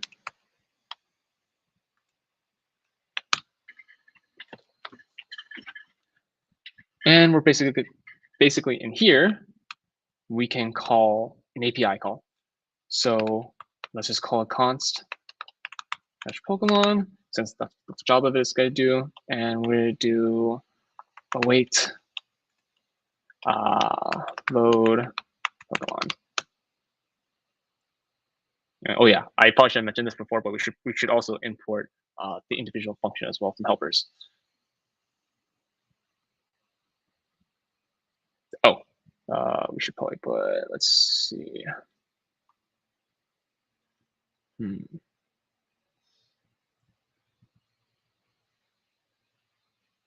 Okay, I was skipping ahead of myself. We should do, let's see. Since we want this function to fetch Pokemon, we're going to need to set it to an anonymous function. use the arrow keys. And since we're going to be calling an API call in here and use async await, we need to define our function as asynchronous, like that. And what we're going to do is we're going to have a try catch.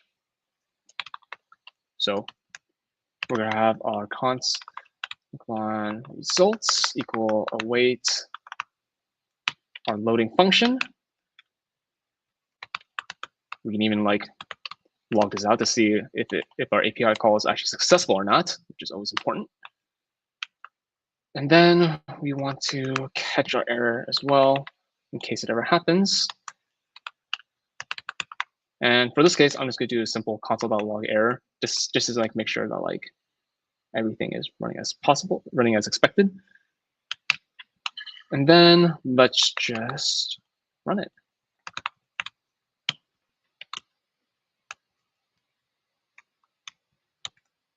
Oh yeah, one important note is to note that like this array at the very end is essentially just a dependency array, meaning that like anytime you can put what you can put in the dependency array is if a variable in there changes, you can set it so that use effect is called again.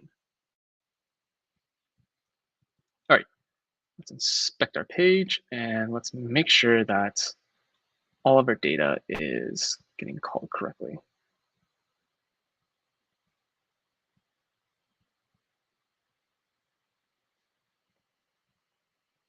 Okay, it's reloading.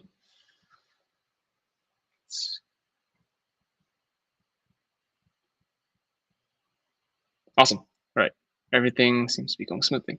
So now let's start using some of that data to actually have some more, I guess, like dynamic content instead. So instead of console.logging out the results, what we're going to do is we're going to use the new state. We're going to use the use state hook now. So that way,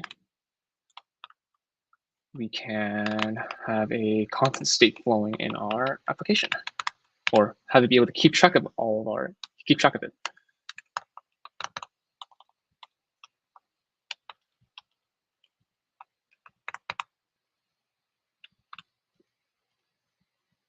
Oopsie, let's see. Okay, we've written this line out, but it's probably a little bit confusing. So how do you like use state will return the variable value as well as a function to change that value, variable whenever you want to, which in this case is set Pokemon, which is what we named it as. And we can actually call it as use the state function so that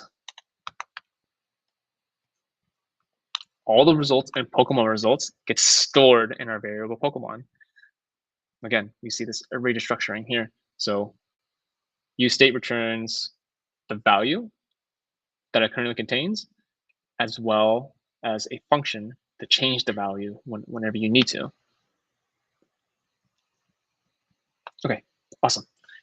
Now that we got our API call done, let's actually integrate all of our data from the API into our application.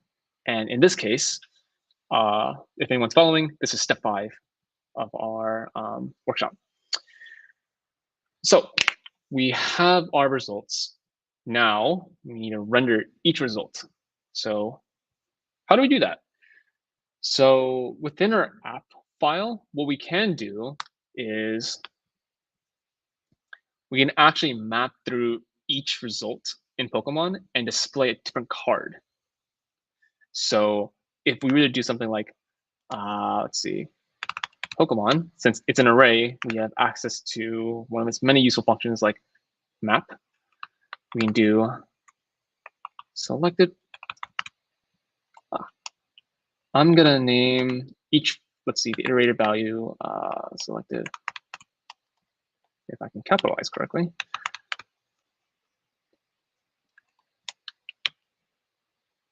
Let's see, to render.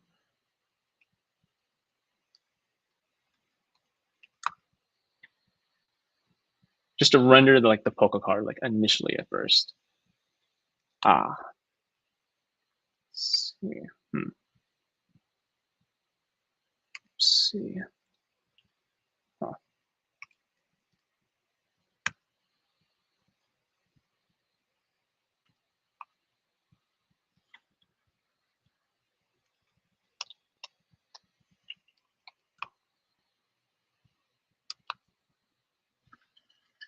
And what should happen, you see 151 of these lovely guys. Let's see, that's compiling.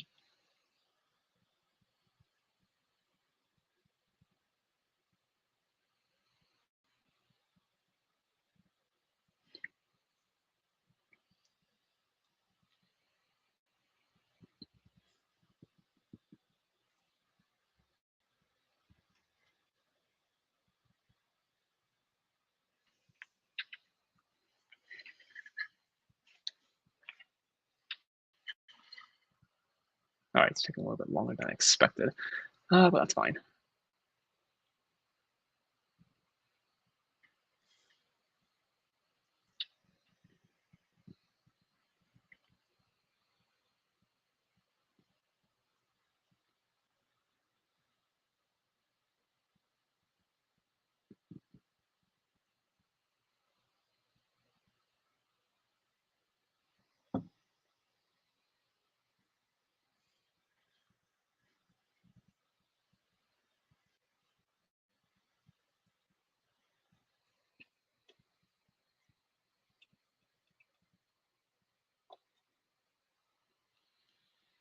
Now let's see what's going on.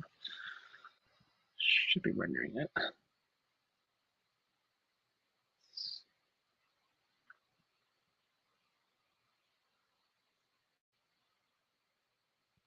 It's not a function. Okay. Huh. Let's see.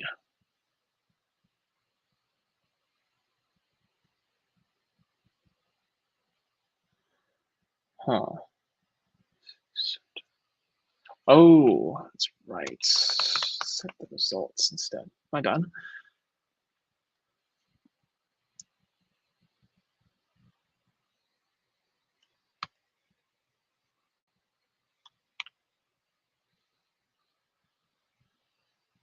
Yeah, okay, there you go. Oh, okay.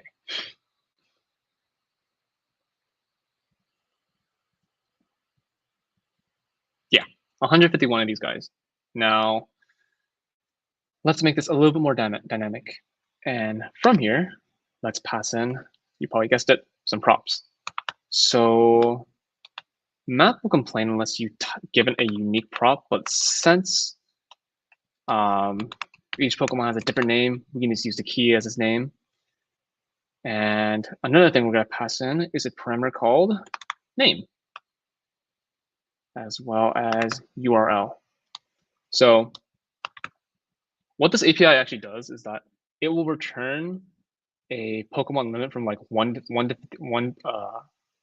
will return all the Pokemon that you would want, but the thing is, it'll only return the name and the URL, which is another API call to actually get the actual details for each Pokemon. So after this, we can move into our types component. And now we can change it so that it does receive a props variable, since we are passing in name and URL. And if you probably guessed it, we are also going to need to make an API call in here as well. In this case, it's going to be use state and use effect.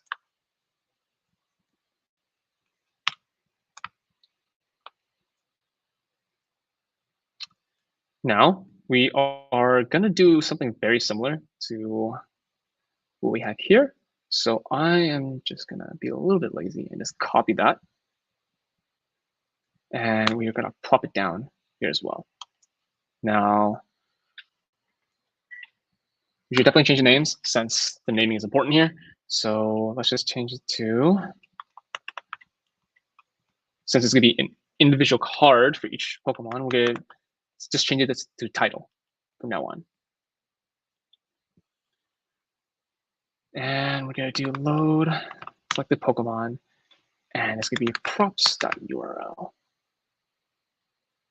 And since set change Pokemon detail to this. And we only want this changed whenever we are passed in a different URL in any case. So, oh yeah, if we also like take a look at this helper function, all it does is just take it.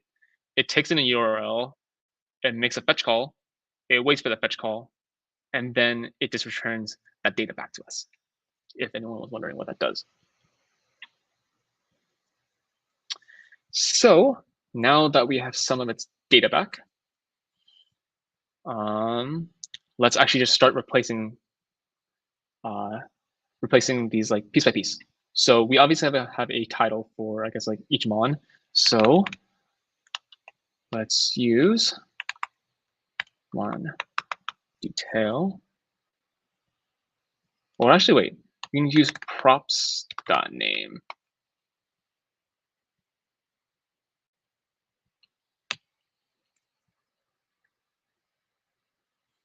I believe there's another shared. Let's see, what's it? Yeah, I also have another function called just uppercase word, which is uppercases, well, any word that we have. So, and since for some reason the names always get returned as like lowercase, let's change that so we actually import that. Let's see, import. Let's see, was it uppercase name?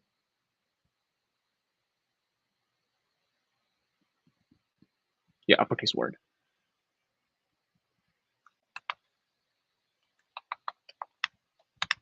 Uppercase word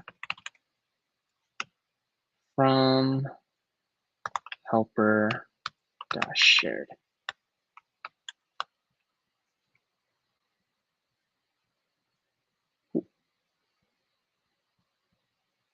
And we're gonna uppercase with this.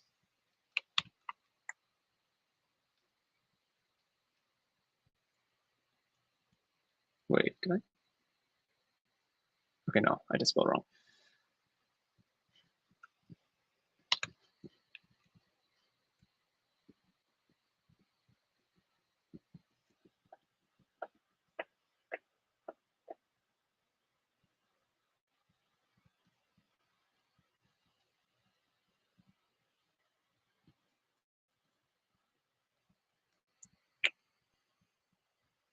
If we go back to our application, we should now see, yeah, okay, awesome. We get different names for each card now, which is one part of it. So let's change the background type now next as well.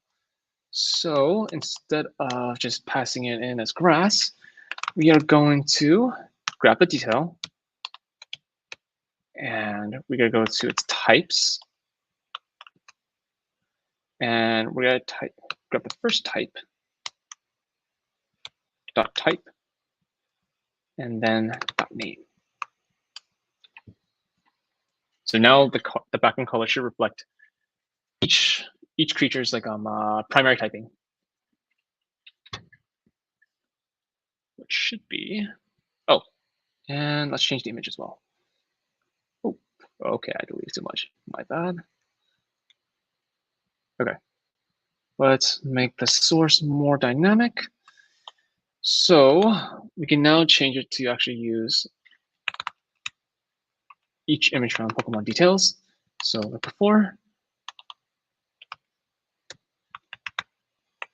it's gonna be in the sprites, and we're gonna use front default.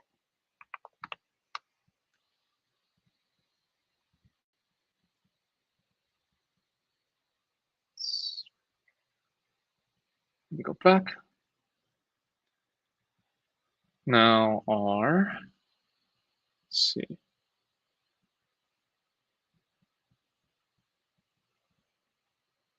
The images should now be different.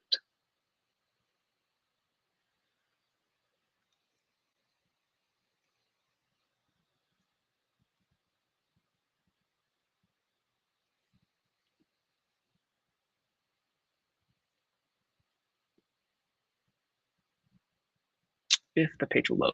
Ah, fantastic.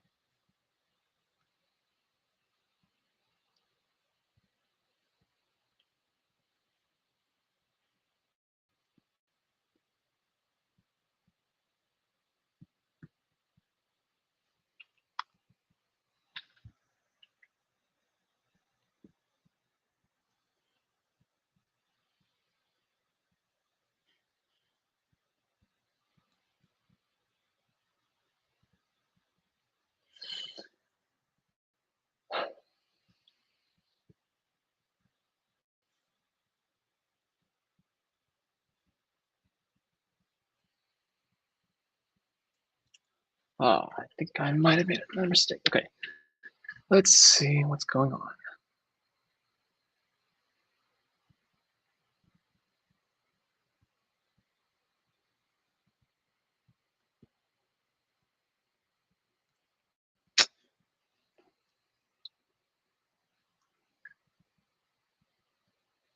Oh my God.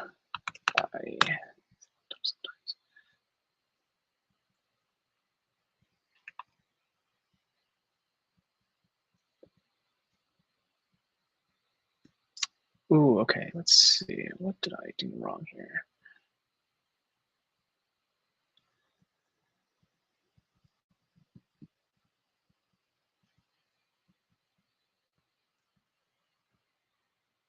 Can't read undefined as 0. Okay, let's see. Where did I?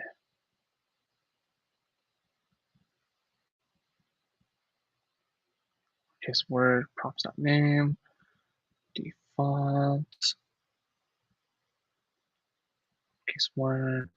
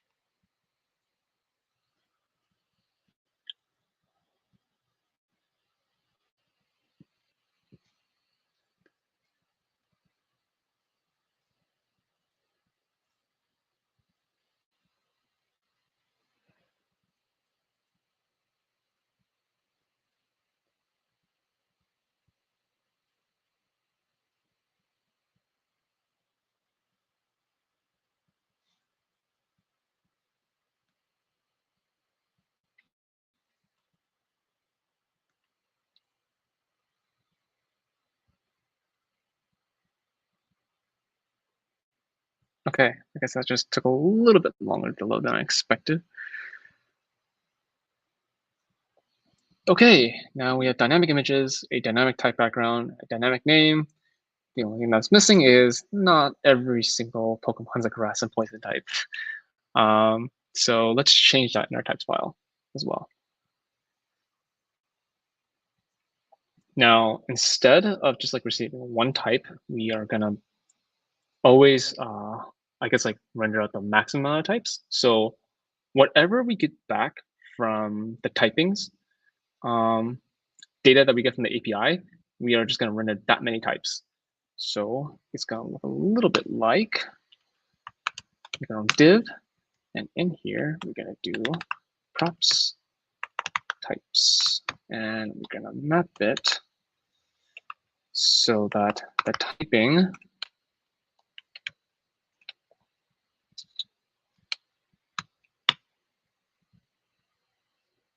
turns a style button, or many style buttons, or 1 to 2 to be exact, style buttons of, let's see. Oh.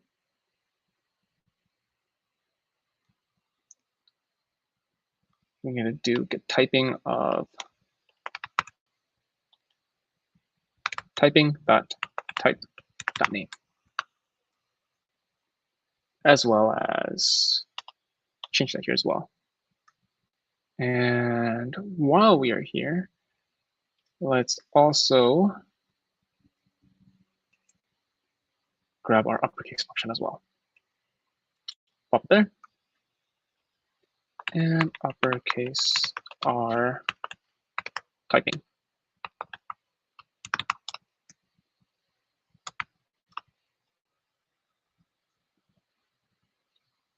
See if those should re-render.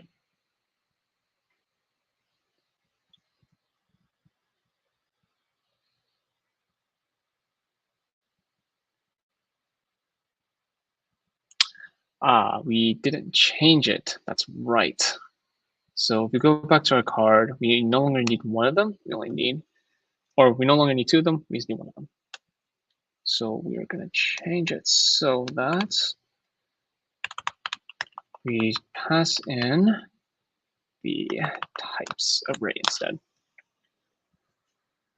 And now we should be able to see the different types.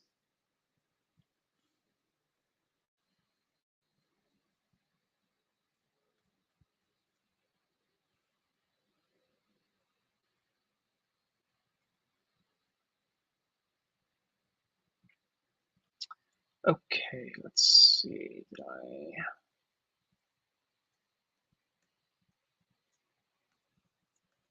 Let's see. Okay, let's take a look at our types real quickly.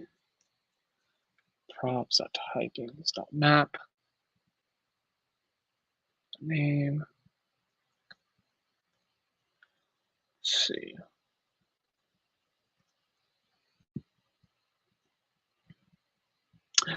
Oh, that's right. It's plural now.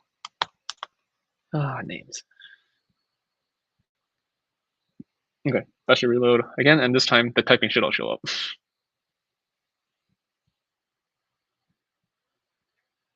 Oh, that's promising. Hey, perfect. Now typings for the first 151.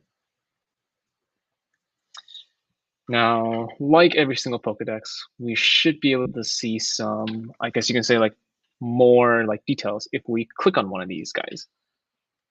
But as of right now, when you click it, nothing really shows up, which is not what we want. So let's do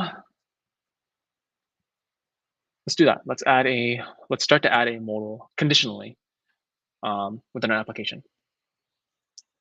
So if we go back to app.js, our file should look like this. Let's see.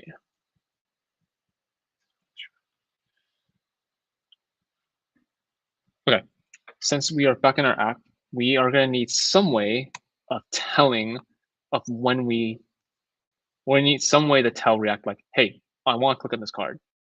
So we are going to have another state called, let's call it selected Pokemon, and we're going to have its set function be selected Pokemon. Use state, and this time it's only going to be, let's have it be null by default. Now, we actually want it so that like whenever the card is clicked, we would update this function or update this variable. So we are going to pass in our state setter to our card.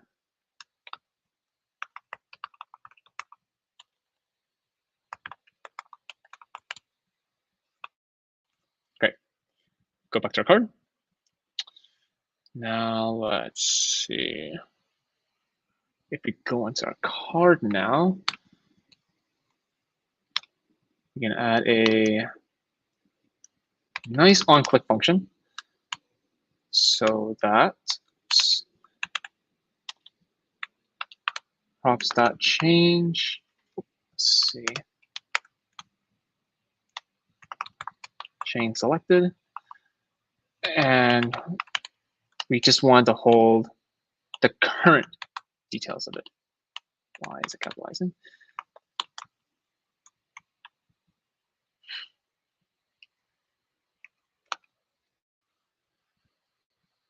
All right, awesome. Let's see.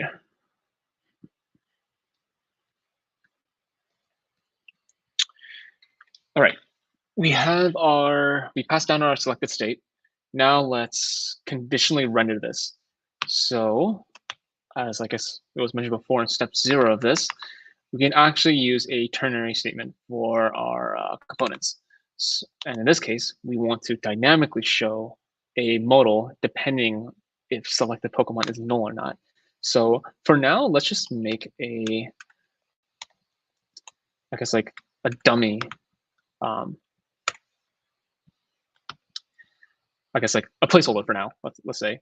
And let's just say it's gonna just display the title of our selected Pokemon. And I should probably put some brackets. I should refresh.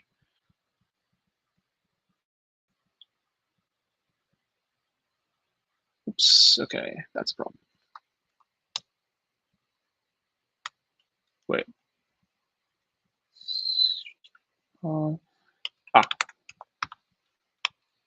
Basically, if it does not equal null, we are going to show a h1 with the title.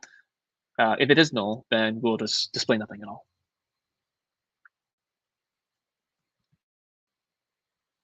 So now, when the app refreshes, whenever you click on one of these cards, you should now see the title of whatever card you clicked, or of the Pokemon that you clicked.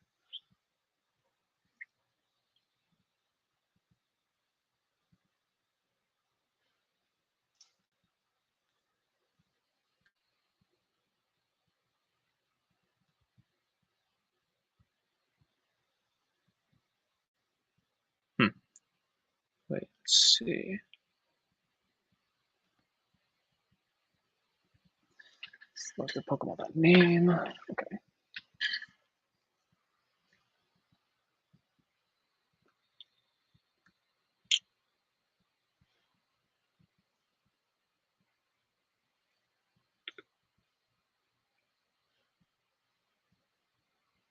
Oh boy, let's see.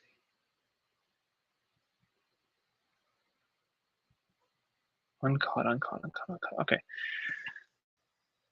Let's see.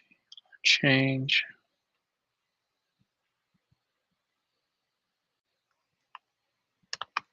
Let's see, what did I mess up here?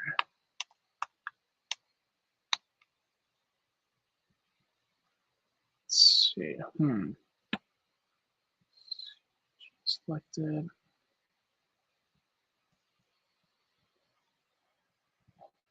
Click. Then if we go on, let's see.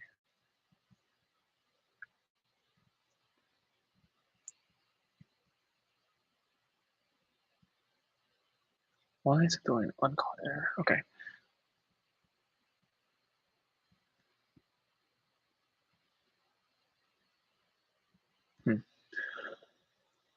Change selected. Container.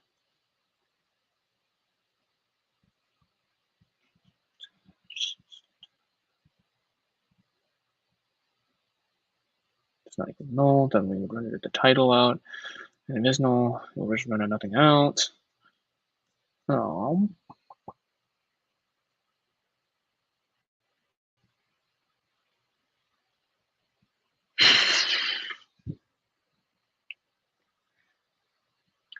Okay.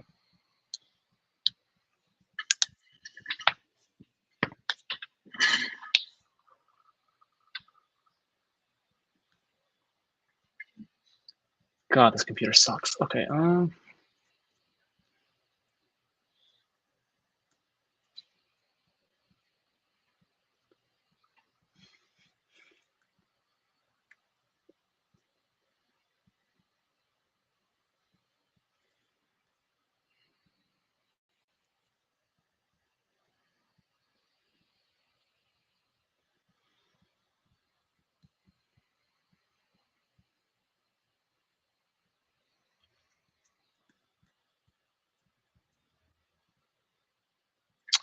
Okay, well, I'm gonna wait for this potato to load. Let's actually assume that this works, and let's actually just create our modal component instead. So as you guessed it, we'll go to our components file folder, and let's name it pokemodal.js. Okay, awesome. Start out with our empty file, and from here, I am probably gonna start copying and pasting our modal from step 6 onto here, the default modal. Note that, like, even though these variables are unused, they will most likely be used later on.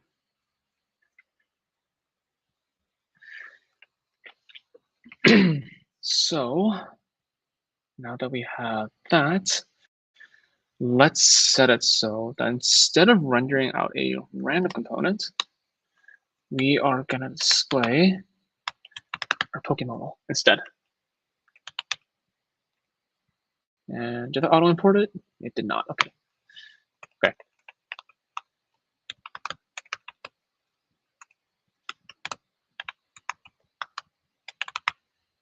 Let's say Pokemodal. That. Let's see. Yep. And we are going to pass in some props for it as well. Oh.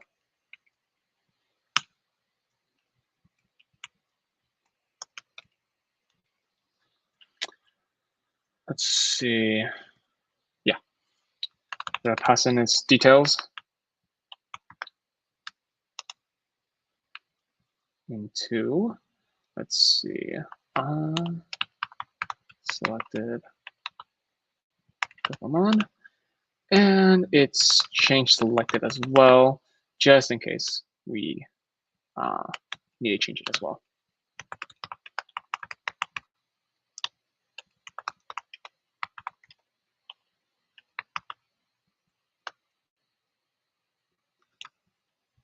Oh, oops.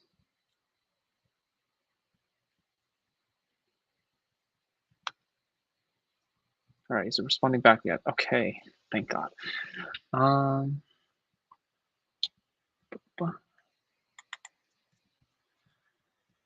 Okay, now let's just check and make sure if we click on it, a modal should pop up instead. Okay. Okay, let's debug why it's not showing up instead. I'm assuming it has to do something with the details. Uncaught.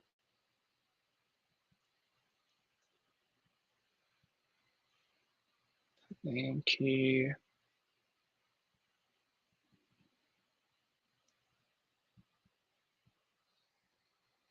Oh, did I?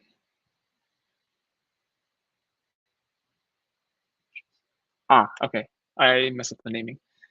Or let's see, change selector. Unless change this to change selected as well. Okay, so it wasn't getting any data back because I named the prompt incorrectly. So that means whenever we clicked on it, it was trying to call a function from props that never existed. That's why I was throwing that error around.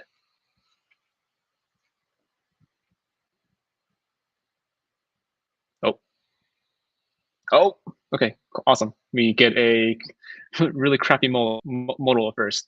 So let's start adding some styles to this. And I'm going to copy the styles from the tutorial or from step 5. And we're going to do it so that we have all the style titles available to us in the first place. So first thing we're going to do, we're going to change our modal to a styled modal. Layout to a styled layout, content to our styled content, and our h1 into a styled title. Oh, that didn't complete for some reason. So added our style title. Now we should probably add its types in, which will just be a span. And again, we're going to reuse that PokeType component that we made again. This time, types will be passed in as props dot detail dot types. But this time, since we're going to be in a modal, I want to be a little bit smaller than usual. So we're going to set the width to 18 instead. After that, we should have a styled image container. Yep. So that way we can display it.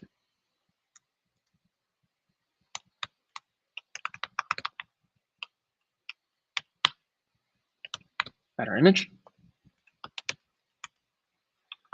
Have our source be props Pokemon detail dot sprites dot the front default again.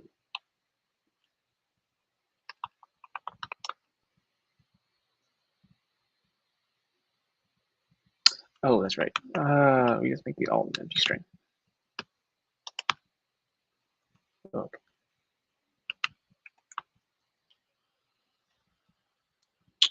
Now, if our app refreshes,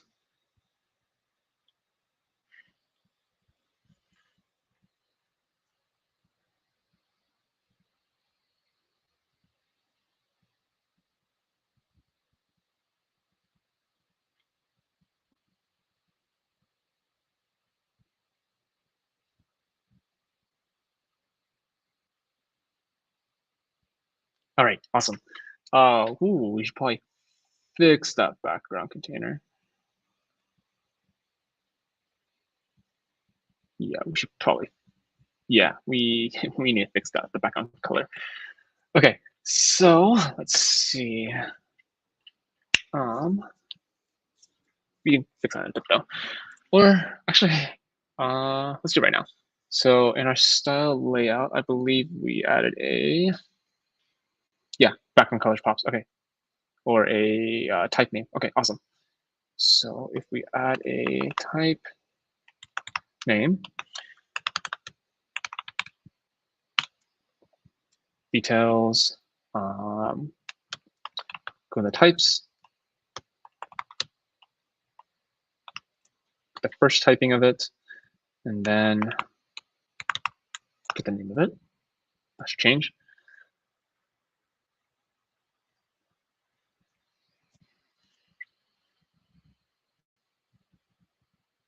Right, now it reloads. It should now show it the proper backgrounds or background colors. Or maybe not yet. Oops. Okay. Let's see. Details, types, that type, that name. Oh, I just passed in. Oh, okay. That's right. I need a.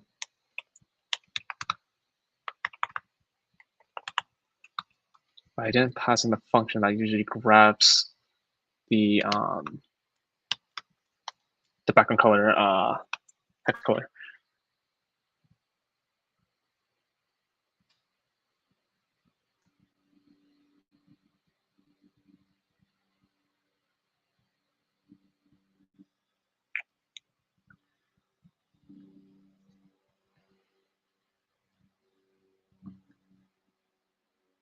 Okay, awesome.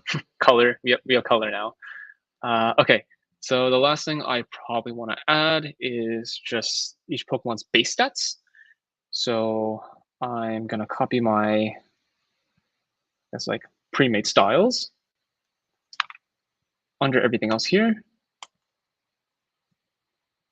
And let's import the progress component, since that's what we use to display our stat bars with. And let's see, for footer, we are going to add that directly under our layout.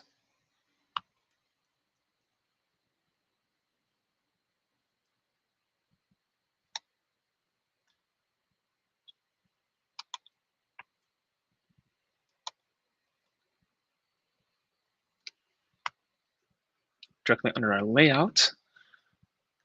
And basically what this does, it goes through each stat and it'll display a different progress bar. So you'll go through HP, attack, defense, and then fill up a progress bar accordingly to you'll go through HP, attack, defense, all the base stats, and create an appropriate progress bar for each individual stat. So it would look something like this. And I believe the max is like 400 or 500 something. So it's 45 out of like 500 something, and it'll display the progress bar of that. And if you go through the evolutions, you would naturally notice that they should be higher each time. Now, the last thing I want to do is add in a total base stats as well. And since we already have everything we need here, you can kind of guess that we can kind of just almost just copy and paste something similar to what we have.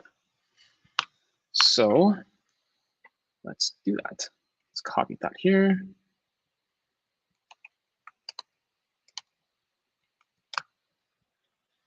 And we are going to have a, let's see, style stat name. Since it doesn't need dynamic anymore, we can just put in total instead. And let's see, style stat can be our, we can use our calculate stat total with it. So let's see, stat total. And we'll go through all of our base stats with this. But instead, let's just use Pokemon.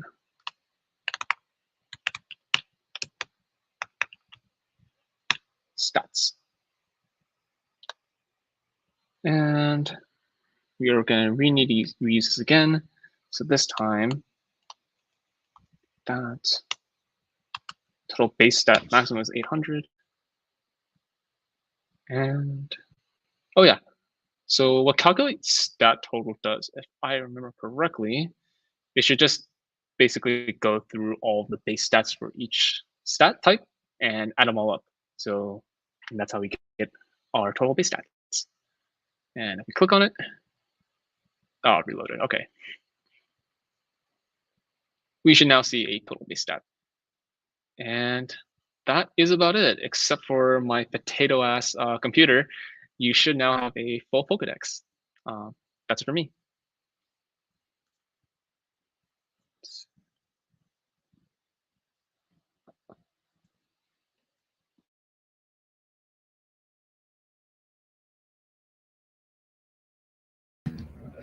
Hello, everyone, and we are done with the first day of Serverless Days Student Edition. I'm so excited that day one is over. We had an incredible range of talks and workshops, and we learned a lot today. I hope you guys learned a lot and had a great time. If you have any feedback, please let us know via Discord. You can DM us or you can email us.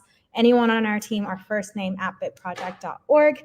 I'm really grateful to our Bit Project team, Beatrix, Ganning, Misha, and although Emily couldn't join us today in person, Emily as well, just for bringing this entire event together, and we will see you tomorrow. Take care.